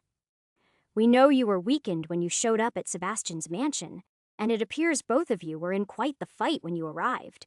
There is silence in the air for a few moments, then a long sigh comes next. I don't know how you healed, but I am glad you made it out, Raven. You've always been one of my favorites. Raven's face doesn't change, but a mixture of emotions comes out of her. Half is pure disgust and resentment, but another half is filled with respect and awe. He continues to speak. It is a shame the old man won't get to see the trophy our ancestors left us. He truly was a believer. But that is life. Not everyone gets what they deserve. He laughs, and his mood changes again in an instant. It makes me wonder if every true core in this order is as psychotic as the man in this mansion. Well, that is all. I look forward to seeing you again. Most of the central forces will be moving in to start making temporary bases near the throne in a few days. I am sure the 8 great regions are a mess, and the Dark Continent will be up for grabs as well. But there is no point in negotiating rights over it now. Whoever takes the throne will own this entire world anyway. His laughs fade away and his crystal clicks off. Raven leaves a final message. Indeed, I will see you all soon. She too takes her finger off the gem and puts the transmission tablet into her item box while shaking her head. I want to ask a million more questions, but concern is the only emotion I feel as Raven whispers under her breath. That will buy us some time, but I doubt they bought a single word I said. Beckman is too meticulous to write off today's events as a simple quarrel. She thinks to herself for a few more seconds, and I finally interject. That was one of them, right? One of the big 3? They're coming to the Dark Continent? And what do you mean they didn't buy it? He seemed to believe every word you just said. Raven shakes her head again and looks at me. Yes, he is one of the big 3, a fire user just like you actually, but him taking anything I say at face value number. He is just wasting time. All of this is a big joke to Redgrave. He knows we're not a threat. He couldn't care less if I went on a rampage right now and killed every one of the outer members of the council and lied straight to his face about it. He is just putting on a show for his equals, Alara and Beckman. If he really cared, he would have come and leveled these 2 nations the instant you killed Mr. Freeman.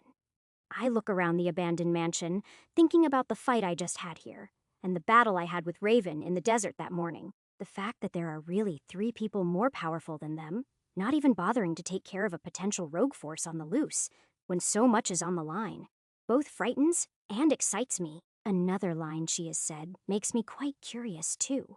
The fact that if all of the outer members of the Order were killed right now, no one would bat an eye. I look back up at Raven and reply, well, I think we should lay out everything on the table now, where our loyalties truly stand, and how we can help each other in this impending war. You are a member of the Order, but an outcast that will be crushed once the big 3 really come out to play.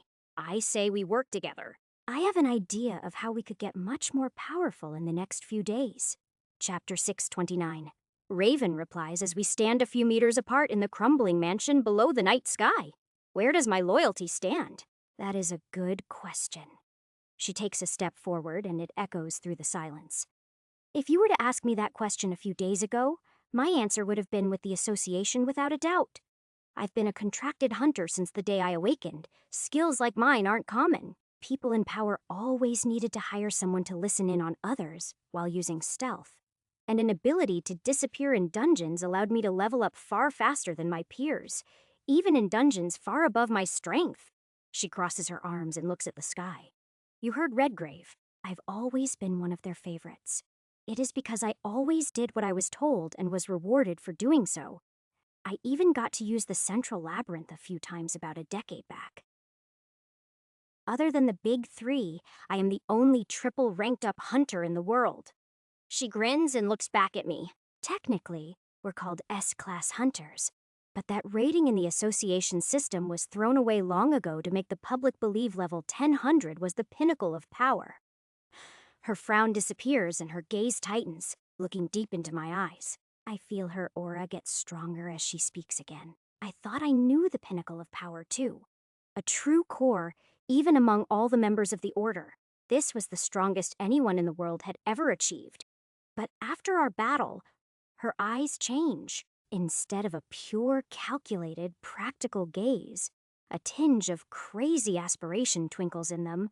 I feel it ripple out through her aura, too, as she continues. I've never seen anyone fight the way you do, growing stronger with every swing of the blade you make.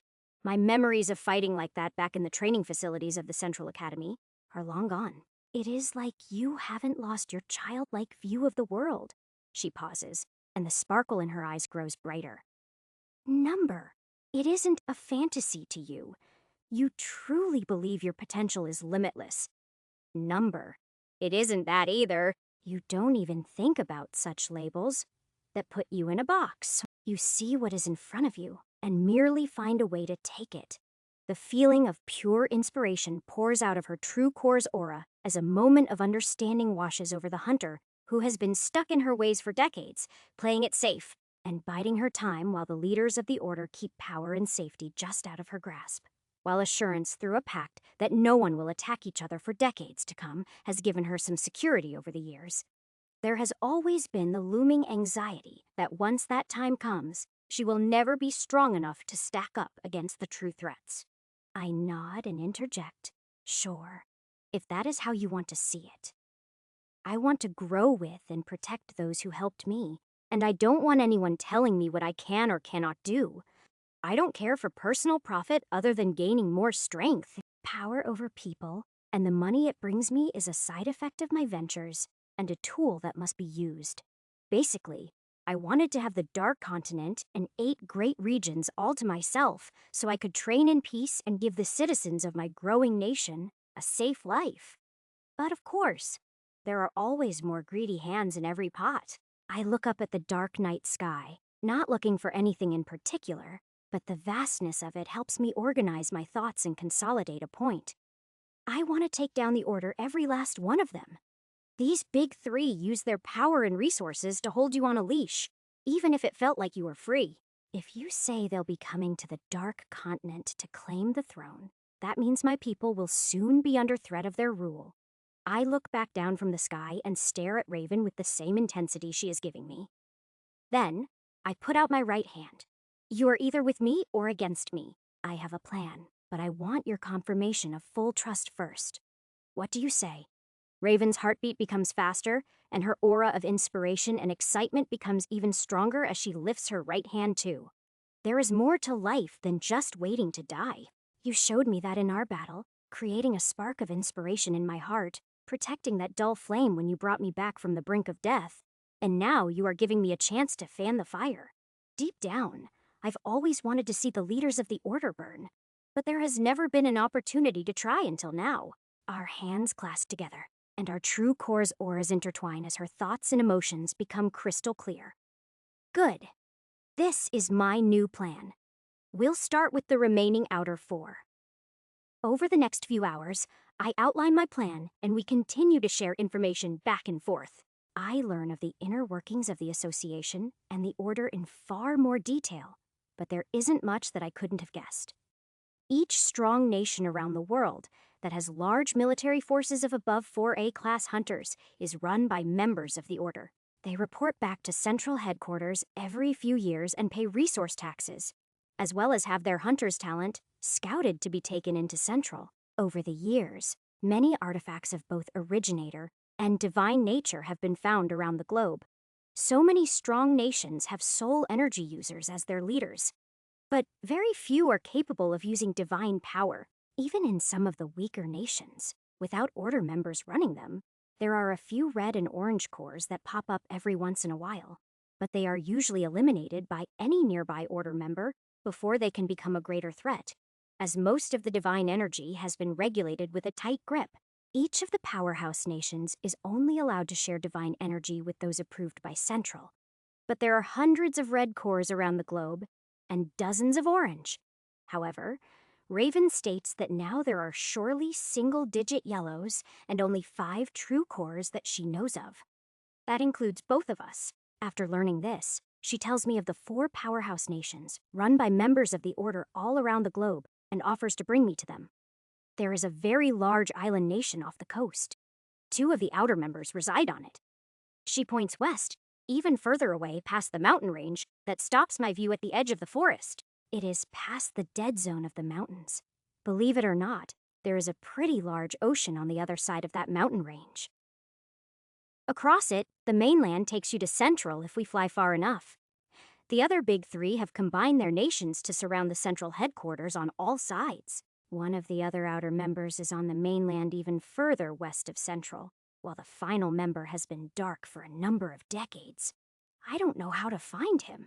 She pauses, and a small ripple of concern leaks out of her. Visiting that mainland wouldn't be wise. You'll be spotted if we get too close. Even visiting the island nation could be a huge risk. One of the big three will sense you. I raise an eyebrow. What? And they won't sense you? Your ability can evade their perception? Raven nods. It can.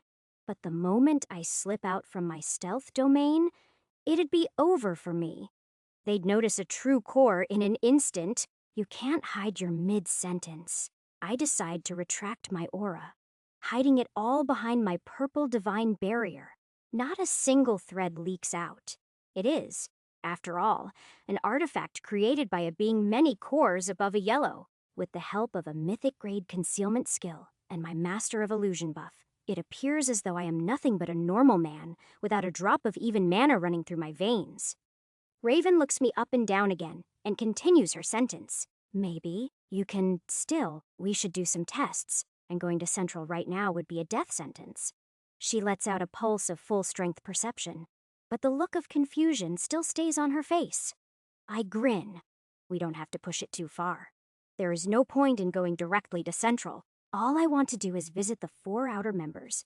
The 2 on this island you speak of is a good start. I don't want to kill them today, nor take over their economy. Doing that now without having any knowledge of their local infrastructure would be a waste. Plus, as much as you believe the big 3 wouldn't bat an eye, I am not taking any chances. We continue our talk beneath the stars. Then, once all the logistics are figured out, we both do long-range perception testing on both of our techniques. All throughout the forest region, both of us use our full perception to try and sense the other from close up and far away, and at varying flight speeds. There is a point when my greater form is activated, and I try to soar at a velocity fast enough that some of my mana control and divine threads leak out. But we nail down a top speed I can soar at beside her and stay concealed. The sound and changes in air pressure I create, even while using my own stealth skill, need to be taken into account. While it would be easy to make a lap around the globe in an hour or 2, that won't be possible if I want to stay inconspicuous. Eventually, we set off further to the west to begin scouting out new lands. Just yesterday, I believed the 8 great regions would be the long-haul project I'd be focused on for months to come. However, a day later, a new true core ally has joined my ranks, and my eyes are set on a much larger prize. Chapter 630. The 8 great regions and Dark Continent fade away from my perception. But the real-time memories of my doubles are still being relayed to me, and I can swap places with one anytime I'd like. The progress on harvesting the Apex region's mana has moved along quite nicely. By the time I have my meeting with the regional directors and powerful hunters in the morning, it should be complete and ready for use. Even though I know Raven is near me in the sky, it is still quite fascinating that I don't sense a thing. She vaguely described how her ability worked, revealing that when she activates her divine-grade stealth skill and tethers it with her true core's innate ability, she finds herself in a flow state between existing and not. Physical contact and extremely close proximity are the only things that negate her power. While she can stab an enemy through the heart while fully in stealth mode, it won't do any damage until she comes back to this physical plane. While this is more than enough to kill anyone at her strength level, or lower without them, even knowing they've been stabbed, the big 3 have a power gap so large, they can feel her presence when she is within a very close proximity of their auras. A few meters would set off the mental alarms. If I didn't have my purple barrier to trigger my perception when her silver blades were close to cutting me, I would never have been able to perceive her presence. However, now that she is connected to me through a link of loyalty, I am capable of zeroing in on her general location with the geopoints my Rising Emperor's domain interface grants. Along with that, even while she is in her stealth mode, the instant long-range telepathy perk I have through the interface grants me an open speaking channel, even if my perception can't pick her up in the physical world around me. As the near-endless forest of thick trees below us starts to turn into a more mountainous and rocky landscape, I realize something isn't quite right and raise a question. These aren't real mountains. Did someone make them? My perception is dampened, as to not send out any abnormal waves of divine energy into the atmosphere. But even now, as we fly over them, I can sense that something is off using just my mana senses. It feels like these massive pyramids of stone stretch for hundreds of kilometers in front of us and thousands of kilometers north and south to form a border between the sea and the land that leads to the 8 great regions, and beyond to the east. I know earth summoning well, as it is a skill I use often, but this massive scale of use seems unbelievable. Many labyrinths worth of mana must have been used to create such a mountain range. At the outer edges of my radar to the north, I sense these same mountains made completely of ice, and it feels like they're mostly made of mana as well. To the south, the mountain range curves east and leads down to Raven's volcanic territory. But those mountains and landmarks are far smaller and more natural. This phenomenon has me stumped until Raven replies. You are right. These mountains aren't real. However, they've been around for as long as I can remember. Apparently, they were created in the Great War. Alera's kingdom used to be to the north, and Beckman ruled where we're flying over now. It is the residual aftermath of a battle fought long ago. Believe it or not, the divide used to be far larger. Most of the mana has already dissolved back into the atmosphere. I don't respond for a moment, thinking over her words, imagining the large-scale fight that must have taken place to create such a massive change in the landscape of the world. Raven continues talking through our link as my mind wanders. To the southeast, it is rumored Redgrave won a battle where my territory and the Dark Continent stand today. Old maps show that the sandy wasteland you've built your city in wasn't always that way. It used to be far more full of life, and the volcanoes in my region that never go out used to be nothing but mountains 50 years ago. My mind wanders more. As pieces of the world puzzle click together, back in school, they never taught us much of anything outside of the 8 great regions, and common folk never had the means to travel elsewhere. There was always talk of other nations in the world, and other stronger hunters rumored in the news. But I am seeing it all for real now. I respond to Raven. So you mentioned before that the throne appearing is what started this war. But what stopped it? She responds. I was too young back then to know what the truth really was. It must have been more than the throne. Powerful nations grew out of nothing after 30 years of profitable dungeon diving. The whole world was on edge, with superpowers rising and falling left and right. A war like that was bound to happen, and the high-ranking members of the Order must have had a falling out when the throne showed itself, and it was a catalyst for it all. Who knows? Maybe there were more than just 3 world leaders back then. History is rewritten by the victors. My curiosity isn't yet satiated, as I still have a feeling demons and dragons played a massive role in this war, and still have a finger on the pulse of this world now. The fact that Celia's memories show world after world being destroyed and taken over by demons before her eyes is still burned into my consciousness. She was a purple-cored entity witnessing these catastrophes, which makes me believe that no matter how strong the powers of a world may be, demons must have dominating mana-rich planets down to a science. There is something I am still not understanding in all of this. Despite this nagging feeling, Raven has given me some valuable information here about the Big Three. Makes sense. So Alera is an ice user, and Beckman uses earth magic. What about the island nation we're visiting now? Who are the Order members that stay there, and what are their abilities? Raven takes a moment to respond, but finally does. And at the same time on the horizon through the dead of night, the mountains finally end, and a vast sea begins. Alera and Beckman are multi-skill users. So is Redgrave. I don't know the full extent of their power. They never reveal it. For all I know, they aren't element users at all. This world is their playground. And every time I see them, it is like they're living out a long, elaborate act. You have to remember, they've been in power before I was even alive. They are ruthless killers and meticulous planners. We think in days, weeks, months, maybe even years. They think in centuries and have thought of every possibility many times over. Her response hits my consciousness, and the seriousness in her tone makes me fly in silence for a full minute before we reach the sea and continue to fly deep into the ocean. Under the night sky, she responds to the next half of my question after letting me conceptualize her words. As for the island nation, its 2 rulers are husband and wife. They're both water wielders, yellow cores near the strength of Mr. Freeman. The nation they rule is known as the Kingdom of Palmyra. If we visit in these stealth forms just to survey the main city, there will not be a problem. I don't recommend we visit any of the finger cities. There aren't usually any citizens present on those.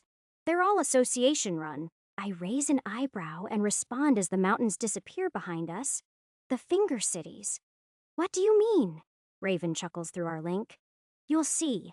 Another hour passes as we soar through the air over the endless ocean. Finally, a shining bright light appears in my vision through the darkness. It appears to be a few kilometers above sea level, and about 70,000 individual systems register on my enemy detection radar as well. A good amount of dungeons and a single labyrinth reach my senses too. I mentally map out the large city. It is near the size of Solara, but far more densely packed with strong hunters.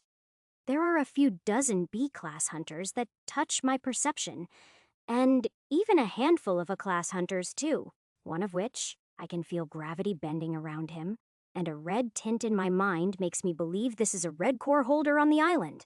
My perception seeps deeper into the city, the closer we get, and the more of my power I can use without bursting through my stealth disguise. I sense 5 smaller islands in a curved pattern around the back of the island. However, they are also floating above sea level. At this distance, it is hard to fully make sense of what I am feeling in my mind's eye. It is as if one large island, about 60 kilometers wide, and 5 smaller islands, ranging from 23 kilometers wide, are all floating above the sea. There is an empty void below them that appears to be holding them up above the water. It isn't until we arrive, and I get a view of the island up close with the city lights illuminating the night, that I see it for what it is.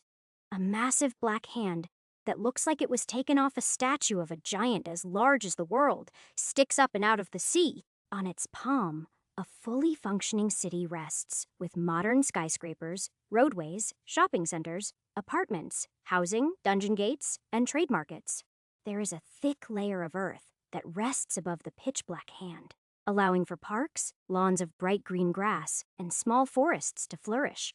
Atop the 5 fingers of the island, smaller cities stand, and these house many of the stronger hunters. On the largest of what Raven referred to as the Finger Cities, the Thumb, I can finally sense the presence of 2 dense yellow wells of gravity within a guarded mansion. It is an estate with nature, walkways, resorts, and many high-grade mana-shielded facilities. One of the most protected facilities on this island has a dense labyrinth portal within it. On the other 4 fingers, there are association-branded buildings with training centers, high-grade dungeons, and housing for many DC and B-class association hunters. My gaze scans the entire city many times over as we get closer and closer, then eventually float down to touch down on the outer edge of the city together, under the darkness of a well-maintained public park. As my feet touch the ground, the realization of why the black stone of the hand is completely invisible hits me. The entire base of this island is an originator artifact. It is completely made of the same black material as the pillar reaching up to the sky in the middle of the Dark Continent. Chapter 631. I walk down a small curving path within a well-maintained park on the edge of the city. It is dimly lit, leading to a portion of housing that looks like hundreds of people live in, near one of the local markets. Like most cities, the outer edges are less crowded than the center, where massive apartment complexes, towering association-run businesses, and the main dungeon hub sit. I keep my stealth skill fully activated, and Raven does too, walking next to me and communicating telepathically as we move into the more populated areas of town. Tell me more about this island. I'll be the one taking control of it soon, after all. As we walk further into the large city, it is a little eerie how clean and orderly everything is. The housing communities are identical, and even the level of hunters asleep inside are nearly the exact same, all sectioned off to certain districts. There is about 1 guard awake, slowly surveying every block for every 100 residents, and the average level of these residents increases more and more as we get to the center of the city. They all range from level 100 up to roughly 450. Most of the B&A rank hunters are on the Finger Islands. Raven's response to my question makes everything on this island make so much more sense, but disgusts me all the same. It is as close to slavery as you can get. Over 70,000 residents, all trapped on an island kilometers above sea, with the closest bit of land nearly 1,000 kilometers away. They may get to live somewhat normal lives, but the kingdom of Palmyra is one of the highest grossing raw dungeon loot exporters in the world. I've visited a few times over the decades. They often use raw luminite and pure mana farmed from Central to trigger the creation of unique dungeons. In exchange for free housing and stable pay, long hours of dungeon farming are a mandatory weekly quota for residents. I raise an eyebrow at Raven's mention of luminite, as I've never heard anyone speak of it other than Bry in my past. It appears the fluke of an experiment I tried out in the forest bordering Vice City to accidentally create dungeons has been replicated by the association before. There is no reason to pry further, so I raise a different question as we approach the center of the city with the taller skyscrapers. Well-lit streets, yet still no one outside other than the occasional guard. So what? Like an extended contract with the association. They're allowed back to the mainland with enough money to live off for the rest of their lives once their duties are paid. Or, while the vibes this place gives off aren't savory, I want to give it the benefit of the doubt before doing a full investigation. Allies with morals that align with my own never hurt, but Raven's reply confirms the fact floating around in my subconscious. More like work or die. Sure, there is many contracts in place, but the terms are always extended for the most minor infractions. A single missed farming quota, failure to secure breaks in a timely manner. The king and queen rule this place to profit, nothing more. Residents are hunted down by the high-ranking guards if they ever try to escape before their terms are up. And those that by a miracle manage to fulfill their contracts often have accidents on the way back home. Raven pauses, and I shake my head while replying. I bet it is quite the lucrative system, but it could be done with a little bit more humanity in mind. I roll my eyes and turn my gaze to the thumb of the island, far off in the distance, that houses 2 dense yellow wells of energy and a single red one standing guard on the estate. The ruthless leaders are always the ones that manage to stay in power. At least I won't have to forcefully take over a kingdom run by saints. I smirk while looking back down the empty street. We walk on toward a very concentrated area of dungeons. There is a guard out front and a silver sign above the facility's entrance that reads Palmyra Dungeon Gate Entrance. E negative? Oh, 4. I sense quite a few of the entrance gates around the city. When letting my senses seep deep into the facilities with the densest mana shielding, I find the presence of many well-guarded dungeons in very symmetrical lines. Some are on ground level, while others are stacked inside mana, shielded towers. This entire island is a dungeon farming facility run by tyrants. Raven and I both wait nearby the entrance of the gate for about half an hour, until a guard from inside the facility comes out and swaps places with the guard outside the door, allowing us to slip inside unnoticed. During the time we waited, my senses seeped deep down and around the island, trying to figure out what this massive hand we stand on is. I am positive it is an originator artifact, or at least somewhat connected to the throne. However, the deeper my senses reach down into the depths of the ocean below, the more of a dead end I face. With my visual senses, it is easy for me to see the entire black statue, like hand, and even with my mana senses, I can tell where the artifact is just by perceiving the dead space where a lack of mana lands. However, once I try to perceive down into the planet's crust below the ocean, everything melds together, and I can't tell what is lodged beneath the dirt and rocks below more than a few dozen kilometers. Especially while trying to conceal my power, it is impossible. The only thing of value I find before we make our way into the dungeon hub here is a small reading of raw chi deep in the ocean floor. It is growing and forming around the base of the wrist of the Black Hand statue, in proportions magnitudes above any amount farmed below Valor City. As we walk inside the facility, we keep close behind the guard, swapping shift places, and make it past many layers of security with ease. Automatic doors working with video surveillance and keycards open up, and we easily make it through 3 layers of security before one of the rows of E-class dungeons comes into my line of sight behind a thick mana-imbued glass wall. The guard that unknowingly caused a major security breach greets a fellow guard on the way by this floor, and his friend opens up the clear glass door to give us direct access to the rows of dozens of dungeons. As they complain about their night shifts almost being over, Raven and I slip into one of the nearest dungeons. To my surprise, when we materialize on the other side, Landing on the rocky floor of a mountainous forest dungeon, I feel the presence of dozens of hunters inside. While no one is out in the streets, it seems all of these dungeons are completely filled to the brim with hunters farming them to maximize the spawn rates of every single monster. No one in here is above level 150, so they wouldn't be able to know what they're sensing even if both of us showed our full presence. I message Raven through our link while walking toward her general direction and putting out a hand, lifting my stealth skill so I am visible again. Hold on, we're getting out of here. I've gained everything I need to move this portion of the plan forward. A hand materializes out of thin air and grabs mine, and Raven fully appears in my vision once my purple barrier comes in contact with her. I activate my Dungeon Walker skill and bring us to the first floor of the Apex Region's labyrinth. Within my body doubles instantly transmitted memories. I see that the sun here has already begun to rise, and the meeting with all of the regional directors and hunters is about to begin. All right, this is going to take me about an hour. You can watch if you'd like. You may find it entertaining. If not, we can meet back up afterward to move on to the next phase. I grin while using my concealment skill and Master of Illusion buff to completely change my appearance from its natural state into the illusion of the Sunday God that Mr. Freeman used to show everyone that approached him.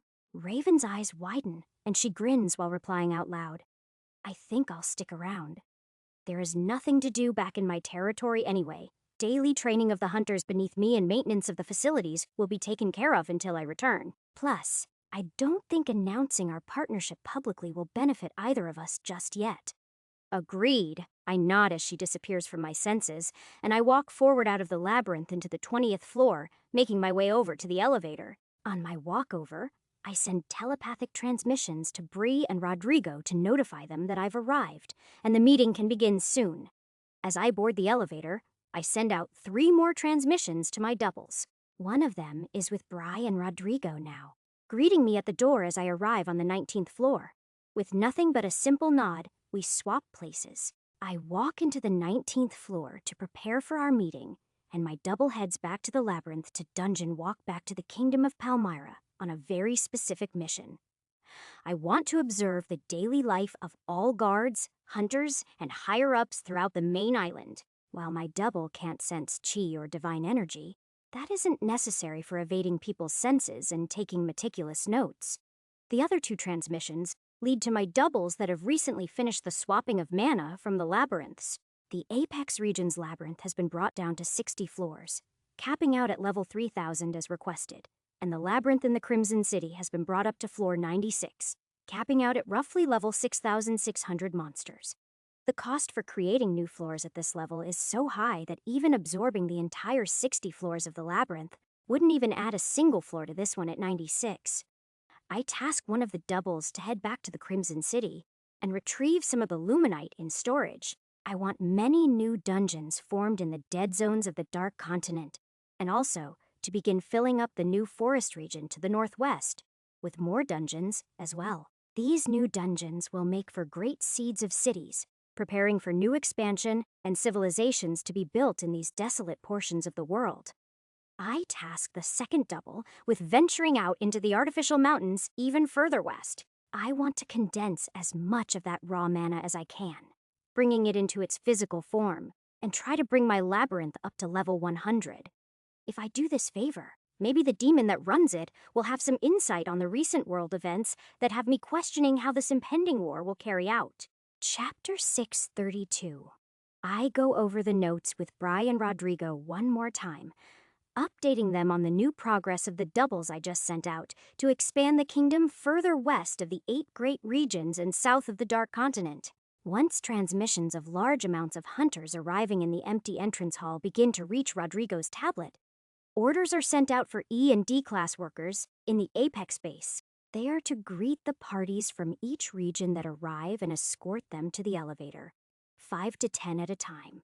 Regional directors, B and A class hunters are all escorted down to the 18th floor of the facility, the A-class training rooms. It is the only room large enough and secure enough to hold this kind of meeting. As the sun slowly rises, everyone that was invited arrives, and I decide to make my way toward the elevator with Bri and Rodrigo behind me. with Raven watching from an invisible point of view. I take a deep breath in and out and wait for the elevator to open with a ding on the 18th floor. The chatter and small talk in the room go completely silent as I walk out onto the dense mana-shielded floor to see over 200 hunters waiting for me to speak. All three of our footsteps echo through the silent room as we walk forward. The crowds of powerful hunters are split into 8 separate groupings. Each region sticks together, and the sizes vary a lot. The Apex, Viridian, and Vice region groupings are far larger than the others, who have less than 10 in each of them, smallest of all. The Talton region's only 2 people who showed up are Marcy and their leader I met once before when delivering goods. There are a few other very familiar faces among the groups as I survey the crowd and walk closer until stopping about 10 meters in front of everyone. The old and new A-class hunters stand in front of the Apex region's crowd, while the regional directors stand in front of the other groupings. I see Dane beside the woman that runs the Silka region, and even Spotnat next to the Viridian region's leader. Then, I release a wave of intimidation, in addition to my heavy hand skill, with very fine-tuned precision. I make sure to alter the gravity at which my heavy hand pushes down on people, depending on the amount of mana control they're letting out of their bodies. The instant I do, everyone in the room is hit with a wave of energy that frightens them to the core, and I am the center of their full attention roughly 2 seconds later once I release this wave and allow everyone to breathe. I welcome you all to the Apex region. As some of you know, I've been battling a very intense energy poisoning illness for many years. It has made me irritable, unreasonable, and paranoid. For this reason, I have kept the 8 great regions constrained to only benefit myself.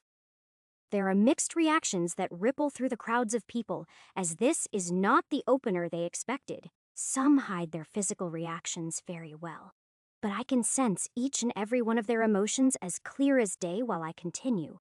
I've brought you all here today to tell you I've found a cure, and moving forward, I will have far more energy to build our nation into an even more powerful kingdom. We will be doing a major restructuring of funds, contracts, leadership positions, and most importantly, the closely guarded rank of a class is going to be lifted. All of you in this room today have the opportunity to rank up a second time if you wish, after our meeting is over. The general skepticism and unease from my first statement completely fades when the final words leave my mouth. I can tell there are many hunters that have been held back at level 990 to 99 among the Apex region hunters who have many questions, but are afraid to speak up and ask because of the surge of energy I let out when I entered the room. So, I continue and explain further. You will no longer be held back from growing stronger due to policy constraints and fear of rogue hunters overpowering regions. I believe we should all grow together. So I will be making the Apex region's labyrinth below us on the 20th floor available to all B-class and above hunters. I smile beneath my disguise, as this forces out whispers among some of the hunters, and confirmation that I am not scolding them makes for more whispers and conversations to pile up. I allow it to go on for about 20 seconds before I speak again, and they all hush instantly. I am sure you all recognize Rodrigo, an A-class hunter that has been very helpful in all of your regional hunter exams. He takes a step forward, and almost everyone in the crowd nods as he looks up from his silver tablet and smiles. Then, Bree walks forward too on my other side, and I continue before any additional questions can be shared. This is Miss Brianna. All questions about signing up for time slots in the labyrinth can be issued through them once our meeting is done. These 2 are the new voices of reason among the 8 great regions, the Overseers. I pause for a moment so everyone can get a good look at them, then add on to my point. In addition to breaking the level 1000 restriction, we're going to change the funding structure among the 8 great regions. There is no longer a set amount granted depending on your region's hunter power and results in the B-class exams. We'll be allocating resources far more aggressively to build up the infrastructure in every region equally. This entire nation needs to become a well-oiled machine. We are a collective of businesses, and I want us all to grow.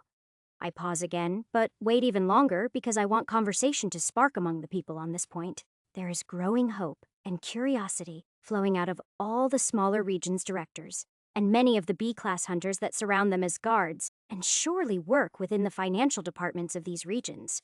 I've seen the annual reports briefly when looking over Bry's calculations, and the Apex region pretty much neglects every region's requests for any funding that isn't the Viridian or Vice.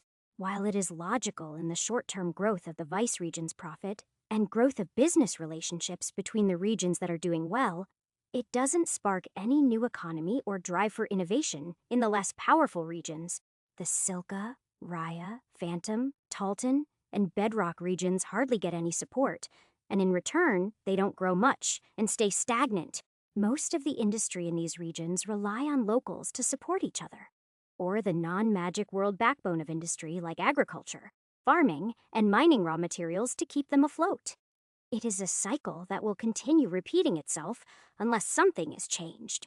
I can easily bring in trillions of MP to make larger dungeon hubs in all of their cities, and with access to the Apex region's treasury and dark continent resources, I don't mind reinvesting a large amount of my profits for the benefit of millions of citizens' trust and approval later down the line for making their lives better. This is a fact that is understood among the powerful, and I can see the glint in the eyes of hunters that grinded from nothing to something in backwater regions looking at me with hope. However, the angry glares of the Vice and Viridian directors tell a different story. They aren't voicing their opinions yet, but my goal is to rile them up a bit more, so I continue. I want you to all feel safe asking for anything you want. If it will grow your region and make it a safer and more prosperous place for all involved, then there is no request too expensive or labor-intensive to ask. We can negotiate terms, and money and labor will be provided for the good of our nation. I nod and inwardly smile more as the separation of emotions in the crowd grows to be more extreme. Those that have exploited hunters using the corrupt system for years can't believe the sight of their house of cards crumbling in front of them, while those that made it here through blood, sweat, and tears are finally getting a chance to rise further. With that being said, if there are individuals with unsavory contracts anyone has been forced or unknowingly signed into, they may all be voided or restructured, with no questions asked. The numbers just have to work out for both of us. Please, contact any workers here at headquarters, and they will direct you straight to the overseers at any time, and things will be sorted quickly. We will be needing more long and short-term contracts for guard duty and dungeon exploration, as we're expanding the 8 great regions to the west and southeast soon. Many of the weaker B-class hunters in the crowds that don't have a direct say in their region's business dealings perk up at this fact, and I continue. That is right. I've acquired new land to the west, a vast forest region full of dungeons. There will be trade routes built, dungeons that need exploring, and association bases that will need to be manned once settlements are grown out to the Western Expansion Project. This will be available to all hunters, E-grade and above. So when you venture back to your home regions, just know that high-paying nationwide contracts will be available to anyone that needs work. The breaking point is near, as everyone here knows that southeast of the 8 great regions is the Dark Continent. Yes, as many of you have pieced together, we are expanding into the Dark Continent. The walls that separate our nation from those that have been exiled will be broken down. Trade routes will be built, and we will be adding 4 new regions to our empire. This is the final task that I wanted to bring up today. The fact that I have made a partnership with the ruler of the Dark Continent. The Flame Emperor will be a major trade partner moving forward. I've brokered quite the beneficial deal between us, and without the powers there, none of the extra funding and availability of resources would be possible. My cure, our expansion, and all of the growth moving forward is thanks to them. The room spikes with emotions in 2 completely opposite directions. Bree and Rodrigo keep straight faces as an eruption of conversation breaks out. 2 of the loudest voices come from the front of the crowd, the old man that runs the Viridian region, and Brutus from the Vice region. The old man from the Viridian region raises his fist, which still carries the ring that used to glow golden from the Sunday god's light, but no longer does. I knew it. You've abandoned us. Our borrowed power was taken away. And now you've completely forgotten the terms of our agreement. You are not fit to be our ruler, Brutus's voice echoes out next. You have certainly changed. This is not the ideal nation we have been running together for years. Bleeding expenses to help failing regions is not a profitable move. Their words are drowned out by the positive conversations of the hunters from other regions, full of hope. We can finally renegotiate our contracts. This is a miracle. 11 years I've been stuck at level 999. Can you believe it? Mr. Freeman is finally letting us grow. We can finally apply for funding to rebuild Silka's Lakeside Dungeon Hub after the surges this past year. It is in pretty rough shape. I don't know what happened between him and the Flame Emperor after the exams, but I don't care. This is great. Finally, this nation is going to see some growth in places that aren't just the director's pockets. The Flame Emperor is helping us. Maybe the Dark Continent isn't as bad as the news makes it out to be. More and more chains of conversation enter my consciousness, and the general sentiment is positive. The only ones still on edge about the proposed plans are the A-class hunters from the Apex region. To them, they've already paid their dues and climbed the ranks. Now I am just giving out what they worked so hard to do for free. This is in line with how I believed the reaction would play out, but they're smart enough not to cause a scene. Rodrigo has already found a solution for this, as I plan to make them an elite royal guard with higher prestige than the newer recruits, to keep their egos soaring high. However, the two angry old men that run the Viridian and Vice regions, yelling negatively through the crowd, I have far different plans for. That is enough. I speak while letting out a wave of targeted intimidation, just strong enough to make everyone shiver.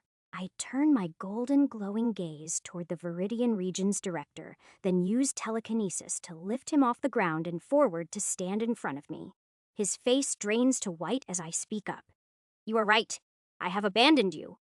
I turn to everyone else and speak again. I would like to publicly apologize for all the wrongs the Apex region has done over the years. Moving forward, I hope that we can see ourselves as one nation, not one that is divided through hatred, power, and profits. I turn back to the old man and nod. It is odd how only 2 regions have anything bad to say about my new expansion plan. The 2 regions that exploited and profited off the others for personal gain alone for decades. My gaze moves away from his and over to the Vice region's director, Brutus. I give him an extra strong wave of intimidation that brings him to his knees, then look back at the Viridian region's director. How about this? A new Viridian regional director election sounds like a great idea. I say you have an anonymous association-wide vote when you return back to the Viridian region today. I am sure there are many candidates that would love to fill that position. I turn to the crowd of hunters behind him and point. Natalie Sterling, a very strong and honorable fighter and healer from the B-class exams this year. I want you to run the election and make sure everything is fair and just. I can have associates sent over to help, if you wish. There is silence in the room as the director's face pales even more. Then Nat musters out a strong-willed reply with a grin on her face. Yes, sir. Good. I reply while using telekinesis to push the old director back to where he started. But now when I set him down, he slumps on his knees in a defeated state. My gaze turns back to Brutus, and after that treatment, he doesn't say a word, but resentment and anger swirl around in his aura. I lift a finger and motion for him to walk my way. Follow me, he gulps, then doesn't move for a few seconds, but eventually starts to come toward me. At the same moment, I turn around and begin walking toward the exit elevator. I use my Rising Emperor's domain interface to grant Rodrigo and Bree 5% of my mana control and base stats each, just to make sure they're the strongest ones in the room, then speak up. That is all from me. We will have one of these meetings every 2 weeks from now on. Any further questions, scheduling, or contract negotiations, talk with the new 8 Great Regions overseers. I have a contract of my own to negotiate. I slowly walk back to the elevator as the scared Vice Region's director follows. In the back of my mind, I can still sense Raven's geotag following me as well. In silence, the elevator door dings open, and the 3 of us walk inside. About half a dozen E-grade workers step out to help with the paperwork incoming that Rodrigo requested during my speech. A flood of questions fills the room for Bree and Rodrigo to answer, and the door closes shut behind us. I put one hand on the director's shoulder and feel Raven's hand materialize out of nothing to touch my side.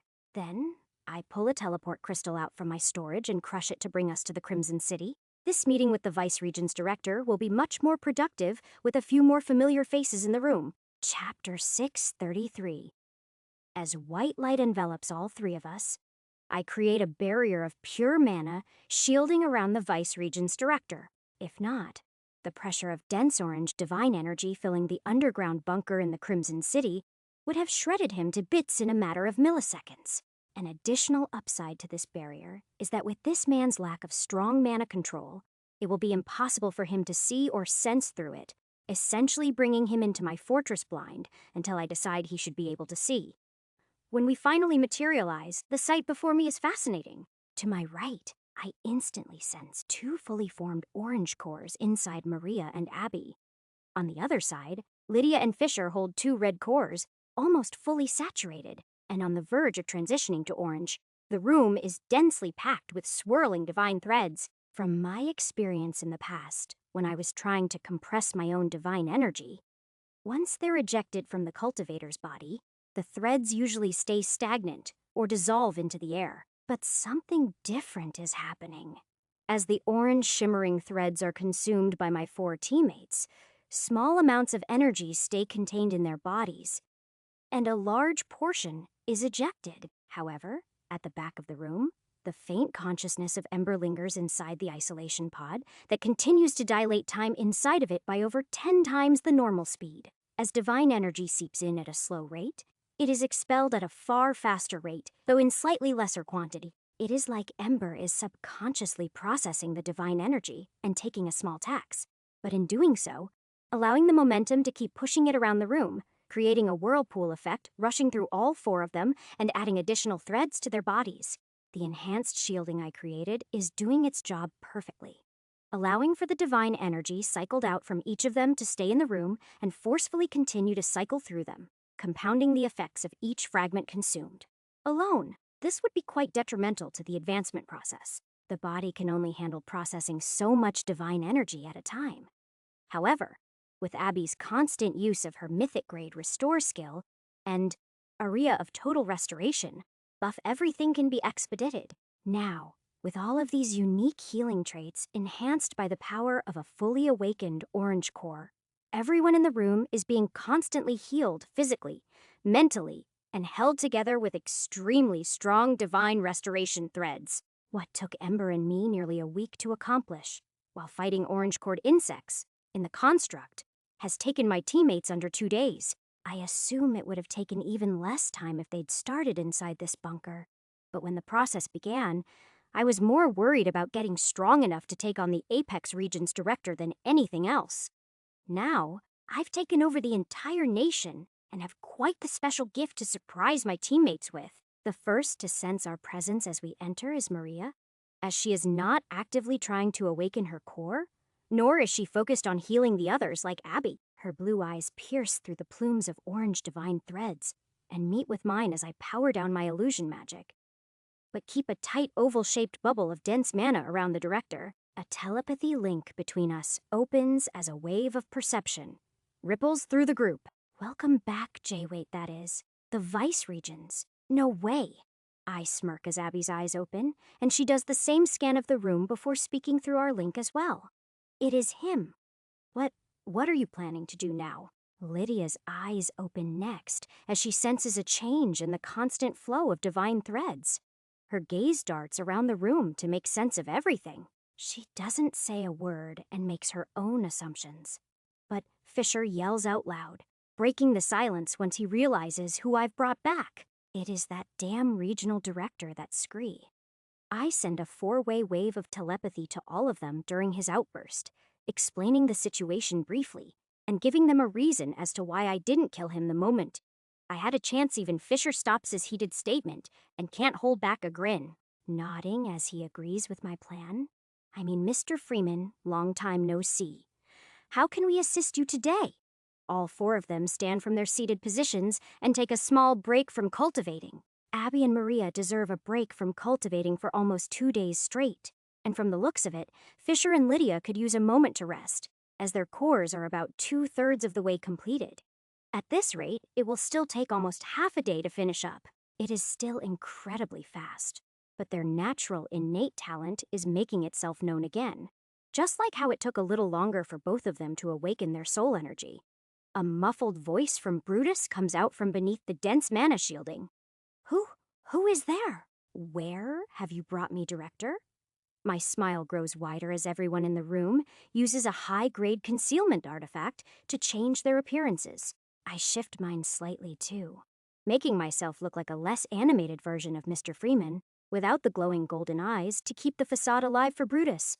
And we all walk toward the spiral staircase exit. My 4 teammates walk in front of me, and I release a small amount of my true core's aura, contained by my superior grade mana manipulation, to push and contain the direction of all the excess divine threads around us back down into the room. Every thread that comes in contact with me is instantly absorbed into my core, though it is such a minimal amount, at a divine frequency 1 tier below my core, that I don't even feel the energy change. This is more to protect the citizens that live above us, not to let a catastrophic wave of divine threads flood out of the bunker as the exit hatch is opened. Raven's geopoint slips out into the guild hall in the back of my consciousness as she curiously comes along for the ride. As we walk out and it is closed again, I am not worried about keeping Ember guarded while he rests now. No one is making it through that dense cloud of divine threads below us, and there is a faint flicker of his active mind coming out from the isolation pod. My intuition tells me if he really needed to wake up right now, he could. The sun is a bit higher over the horizon here, but it is still early in the morning as the 5 of us walk through the guild hall and I carry the Vice Regent's director using telekinesis. He speaks again as the sounds of the crowded guild hall hit his senses. Where are we? I didn't mean to offend you. What I said before was not my true feelings. You know, we've been great partners for a long time. Whatever you say, I'll be behind it 100%. You know this. I don't reply, but slowly let his mana barrier dissolve, allowing his feet to touch the ground as we walk out one of the doors of the guild hall onto the main road. Once he can finally see, he doesn't say a word as he takes in the environment of a prospering city. Now, with over 2,200 citizens and thousands more outside of the Crimson Dome, people line the streets, buying and selling gear that isn't traded in the guild hall. Restaurants and cafes are finishing up the morning crowd and transitioning to lunch, while residents make their way to and from the Canyon of Dungeons, on the far edge of town. Brutus turns his head all around, trying to figure out what is happening, even looking at the 4 unknown strangers surrounding him and his boss. He speaks again. What? Where? I speak in the same tone as Mr. Freeman. This is the Crimson City, the home of the Flame Emperor. Since, as you said, you are my most long-lasting, trustworthy business partner over the years, I thought it would only be right to give you the first tour of our new partnered nation. I feel a rush of relief emanate from the old man as he responds, and watch his posture straightening up. Oh yes, of course. So that is it. A smile resurfaces on the old director's face as we continue through the crowded city streets. Despite the chi barriers in place around my teammates, and their best attempts at fully concealing their mana control and loose divine threads, some of their immense aura leaks out. I am able to overlap this aura with my own, absorbing enough of it to prevent it from being fatal to others in the streets. Still, there is a constant aura of intensity and power rippling out from us. Many here in the city know that the Inner Circle and the Flame Emperor never reveal their true identities, so those walking the same street as us make way, separating from the crowd as they correctly assume who is coming through. Brutus notices this reaction. As we make our way to an outer edge of the city, who are our escorts today? And if I am here, does this mean we're going to be meeting with the Flame Emperor? I nod as we come to the edge of the Crimson Dome, creating a small opening in the pure soul energy for Brutus to walk through. Yes, indeed. Today you will be meeting the Flame Emperor. Right now, you have the pleasure of meeting the inner circle of trusted allies, the 4 strongest fighters on the Dark Continent. They are the force that easily defended and mortally injured our A-class hunters when we wrongfully attacked them after the exams. Brutus's face turns white again as he realizes the strength of the guards around him. But he doesn't show fear in his voice. So you've come to an agreement after that scuffle. Very good. He nods as we all make it outside the dome, and I close the city's defense. Yes, and we'll be having another meeting right away. I don't want any prying ears to be listening in, so it is best we make our way to a more private place. We all float into the air, and I bring the director with us, leaving the bustling city behind and now getting an aerial view of the dozens of trade routes that branch away from the Crimson City in all directions to the neighboring towns and sectors. Brutus speaks up again as it fades from view, and we start to float far into the desert. Quite the interesting infrastructure here. I recognize a lot of these supplies from the Vice region, and Solara, and even Valor City. Do you have any idea where this Flame Emperor came from? I've sent plenty of teams out to the Dark Continent over the years to secure personal assets, but never heard of such a force out here until he started making himself known these past few months. I smile as we get further and further from the city, then send a wave of telepathy through all of my teammates in the sky. We all simultaneously deactivate our concealment skills and artifacts as I reply. Yes, I do know quite a bit about his origins. It is a funny story, actually. I am sure all of us would be happy to fill you in on what you are missing. Chapter 634. The five of us shift our appearances as we float in a circle around the Vice Region's director. It is a clear morning on the Dark Continent, with barely a cloud in the sky. With my advanced perception, I have a crystal clear view of the entire Crimson City to my left and the slowly retracting abyss leading to an enormous black tower to my right. The director is held up by my telekinesis, but his face contorts in confusion as we've all come to a stop. The complete change in appearance from the man he knew as Mr. Freeman, and the distortion of the 4 guards sent here to greet him, only adds to his questions about the situation. What is all this about? Did I say something wrong? Is the Flame Emperor's origin a taboo subject? Am I not supposed to know? I shrug, looking the man in the eyes, then slowly spin him around in a circle so that he can get a good look at each of us while I continue to speak. No, of course you haven't said anything wrong.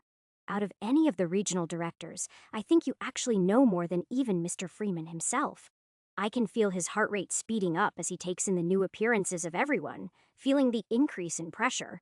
Realizing something is wrong here, but not understanding what it is just yet. All he manages to reply once a full rotation brings him back to me is one line. You are not Mr. Freeman. His face has returned to its pale state, as he is now positive something is terribly wrong. But I reply in a slow and calming tone, completely ignoring his last question. The Flame Emperor's origins. That is quite a long story. One that starts far back in the Vice region. Actually, if you look back far enough, I sigh, then grin and continue. However, I think it is best we start at a point that we can connect on. Earlier this year, there were some terrible surges that came out from the abyss and struck the Dark Continent pretty hard, especially in Sector 4. In fact, there was a labyrinth on the verge of collapse in Solara. Are you aware of this event? Brutus's mind wanders back in time, but as his face grows more pale and his heartbeat pounds out from his chest, all he can muster are a few more words. Yes, I do remember this. He gulps loudly as I use telekinesis to turn him slowly around in a circle again to get a good look at each of us for a second time. I don't know if you recall. There was a team of 4 new elites and a duo of seasoned elites tasked to handle this mission for you, yet betrayed on a whim for nothing more than a little business transaction with the current Sector 4 leader. His face pales more, and sweat starts to trickle down his forehead as his eyes meet with each of ours, and he finally begins to recognize who is in front of him. After multiple rank-ups, thousands of levels, trillions of mana control gained, and even multiple tiers of divine cores earned, all of us look far older, stronger, and more mature than we did the last time we met face to face. I add to the point, looking off into the abyss, then back toward the director as he finishes his spin to look at me again, so I can set my point in stone. It is a shame only 5 of us could make it to our reunion. I am sure Aerie will meet you in some shape or form one day. I let out a chuckle as I turn, unable to hold back my delight in seeing the psyche of this man crack once he hears me say one of my teammates' names. He coughs, trying to murmur something out, but no words escape his lips. The man shivers and shakes, while more sweat trickles down his temples, and I enjoy every second of this moment. It is me, Jay, the Flame Emperor. With one hand, I create a small ball of black flames, and with the other, open a spatial magic portal to let the burnt remains of Mr. Freeman float out beside me. If it wasn't for you, I never would have had the extra push to become stronger. Exiled to the Dark Continent, forced to fake my own death, with the only path available to me being to rise through the ranks of the black markets, rather than follow the simple rules of the 8 great regions. His pupils dilate, and he looks at my flames, then the charred bones and half-melted, barely recognizable gear that the Apex Regions director used to wear, and finally back into my eyes. This is all thanks to you. I took over each sector one by one and gained control of the trade industry on this continent. It was my only way to make connections with the powers back on the mainland, and eventually find my way into the Apex region and kill your boss when he least expected it. I've got to say, without you, the downfall of the 8 great regions wouldn't have been possible. I don't fully mean the words I say, but there is an underlying truth to it. If I was never cut off from the association when I was, there is no telling where I would have ended up. Back then, I was still naive to the world and the simple hierarchies of power and control that shape our everyday lives. It really was a blessing in disguise that I was thrown away from the structure that almost chained me to the 8 great regions. But it still feels awfully good to get revenge on the one who wronged me. I extinguish the flames in my right hand and let Mr. Freeman's remains fall back into my storage, then rotate Brutus again in his shocked state. Fisher is to my left, and he is the first to speak up next, with a similarly arrogant look on his face. Not so tough now, are ya, Mr. Director? I moved on to better things. But if Jay brings me an old enemy to vent my pent-up stress after a long day of work, who am I to refuse the chance to rub it in your face? Over 4 years of loyal work, and all you did was throw me away like a worthless tool. He shakes his head in disgust.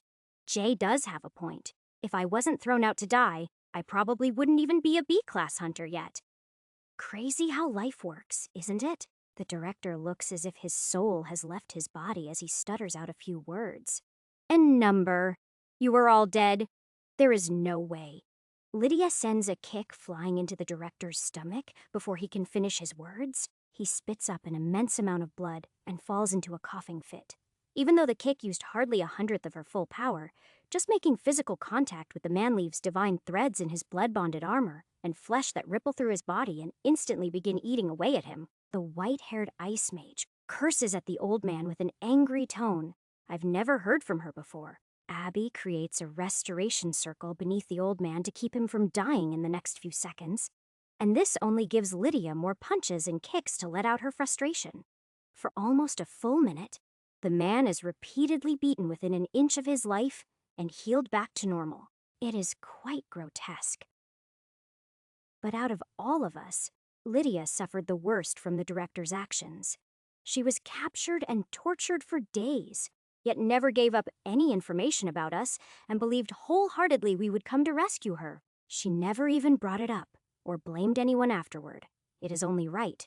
I keep the director floating, and we all watch with straight faces as blood splatters through the air, as all the life in the director's eyes fades away, and he is nothing but a husk of his former self from just minutes ago. Lydia finally lets out a sigh, and Fisher summons water magic for her to wash the blood from her fists and boots. That is all. I am satisfied. It was nice meeting you again, Brutus. This will be our last encounter.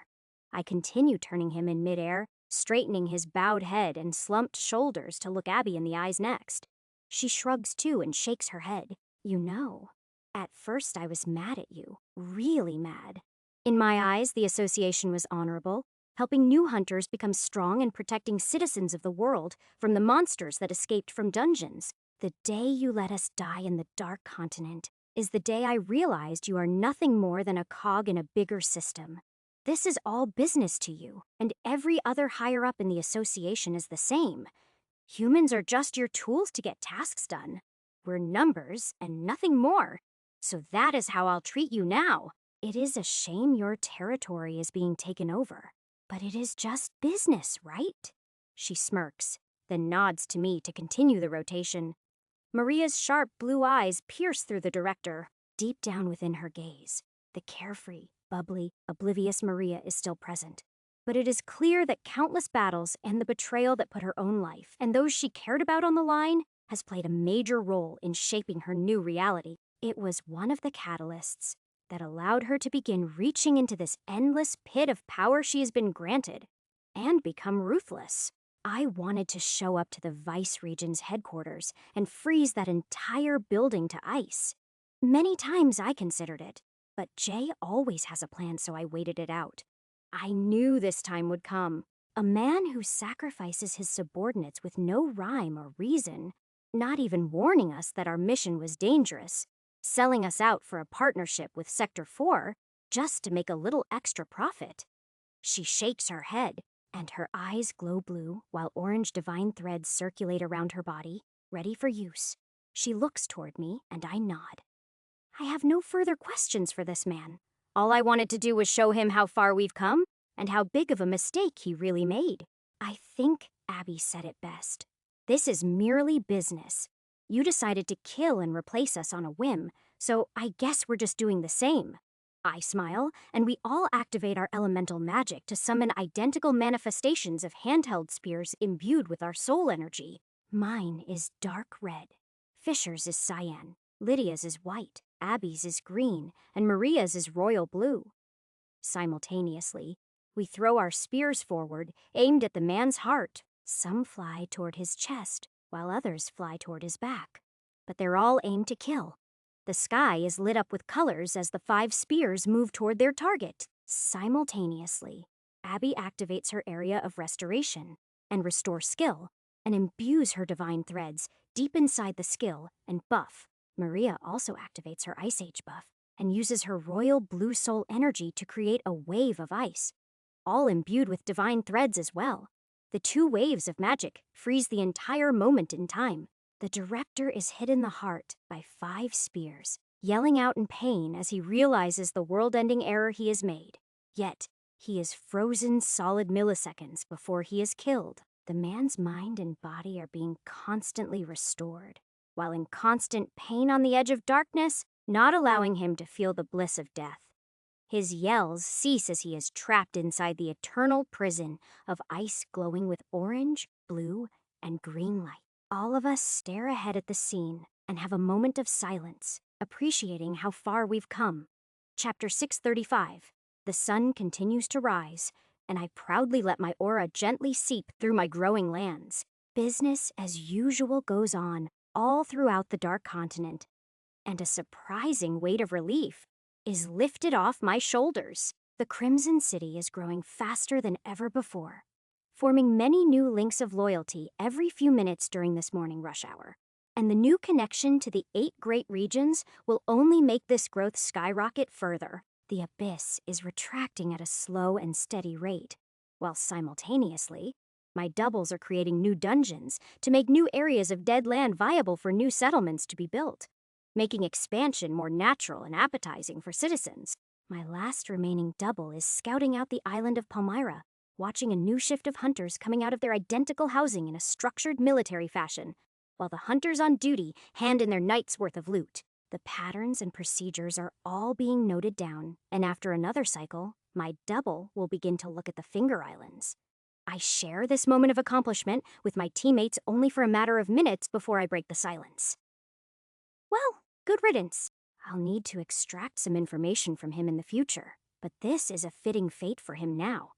My attention turns to the direction of the prison, far out in the desert that was created to store and interrogate members of the association after the attack on the Crimson Dome. So I speak up again. I know just where to keep him until then. I pull the block of ice imbued with soul energy and divine threads closer to me, then reach into my storage to pull out an item box and toss it to Maria on my right. That is for your next core progression, the yellow core. There should be enough inside there for all of you to make it to the next stage. Compressing them into true cores will be a far different issue. I turn the conversation back to business and explain exactly what has happened since I left them in an emergency state. And the shockwaves, surges, and abyss are explained as best I can. I let them in on the details of Mr. Freeman being a member of a society that rules this world, and that others like him, even stronger, are coming to battle for whatever is making itself known inside the abyss. Many questions are asked back, but I still don't have much information at all to share. I am in the dark almost as much as all of them. I fill them in on the expansion plans I've worked out with Rodrigo and Brigo, then bring up the fact that I've made an alliance with the nation to our south. However, I leave out the small detail about Raven being close by right now. We just had quite the moment, tying up the loose end by defeating the director that screwed us all over. I feel it is best to introduce her on better terms, once the tinge of betrayal isn't fresh in our minds, and once everyone here is a bit stronger as well, while my teammates are, in fact, the strongest hunters in all of the Dark Continent and 8 great regions. Mere red and orange cores aren't going to be able to stack up against the overwhelming might of a true core. It is hard to even conceptualize to them right now that if I let down my protective barriers, they wouldn't be able to survive my aura alone. I think to myself about possible tactics to expedite the process of awakening a true core, like the time I used green divine fruits to speed up the process by thousands of times. It usually takes decades, or even over a century, to grow to the state I managed in a few weeks. Replicating the process with different tools won't be easy, while the circulation of divine threads inside the bunker does expedite the process by 3-4 times. It is nowhere near enough efficiency to bring them near my level of power within the mere days we have left until the other members of the Order said they would arrive on the Dark Continent. My head spins thinking of ideas, while Abby and Maria come up with a creative way to continue training while they wait for Lydia and Fisher to awaken their orange cores. I nod once I am done thinking and their planning comes to a close. Good. Get ready for another war. I don't know when or how strong you'll have to become, but that never held us back before. Train hard and plan for the worst. I share my body, double skill with Fisher and Lydia, while giving my absorption skill to Abby and Maria. Fisher and Lydia will have to use constant restoration potions made from Abby's skill, and the healing process will be a bit slower than if she was in the room with them.